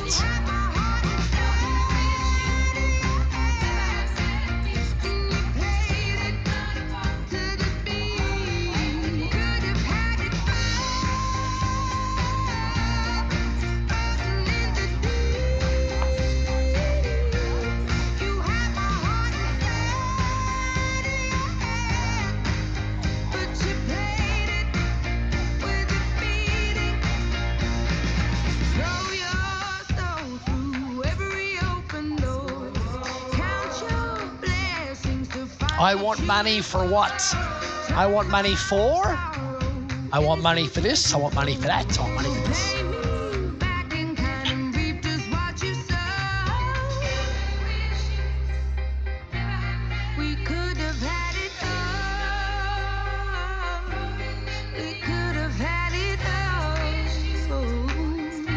I know some of you want more time for that question. Next question, I'm willing to do what for money? I'm willing to do what for money?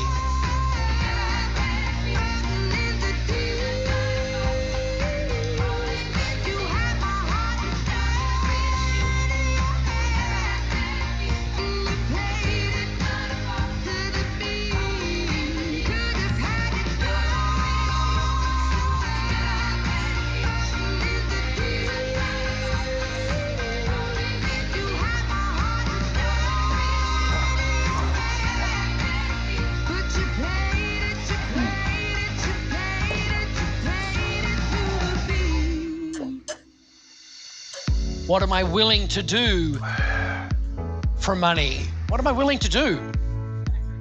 I'm willing to do what?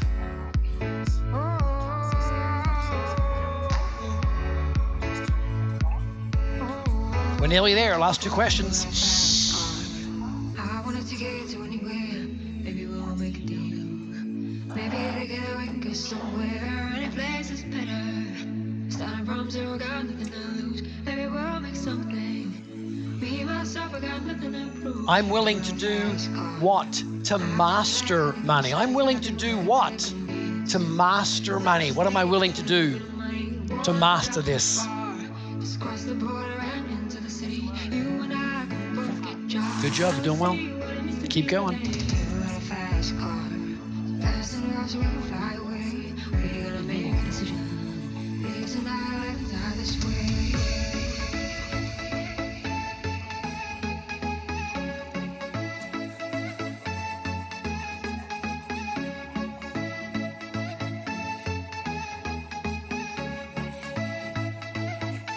So I remember we were driving in your car. The speeds of flights felt like I was drunk. See the lights say out before, see all from nights wrap around my shoulder, and I had a feeling that I belonged. Had a feeling that I could someone. What else am I willing to do to master this thing called money?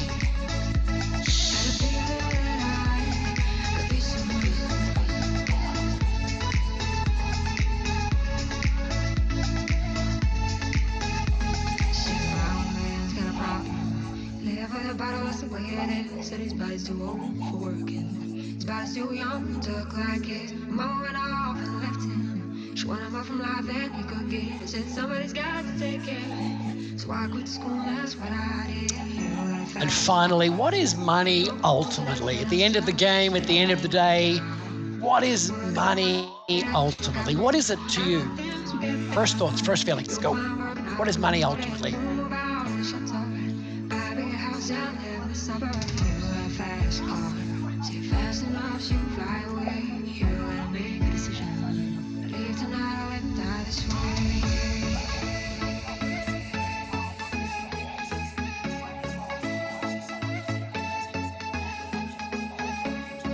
What else? What else is money ultimately to you?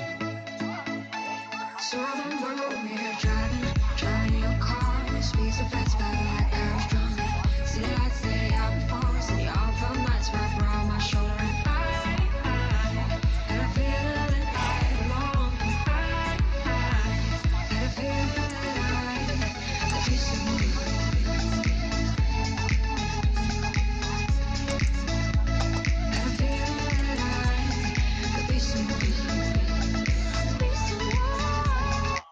Final 10 seconds. What is money ultimately?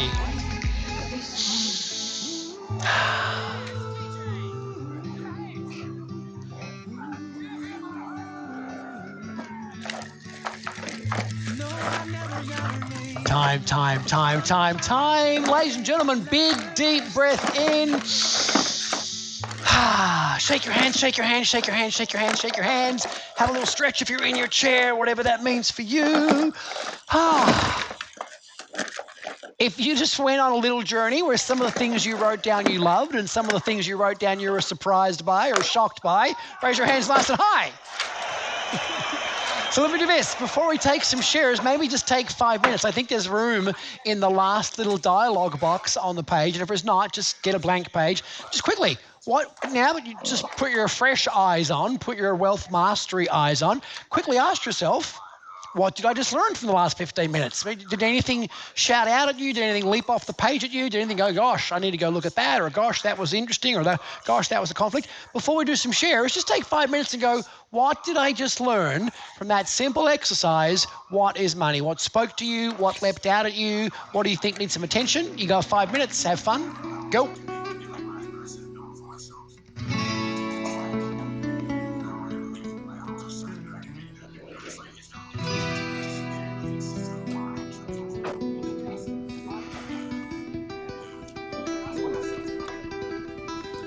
It's very true, Alex, on Team 9. Sometimes just the word wealth and rich can mean something different. Sometimes just the word, what is wealthy, what is rich. Sometimes just adding really, really rich.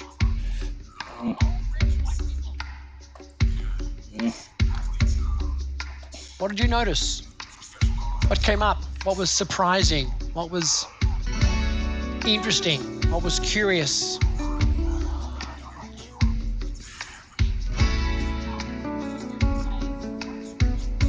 What was shocking? What was exciting about what you wrote down?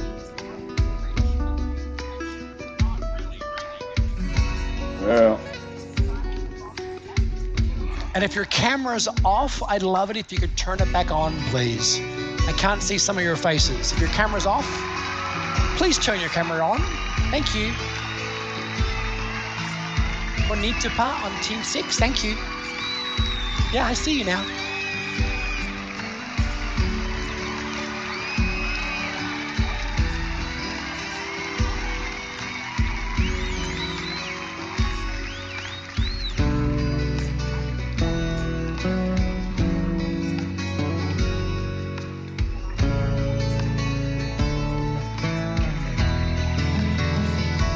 What'd you learn? What came up? What needs addressing? What's already awesome?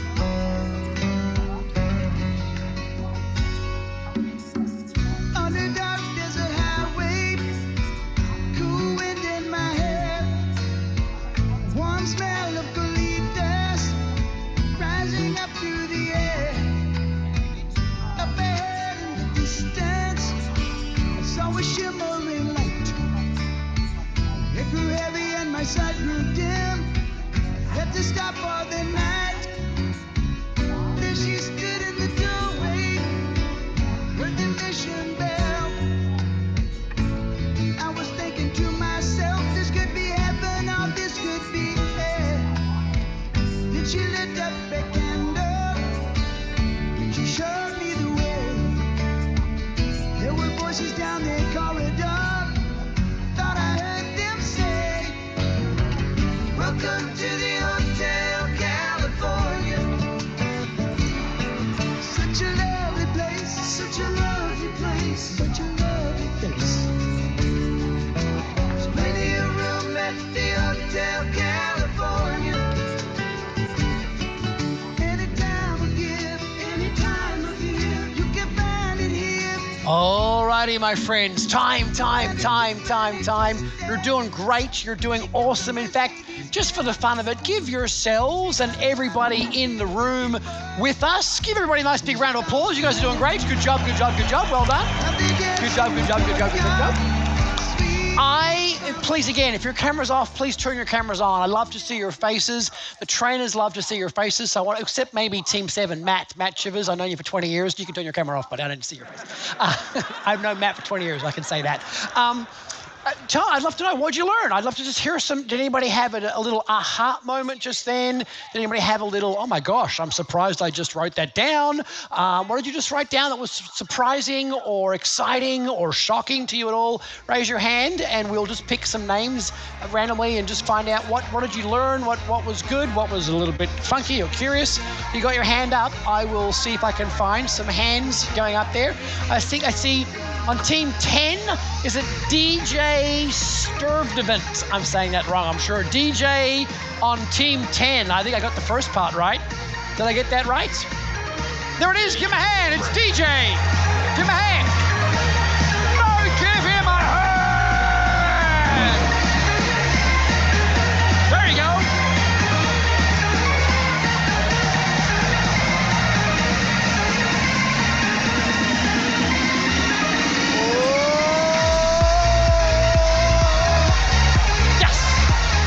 How you doing, man? Can you hear me okay?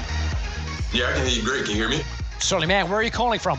Where are you in? I am from North Carolina. He's from North Carolina! It's not Canada. It's not Canada. All right, DJ. DJ, that's your name? Or is that just your moniker? Yeah, no, it's DJ. And you got the last name right. That was pretty impressive. I like it. There you go. I'm universal. Okay, what'd you learn, man? What came up for you? Man, I learned a lot. Mostly like I had a lot of conflicting beliefs and a lot of beliefs that I didn't even want to address. Like I didn't know I had shame and fear over money, like what money is. I didn't know that. Like my conflicting beliefs is that I know I can make money, but I don't know how much I can make. And like when I set a number for myself, it's like I don't really believe it. Like I don't feel certain that I can make that. But it's like it's out there in the future, which is weird. Like it's a mind trip for me. Isn't it just in the mind freak? Yeah. Very nice. What else? That's really good. Yeah, I found out that I had like it's kind of embarrassing. I feel like I have like some of these names that I have for being rich. I said like evil, disgusting, old, athlete, white. I was like, whoa, where did that even come from? Like, you know what I mean? I was like, where did that come from? Old rich white people. Yeah, it was athletes. For special causes, like it's super intelligent people. Wow. Yeah. Yeah, it's. Whew, yeah.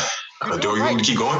It's interesting. How many of you found that it was just different saying what is rich versus really, really rich? How many found a difference just in those two sentences? Like we've got these levels that we think is appropriate to be rich. I can be rich, but not really, really rich. Like it's just, we have these funny emotional attachments and we get them from our parents, or we get them from who we went to college with, or we get them from what we're watching on social media or whatever. And it's there. And if we don't address this stuff, like, you just said a really big word, and I'm super proud of you, man. You said a word that not a lot of men can say. You said, I have shame.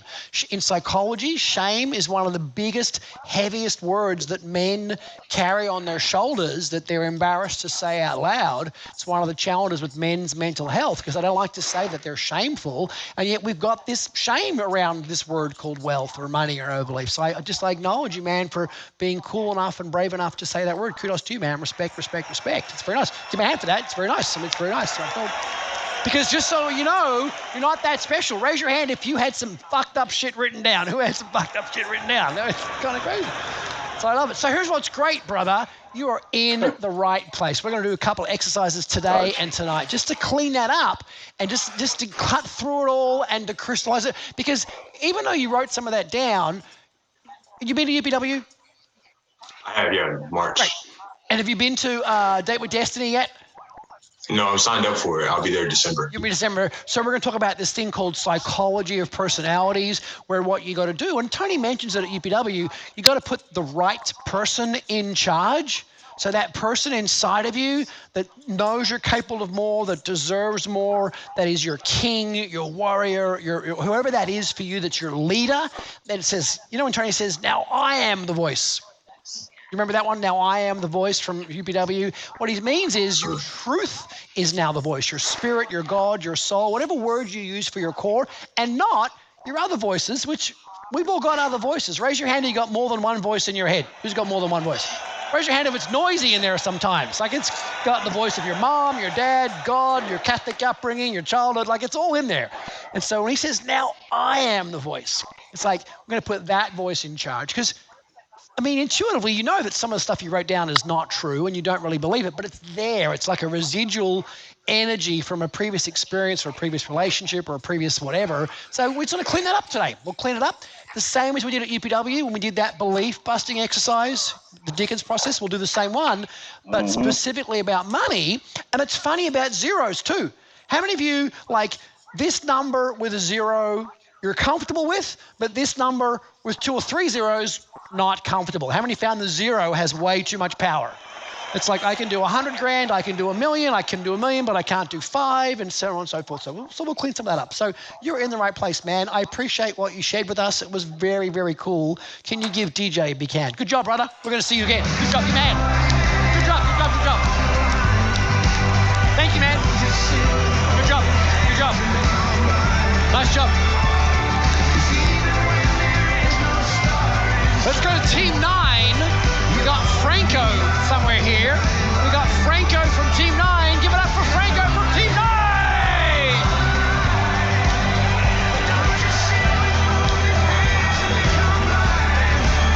Whoa. Yes! Hey there, Franco. How you doing? Doing great. How are you? Doing great. Who is this delightful soul next to you, brother? This is my wife, Amanda. Hi, Amanda. How are you? Good. Whereabouts are you guys right now? Whereabouts are you in the world? In Asheville, North Carolina. They're in North Carolina as well, for goodness sake.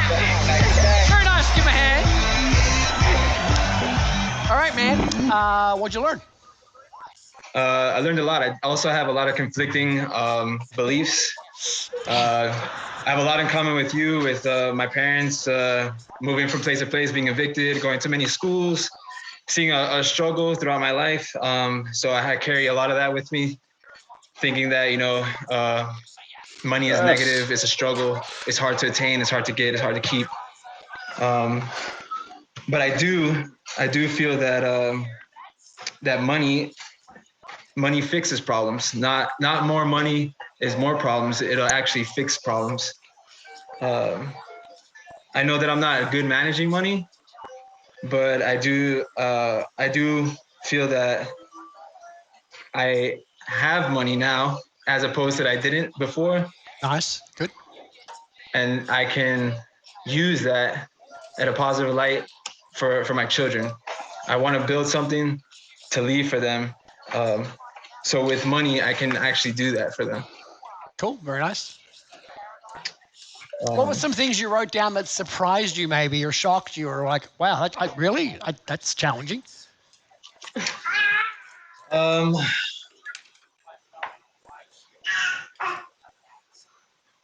There's a few things. I feel that just off the top of my head with being rich and really, really rich was just for the rich people, something that I couldn't attain.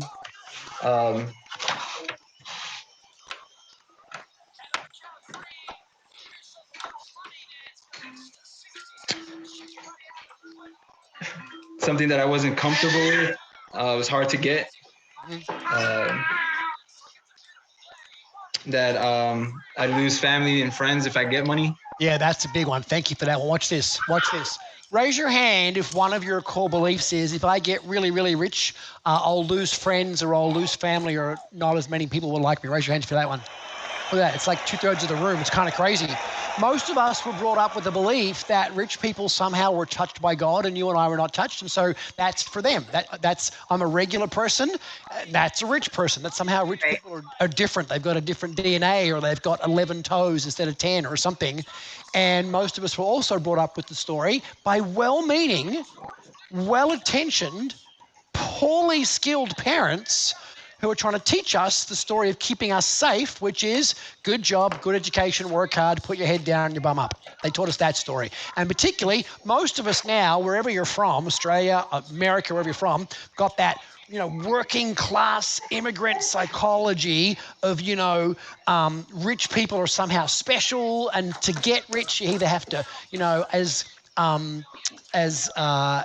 we just said before, you got to step on some toes, you got to, screw some people over, you got to be dodgy on your taxes, you got to do something that's not quite ethical. And, I'm a good, hard-working person. I'm a good, hard-working, middle of the road person. And we have that psychology and that belief system. And that's one that's very familiar to many of you here. How many were brought up with that model of hard-working, good person, do the right thing, to the point almost where, how many of you sometimes you wear how hard you're working as a badge? Yeah. You're like, oh, how you doing? Oh, I'm working hard right now, 60 hours. Oh, gosh, me too, 70 hours. Oh, I'm working so hard. It becomes this, it's almost like this working class badge of nobility. The more difficult it is, the more onerous it is, but the more I'm sticking to it, somehow that makes us more noble in somehow, shape, or form. I don't know if that resonate with any of you here at all? Yep. I remember when I had these shifts that we're going through right now, when I got these shifts, and I went, gosh, what if money wasn't this hard, arduous, plowing the field struggle, but what if through using what you learn at Business Mastery, and what if through what we learn here, that money became this thing that was effortless instead of effortful, and what if we could transcend what we currently think is a lot of money? Whatever that number is for you. I can remember when I used to think, I grew up with a number, and I'm older than many of you here, that I grew up learning that the income you wanted to make was a magical number. In fact, you didn't even say the number, you just called it a phrase. How many of you grew up with the phrase, if you could just earn a 6-figure income? How many grew up with that phrase there from your parents? Like, if you could earn a 6-figure income, you'd be financially free. So 100 grand was the number. And I can remember thinking, oh my gosh, when I get to 100 grand, that's going to change my whole life. Like 100 grand, oh my God, that's so much money. But of course, when you start making 100 grand, your lifestyle changes. All of a sudden you realize the 100 grand's only going to last you part of the year. You need to make 200 grand, or you need to make 500 grand, or you need to make $1 million. And I see the older heads are nodding like, you cannot live on 500 grand. That's fucking stupid. You need to make $1 million. I see lots of heads nodding over here, lots of heads nodding over here. Of course, you get to $1 million, you're like, what, are you crazy? Of course you can't live on $1 million a year. You need to live $3 million a year. And the story goes on and on and on. But these stories just get in the way and they hold us back. But definitely one of the strong stories that most of us have gotten here from our family, well-intentioned but poorly skilled, is, rich people are somehow special and different and lucky and not the same as us. Somehow they're not as good a people as us, and that our goodness and our nobility comes from the blisters on our hand and the work ethic we have and the hardness of it all, and somehow that makes us better people. I'm here to tell you that's not true. Because how many of you know some really rich people that are not very nice? I know some people like that. But how many of you know some rich people that are really, really good people? How many know some people that are really, really good? How many know some poor people that are not very nice? How many know some poor people that are really, really nice? Like, it doesn't matter what your deal is. I know some good mechanics and some bad mechanics. I know some good dentists and some bad dentists. We're going to tell a new story. So I promise you, Franco, you are in the right place. And here's what's great about what you're doing right now. For all of us, here's what's great. I got great news. Who wants some great news? Say yes. Put your hand up nice and high and say, I'm here. Because the fact that you're here, that's the big part of the journey. It's like you got to the gym. You got to the gym, and we got the big man, Tony, and his people he's working with coming out the next 3 days to teach and coach and mentor us. So I'm telling you, we are in the right place, my friends. And what's great about wherever you're at right now, particularly a young guy like you, is that you get to be the generational change. So for the little guy here next to you, you get to be the change in your chain. All of us get to be that link in your family generation that shifts the game. If you're in this room right now, you have an opportunity to be the one that shifts the paradigm and shifts the dimension that your family lives in. So when your kids are growing up, they have a whole different experience, and their stories are completely different because of the work that you're doing, my brother, right here. And I know you're excited about that. So you're in the right place, man. I love it. Give me a big hand, man. You did a great job. Franco, big hand. Good job. Stand up. Stretch all the way nice and high. And on the count of 3,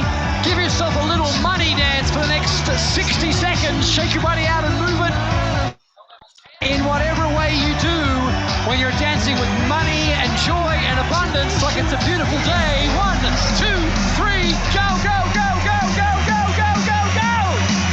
Shake your building. Shake your building.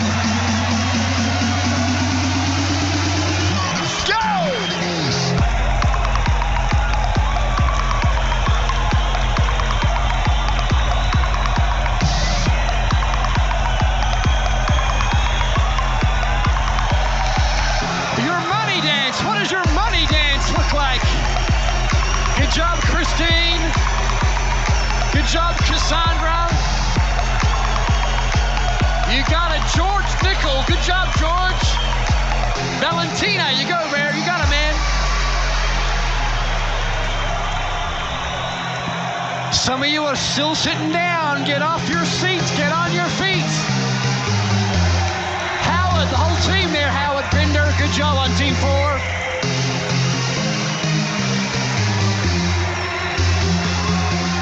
You dance if you just made your first 100,000, 1 million, 5 million, 10 million, 100 million? How would you dance?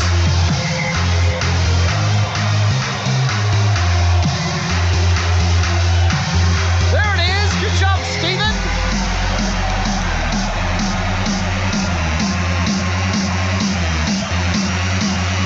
And one more time, wherever you are, shake your building, go crazy. 1, 2, 3, go!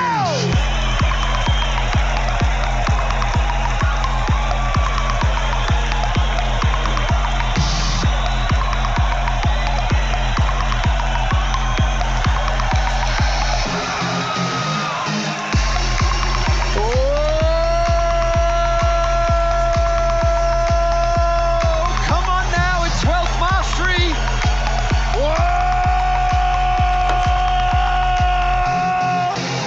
Yes! High fives, virtual high fives all around the room. Virtual high fives. Good job, good job, good job. And grab a seat in a peak state. So, take a deep breath in. Raise your hands if you're excited about what's coming next. If you're excited, raise your hand and say yes. So, we've uncovered some meanings. We've uncovered some stories. We've uncovered some things that have gotten in the way. And so one of the questions we want to ask ourselves is, does having more money really mean you'll have less financial pressure? Does having more money mean less pressure? And for some of you, the answer is yes. For some of you, the answer is no, because you've got some different stories going on. But I want to be clear, before we get into content, before we get into deep strategy, not content, but strategy, I want to be clear, and you know this, jot it down again, because repetition is the mother of skill. Success in anything is 80% psychology, my friends. It's 20% mechanics. Now, as it turns out, we're going to spend 2 full days on mechanics here, but it's 80% psychology, which is what we're doing right now. If you just did nothing else but annihilated some of the negative beliefs or the conflicting beliefs you just wrote down on a piece of paper, that would be enough just to clean you up and have you moving forward right now.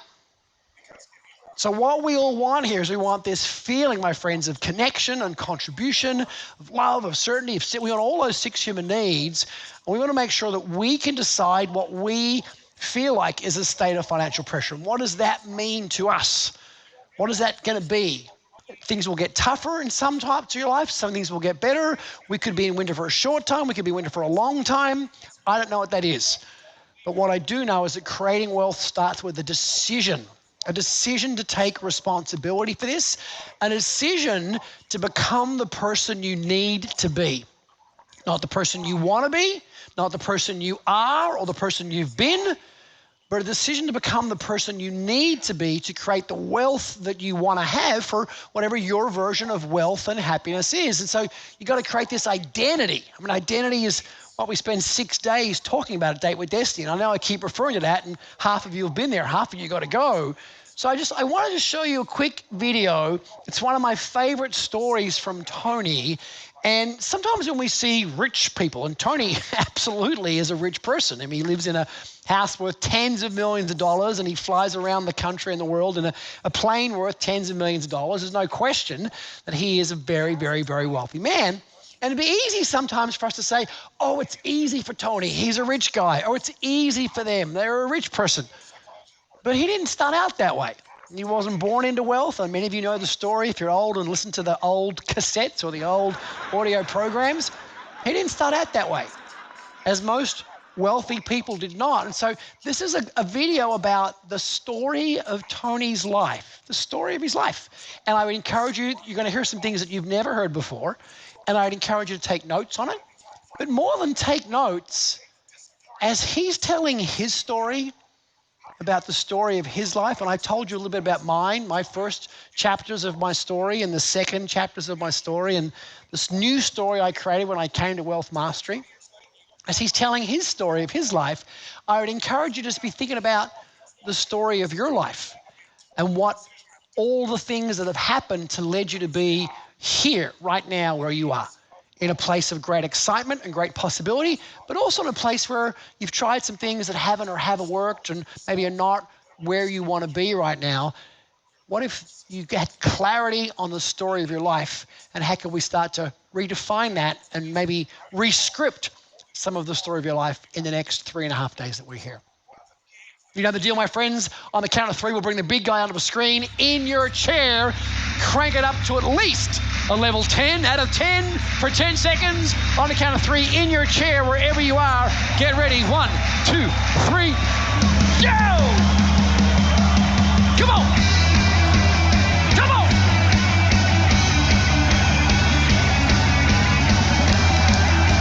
Crank it up in your chair. Come on, Christy, Agatha, good job. Samir, good job. Kelly Westover, great job. Elisa Plaza, sitting on the table. Good job, Elisa. Vera, team 5. Feet up in the air, hands in the air, on the couch. I love it. Good job. Good job.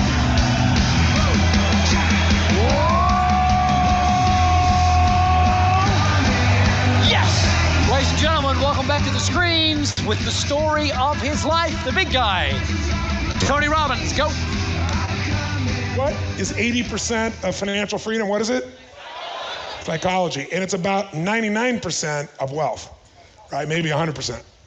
And it's great to talk about psychology, but if you want to know your psychology, if you want to know what's shaping you, what we're really talking about is the meaning you give things. When you talk about somebody's psychology, whether somebody really has an extraordinary life or not has little to do with the events of their life.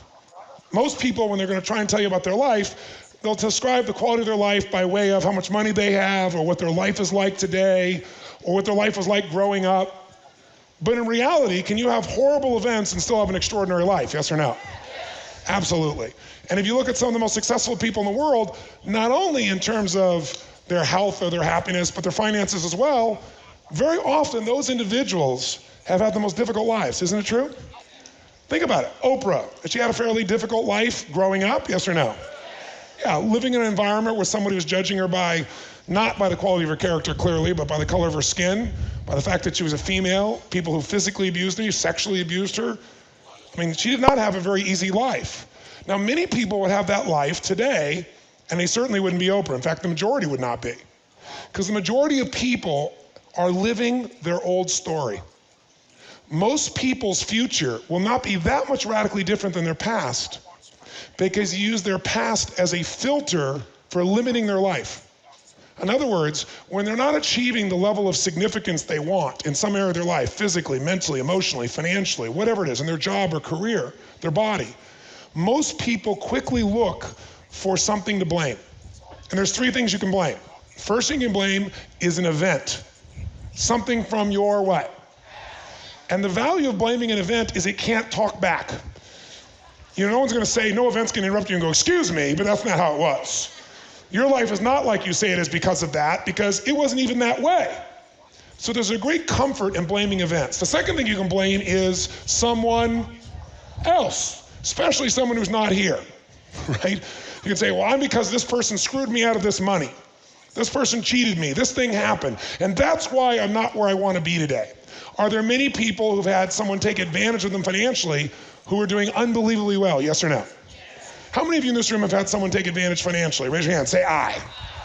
And it was once said, there are only volunteers, no victims. Because if you haven't done your job to evaluate the situation, you created the opportunity for this to happen. Now that feels a little harsh, and I've personally been through this as well, but in the end, it's true. You know, there are no victims, only volunteers.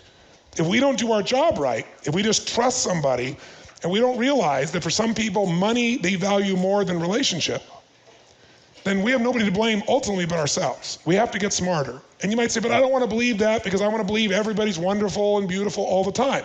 Well, everyone's wonderful and beautiful in their soul, but do people get caught up in their psychology at times, yes or no? Even the best people. Who here has ever lied and you consider yourself to be an honest person? Raise your hand, say I. And if you don't raise your hand, you clearly are lying now. Everyone has. That doesn't mean you're a liar, it just means you got caught in a psychology where in order to meet your needs, you justified lying. You didn't want to lose love, so you told a white lie. Or you wanted to feel significant, so you made it bigger than it was. Or whatever, we've all done it, right? But the center of gravity of your life is driven by your psychology. So the past does not equal the future unless you live there. This is one of the most simple beliefs that I share ongoing, but I want to remind you of it, because repetition is the mother of skill. Got to take it at a different level. The past does not equal the future unless you live there. Now, if you pull from your past great lessons that empower you, then you have a psychology that works. It's not that you never go to your past, that's how do you use it? Do you use it to drive yourself forward or justify where you are? And if you use it to drive yourself forward, or if you use it to appreciate your life, all the emotions you want to have in the future, you've already got inside you. You're just not using your resources effectively.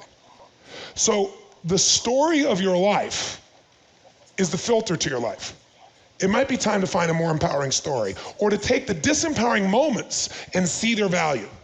How many of you in this room have ever had an experience in the past where at the time it was the most painful, difficult thing you could imagine? You would never want to go through it again. But 10 or 20 years later, you look back on it and you go, thank God that happened.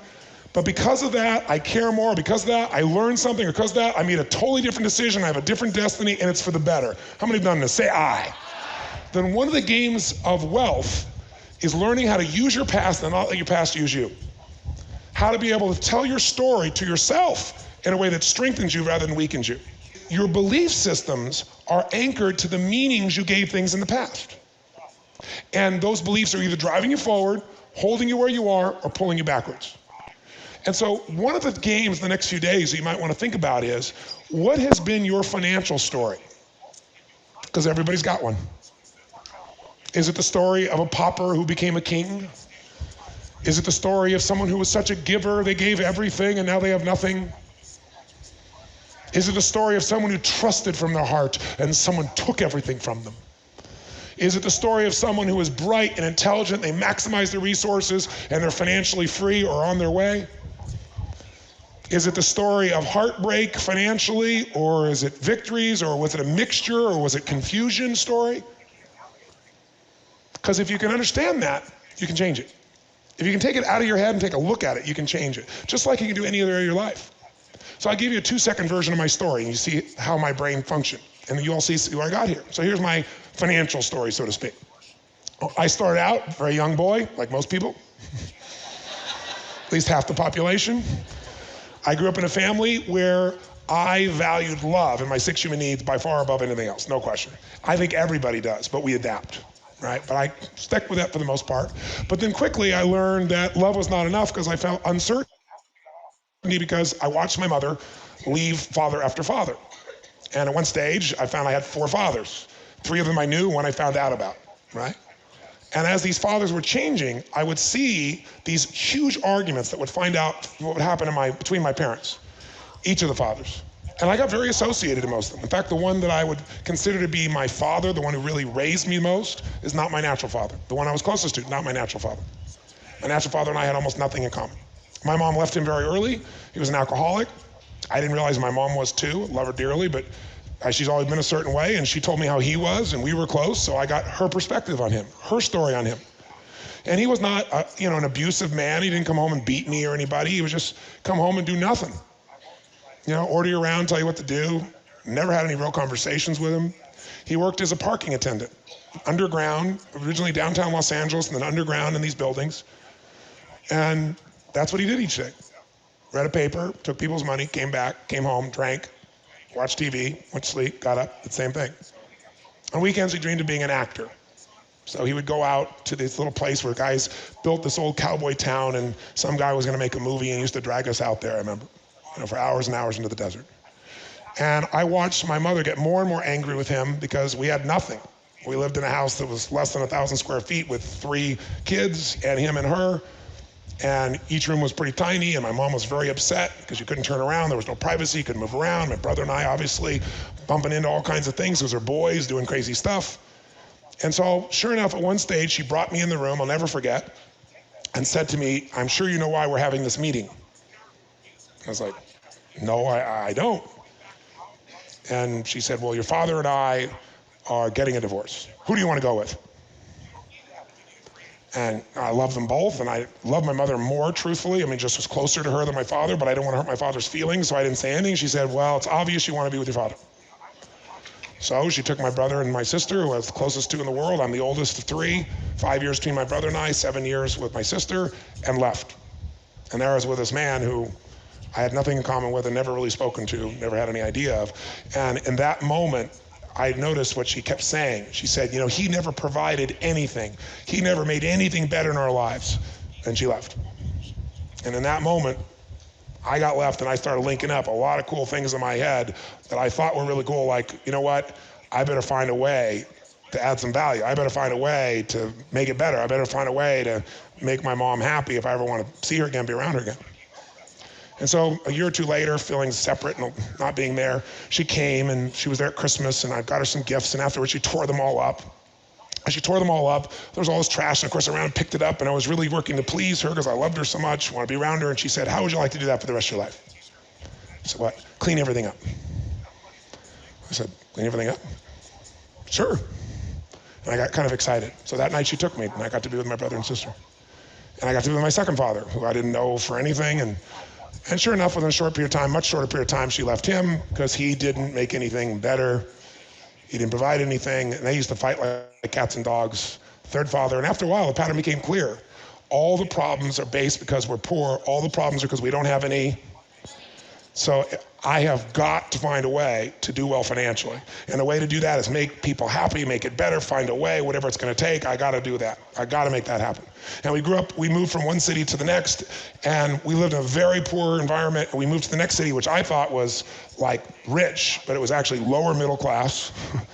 And we lived in the worst part of that place, literally across the tracks. There was one part of the city where there were a couple homes literally by the railroad tracks, and my father taught us that we should be humiliated and embarrassed by where we lived, and we didn't want anybody to know where we lived, because there was a clique in that city, and if everybody knew where it was, you'd be in trouble. It was the first time I learned I wasn't supposed to be happy about where I lived, and I needed to live in a better place.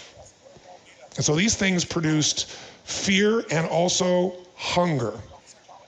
And hunger is not a bad thing. Instead of saying it's a horrible thing, it gave me a hunger for more, a hunger to create more, a hunger to do more. But was underneath it was really a hunger for love. And I developed a belief system that said, if you can do more, if you can achieve more, if you can significantly create value, then people will love you, stay around, be there. How many follow?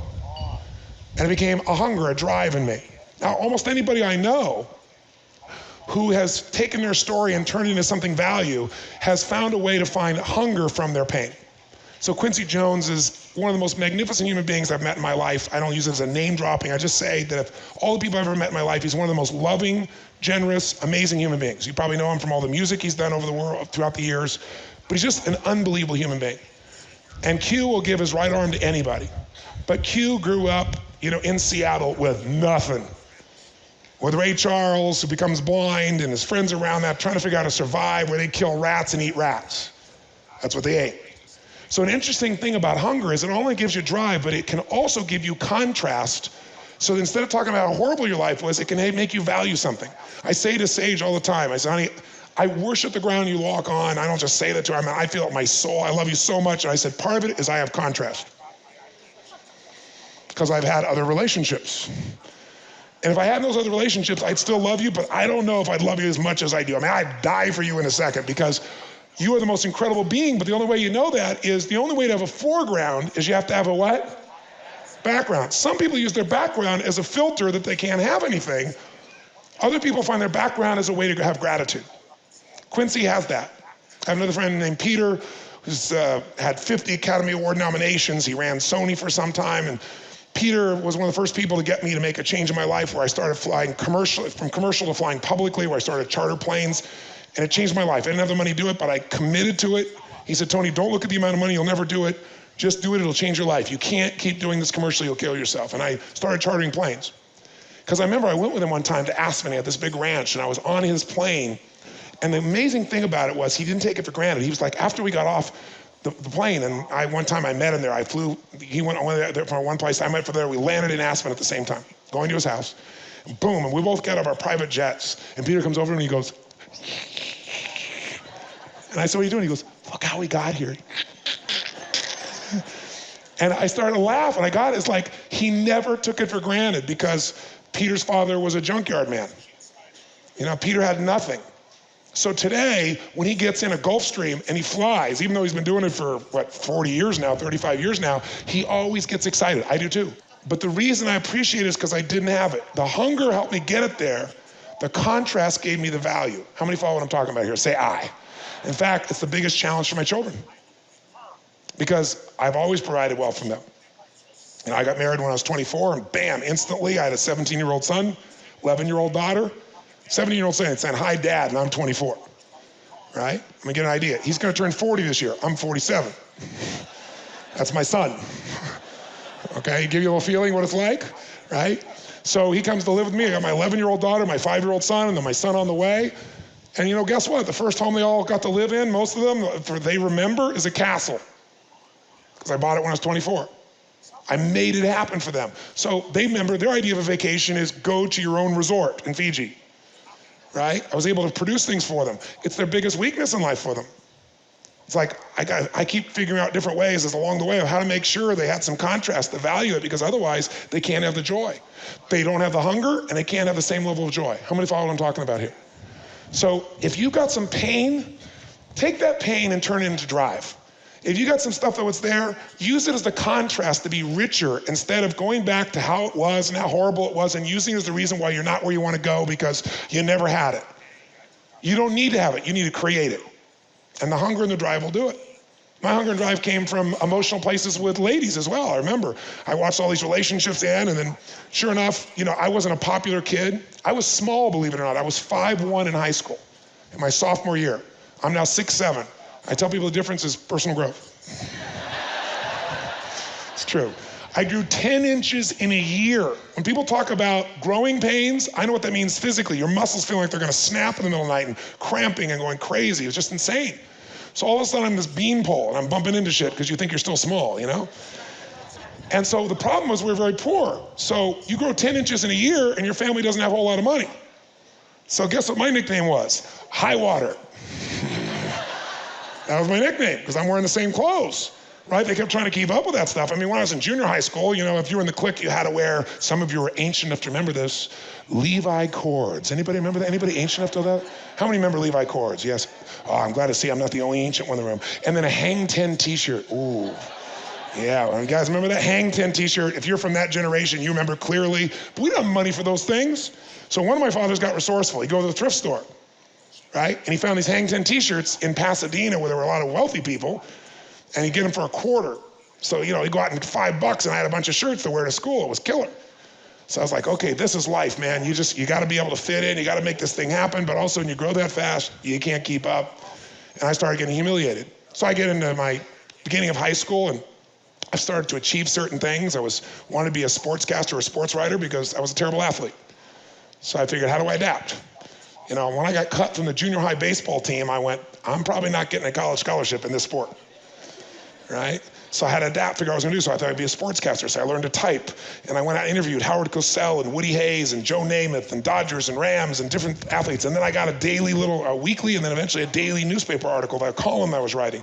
And I was just a kid, 14 years old. So by the time in high school, they call me on the first day and say, come to journalism class because you're the only one who has a real job writing. How'd I get there?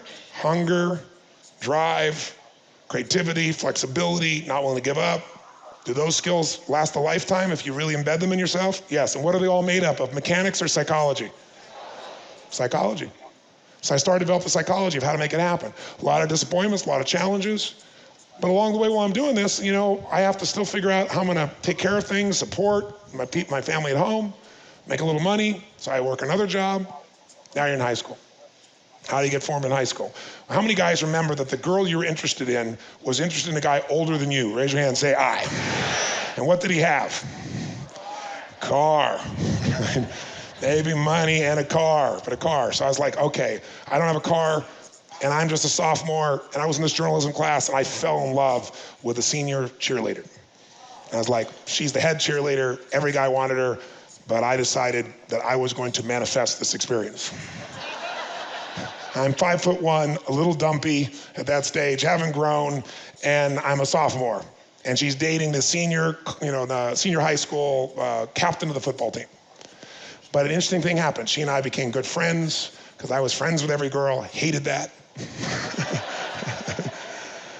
And we got to be good friends, and I was kind of outrageous and playful, and at one point, they broke up right before the homecoming dance, and everybody went, don't talk to her, he'll kill anybody who does it. And I went, I don't give a damn. So I asked her the homecoming dance, and she said yes. And I was like, yes. I was so excited, so hungry for connection and love, and I got my ideal. She was playful and outrageous and fun and beautiful in every way, and I'm taking the homecoming dance. But I didn't have any experience in going to a dance before. I'm the oldest of my family. I didn't know you're supposed to take somebody to dinner before the dance. And I also don't have a car. So now I've got a yes, but I got to figure out how to execute this yes. So I decided one of my fathers had a decent car, and so I called him up and said, will you act as my chauffeur if I pay you? I said, but you can't say, Tony, you gotta call me Mr. Robbins. You gotta drive me because I don't have a license and I don't have a car. And if she thinks my father's driving me, I am in deep trouble. So he says, how much? So we negotiated, and I got him to do this. And so I pick her up, and before this, I have no money, so I have to get an outfit. So where do you go? The thrift store. Not a lot of options. So I get this blue suit with a big white collar that, when the wind hit it would fly and stuff like that. For $20, I bought a fake gold chain so I could look really cool and shit. This is, during those days, And sure enough, I got some white shoes of my father's that were too big, but I didn't have money for shoes, so I borrowed his white shoes. They were kind of beat up. And then my mother decides she's going to assist me because I don't have enough money for a haircut, so she decides she's going to give me a haircut. And so to save money, she says, not only that, the newest thing is a perm.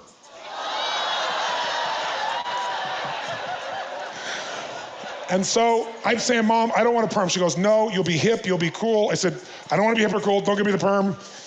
My mom was a fairly persuasive woman. I end up with a perm. So I show up in my thrift suit, my flying collars, my fake gold chain, my dad's white shoes, and one of my father's driving a car. And I show up and she looks like this. And I then immediately have her driven. We're driven straight to, the high school to go to the dance. And she said, have you already eaten? Which I didn't know was a hint. I said, oh yes, I'm quite full. Sometimes you make the mistake just because you don't have the sophistication of knowing a few distinctions. It's not that you don't care. It's not that you're not smart. You just don't have the experience. And there's nobody in my family done this. No one warned me. So I drove her. And of course, every senior guy came up to harass me, make fun of my perm, and then ask where we went to dinner. And quickly I began to understand that I had failed miserably in taking care of this woman. And I was humiliated. And she was actually very nice about it, gave me a little kiss on the cheek. Boom. It was good night. But when I got back to school, I never heard the end of it. A, I took out her, so every guy wanted to take me down, and they were my seniors. B, I had such incredible style that I probably would have been entertained by the way I came across. And so from that moment on, I was an outsider in just about anything. And so out of that outsider piece, all I really wanted was love, and I just said, screw you, and I focused on what I thought I could do that would make me different or unique and how I could go about things. And I focused on it. And gradually that became my story. Separate, unique, different. And then an interesting thing occurred. I decided that I really wanted to prove to myself I could do something at a different level. So sure enough, I went out and decided I was going to become student body president. I was not popular. How was I going to do this? I developed a belief system. I thought, you know what? Everybody votes for the popular kid just because there's not an option. I'm not popular, but I'm going to do something. I developed this belief inside that I said, you know what? I want to run this like a real campaign. I'm going to go to all the groups, find out what do they really want, and I'm going to come talk to the principal and people. I'm going to come back and tell them the truth. So I go to the band, the cheerleader group, everything, and I began to speak. And sure enough, I was fairly influential because I wasn't trying to convince anybody. I was just telling what I really believed from my heart, and people respond to the truth. And I learned that. And it shaped me. And so sure enough, next thing I know, I'm competing against 5 of the most popular kids in school, and it's a tie between me and the most popular girl in school, who was a complete bitch. She was so mean, she was so harsh, and she had her boyfriends come and rip up all my posters and things like that. But we had a runoff, and I remember the day after school, there I was, there was almost nobody on campus, and they were counting the vote, and they came over the loudspeaker to announce it, and they said, Tony Robbins is the student body president. I was like, wow. And it changed my belief about what was possible. My belief became if you add enough value, even people who don't like you will still feel value, and they will connect with you, and you will be able to make a difference. Came out of high school. But when I was doing this, I wasn't home cooking every night, taking care of the family every night, so guess what that moved into? Conflicts with my mother. And then I started talking about I'm going to be moving away and going to college, more conflicts. It's hard when you're really close to somebody. That separation moment can be very difficult for people.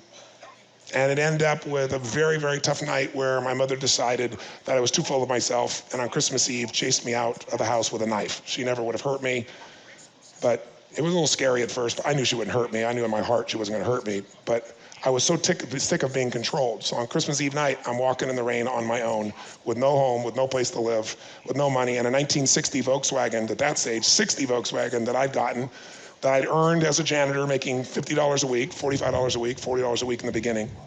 And I bought it from somebody. I got them to leverage me the money because I did a lot of moving for them. And now I'd become something else, determined.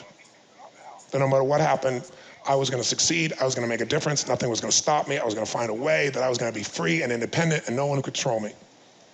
How many follow?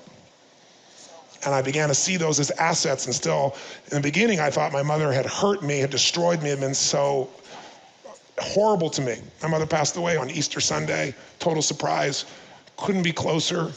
And one of the things I was saying to her at the end, where my brother and sister were there, and we were there touching her and loving her, was all the things we thanked her for. And I thanked her for all of those pieces from my heart, because she gave me the most unbelievable gift, and she had blamed herself and felt it was a horrible thing she'd done. I wouldn't be who I am if she hadn't done those things. I wouldn't have the drive, I wouldn't have the hunger, I wouldn't have found the determination, I wouldn't have built the muscle to serve. First, I tried to figure out how to serve myself, frankly.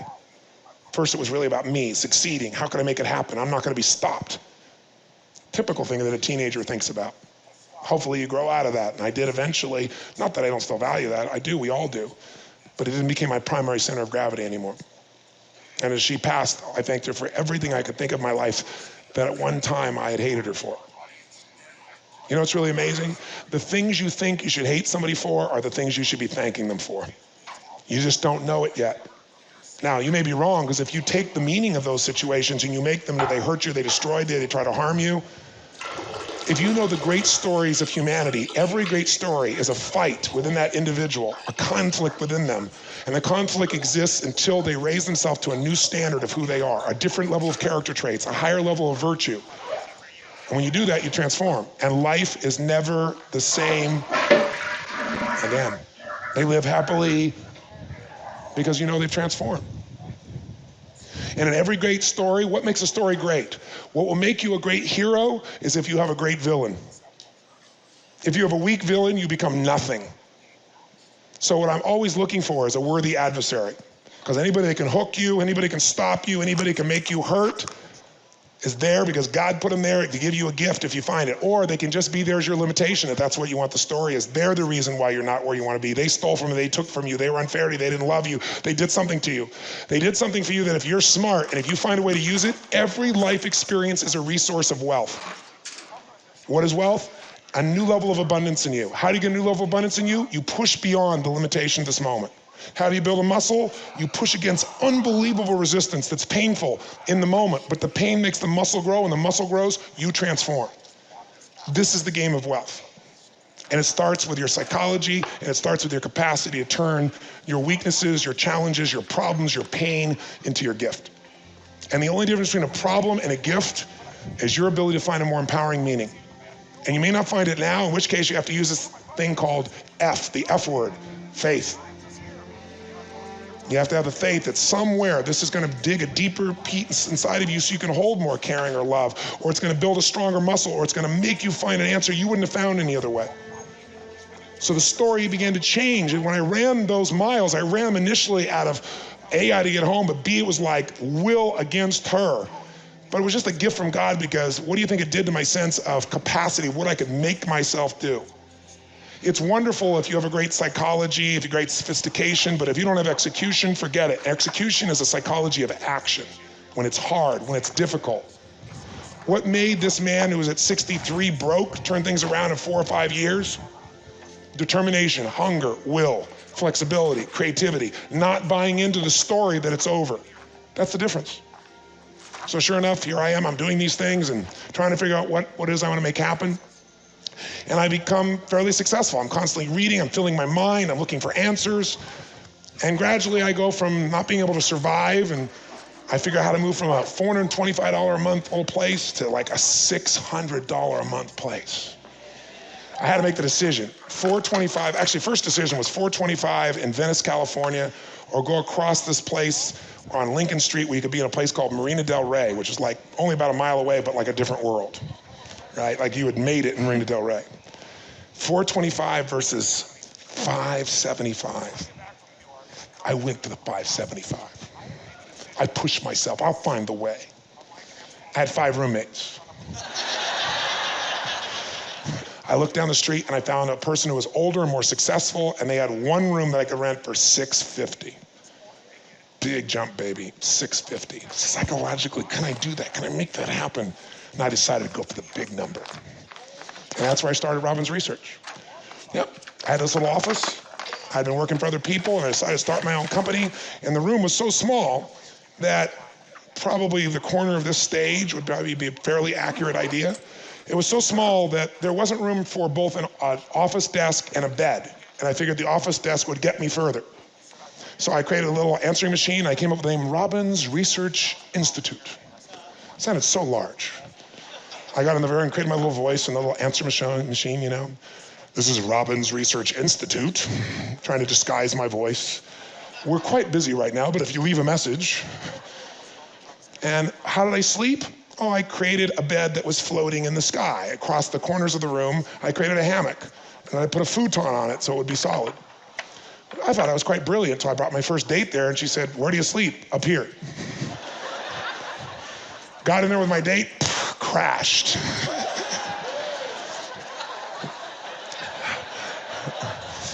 Didn't go well. That's how I started. And I moved from there, and I decided I was going to raise the standard of what I was doing. And part of what will make you raise your standard is getting around where it's better and letting something hit you. You know? Like, you know, you don't even think about something, but you get around where it's better, and something went from maybe or not even a thought to a desire to all of a sudden it becomes an absolute, but you don't have the resources. But resourcefulness is the ultimate resource. And so sure enough, I went for a meeting with somebody I was trying to do some business with, and they were in this place called the Del Mar Castle. This castle on top of this hill overlooking the ocean. And I was like out of my mind. And I was trying to do business with these people, and they wanted to do business with me. And we started talking about all kinds of things, and I looked around this house. It was unbelievable. That would be incredible. So gradually I started building my business and doing well, and I stayed in relationship with these people. And one day I found out these people didn't own that house. They were renting it from somebody else. And the man had taken it back. He went through a divorce, and now he was bouncing around this place like a BB in a beer barrel, a beer can. And so I got to know the guy. He came to one of the seminars I was doing. And at one point, somebody called and said, "Listen, Tony, you're traveling all over the place, living in hotels. Why don't you come down and rent this castle?" Because my other partners lived around the corner. "Why don't you rent it for just like 5 months, 6 months from this guy? I think we can make a deal with him." "How much?" $6,000 a month. $6,000 a month? And at that stage, I was making about $35,000 a year. right? I thought 6,000 a month times 6, what is that? 36, that's more than 1,000 I make in a year. Done, let's do it. I thought, you know what, if I get in there, I'll earn more, I'll figure a way. I mean, think of what it'd be like to live in a castle for 6 months of your life. After that, what a cool thing, even if you never did it again. I was only there for one night. Sure enough, a few weeks later, I fly. And where do I go? New York City. I'm doing my first speech in New York City for the Learning Annex, or it wasn't Learning Annex, the whole Life Expo is what it was called actually in those days, Whole Life Expo. And I go to the Whole Life Expo and I'm a speaker for free. And I get this large audience, and I talked about my life story and what I'd learned and how I'd worked with people. And up until that time, it'd been really great for me to help everybody, but I never could receive or give myself too much, because when I made a lot of money at a very early age, $10,000 in a month, it was like more money than I could ever imagine. $10,000 a month in 1977, when you're 17, you have no overhead, it's a lot of money, right? So I went to my friends and went, let's fly to Egypt, let's race camels between the pyramids. And they're like, easy for you, you're rich. You're into money. And I was like, I'm not into money, I just have a little now. It's my treat. No, I don't want to do this. And all that I believed that money would give me love, all of a sudden all the people around me who I thought loved me now hated me because I had money. So I got rid of the money. I sabotaged it all. I gained 38 pounds in about 2.5 months. Not easy to do. You have to eat tons of food and not move very much to pull that off. I lost everything financially. And then I did okay, staying in those little apartments with everybody, right? But there came a point where my brain went, if I could be more spiritual, do I think I should really be more spiritual, more loving, more caring, more committed? The answer is yes. If I could be better physically, should I do whatever it takes? Yes. If I could be more emotionally giving, should I? Yes. Then if I could be better financially, how can I live so incongruently? So that's part of why I went for this symbol. And when I made this psychological shift and I bought this house, then I'm doing this speech in New York, and I said, listen, I've never done for myself before, but I'll tell you something. You don't do better by shrinking what it is you're living your life to. I said, you know what? I just bought this castle. And I said, bought, not leased, and the New York Times was there. Yeah. Now it's a must, I must buy it. I didn't mean to say bought, but I've been thinking about, dreaming about how to buy this even though I had no money, right? So one of my buddies afterwards said, you are dirt, man. The New York Times is here. The New York Post, the New York Times, they write a story. If they check it out, you're leasing this place. You didn't buy it. I go, did I say buy it? They said, yes, because I've been visualizing it, man. I'm gonna make it happen. They said, well, you know what? It's not even for sale. I said, call the guy. He's renting it to us. I'm sure he'd sell it. He goes, what are you gonna buy it with? You know, I said, I'd saved at that point $40,000 total, about $41,000. And he said, Tony, he's not gonna. I said, we'll buy it with no money down. I've been to these seminars. They say no money down. That's how we'll do this thing. So sure enough, what happens? He calls the guy up. His name is Sandy Shapery, I'll never forget. And Sandy says, he said, listen, we'd like to talk to you about buying this place. This is my buddy. And he'd been in real estate. And he said, I can't believe you're telling me this. He said, 2 days ago, I decided I want to sell this place, but I want to sell it by the end of the year, by Christmas. It was 2 weeks before Christmas. And he's 1984. And he says, you are? You're going to sell it? Yeah, 2 days ago. He said, I haven't even told him. I haven't even listed it yet. How much you want to buy it for? How much will you sell it for? $2 million. $2 million. My last house was $600 I was sharing with someone. I got $6,000, I'm making $35,000 a year, 38, maybe 40, right? $2 million. He said, how do you want to do this? He said, well, assuming you come to the right price, he said, Tony wants to do kind of a leverage deal. He eventually got the no money down, and he said, forget it. So I get back from New York and I come to my castle, which I had made the decision that this was going to be a symbol of my transforming my life from a place of poverty where I helped everybody but I had nothing to this is where I'm going to raise my family. I didn't give a damn about the money. It was the idea that I could take the invisible and make it visible. I was doing that emotionally and psychologically. If you asked me, could I transform my life in these other areas? I'd say yes. I'd set huge goals and achieve them, but when it came to the financial area, there was a block inside me. You're not spiritual to do that. That's not great. And I said, you know what, that's BS. I'm gonna make this happen. About a week and a half later, he's getting near his deadline, and one of these people is supposed to show up, and he calls me at 4 o'clock in the afternoon, and he said, this man was supposed to be at 3 o'clock. With his money, he didn't show up. He said, if you get here within 20 minutes, he said, I've done your TRW, I know what you have. You have nothing. You got $40,000 to your name. I said, 41. He goes, great, I'll take all 41. $41,000 down. He said, interest-only payments, $16,000 a month, he said, and $100,000 chunks every 3 months to pay for it. And he said, you want to do this deal? I said, yes. He said, you better be here in 20 minutes. I was on time for the first time in my life.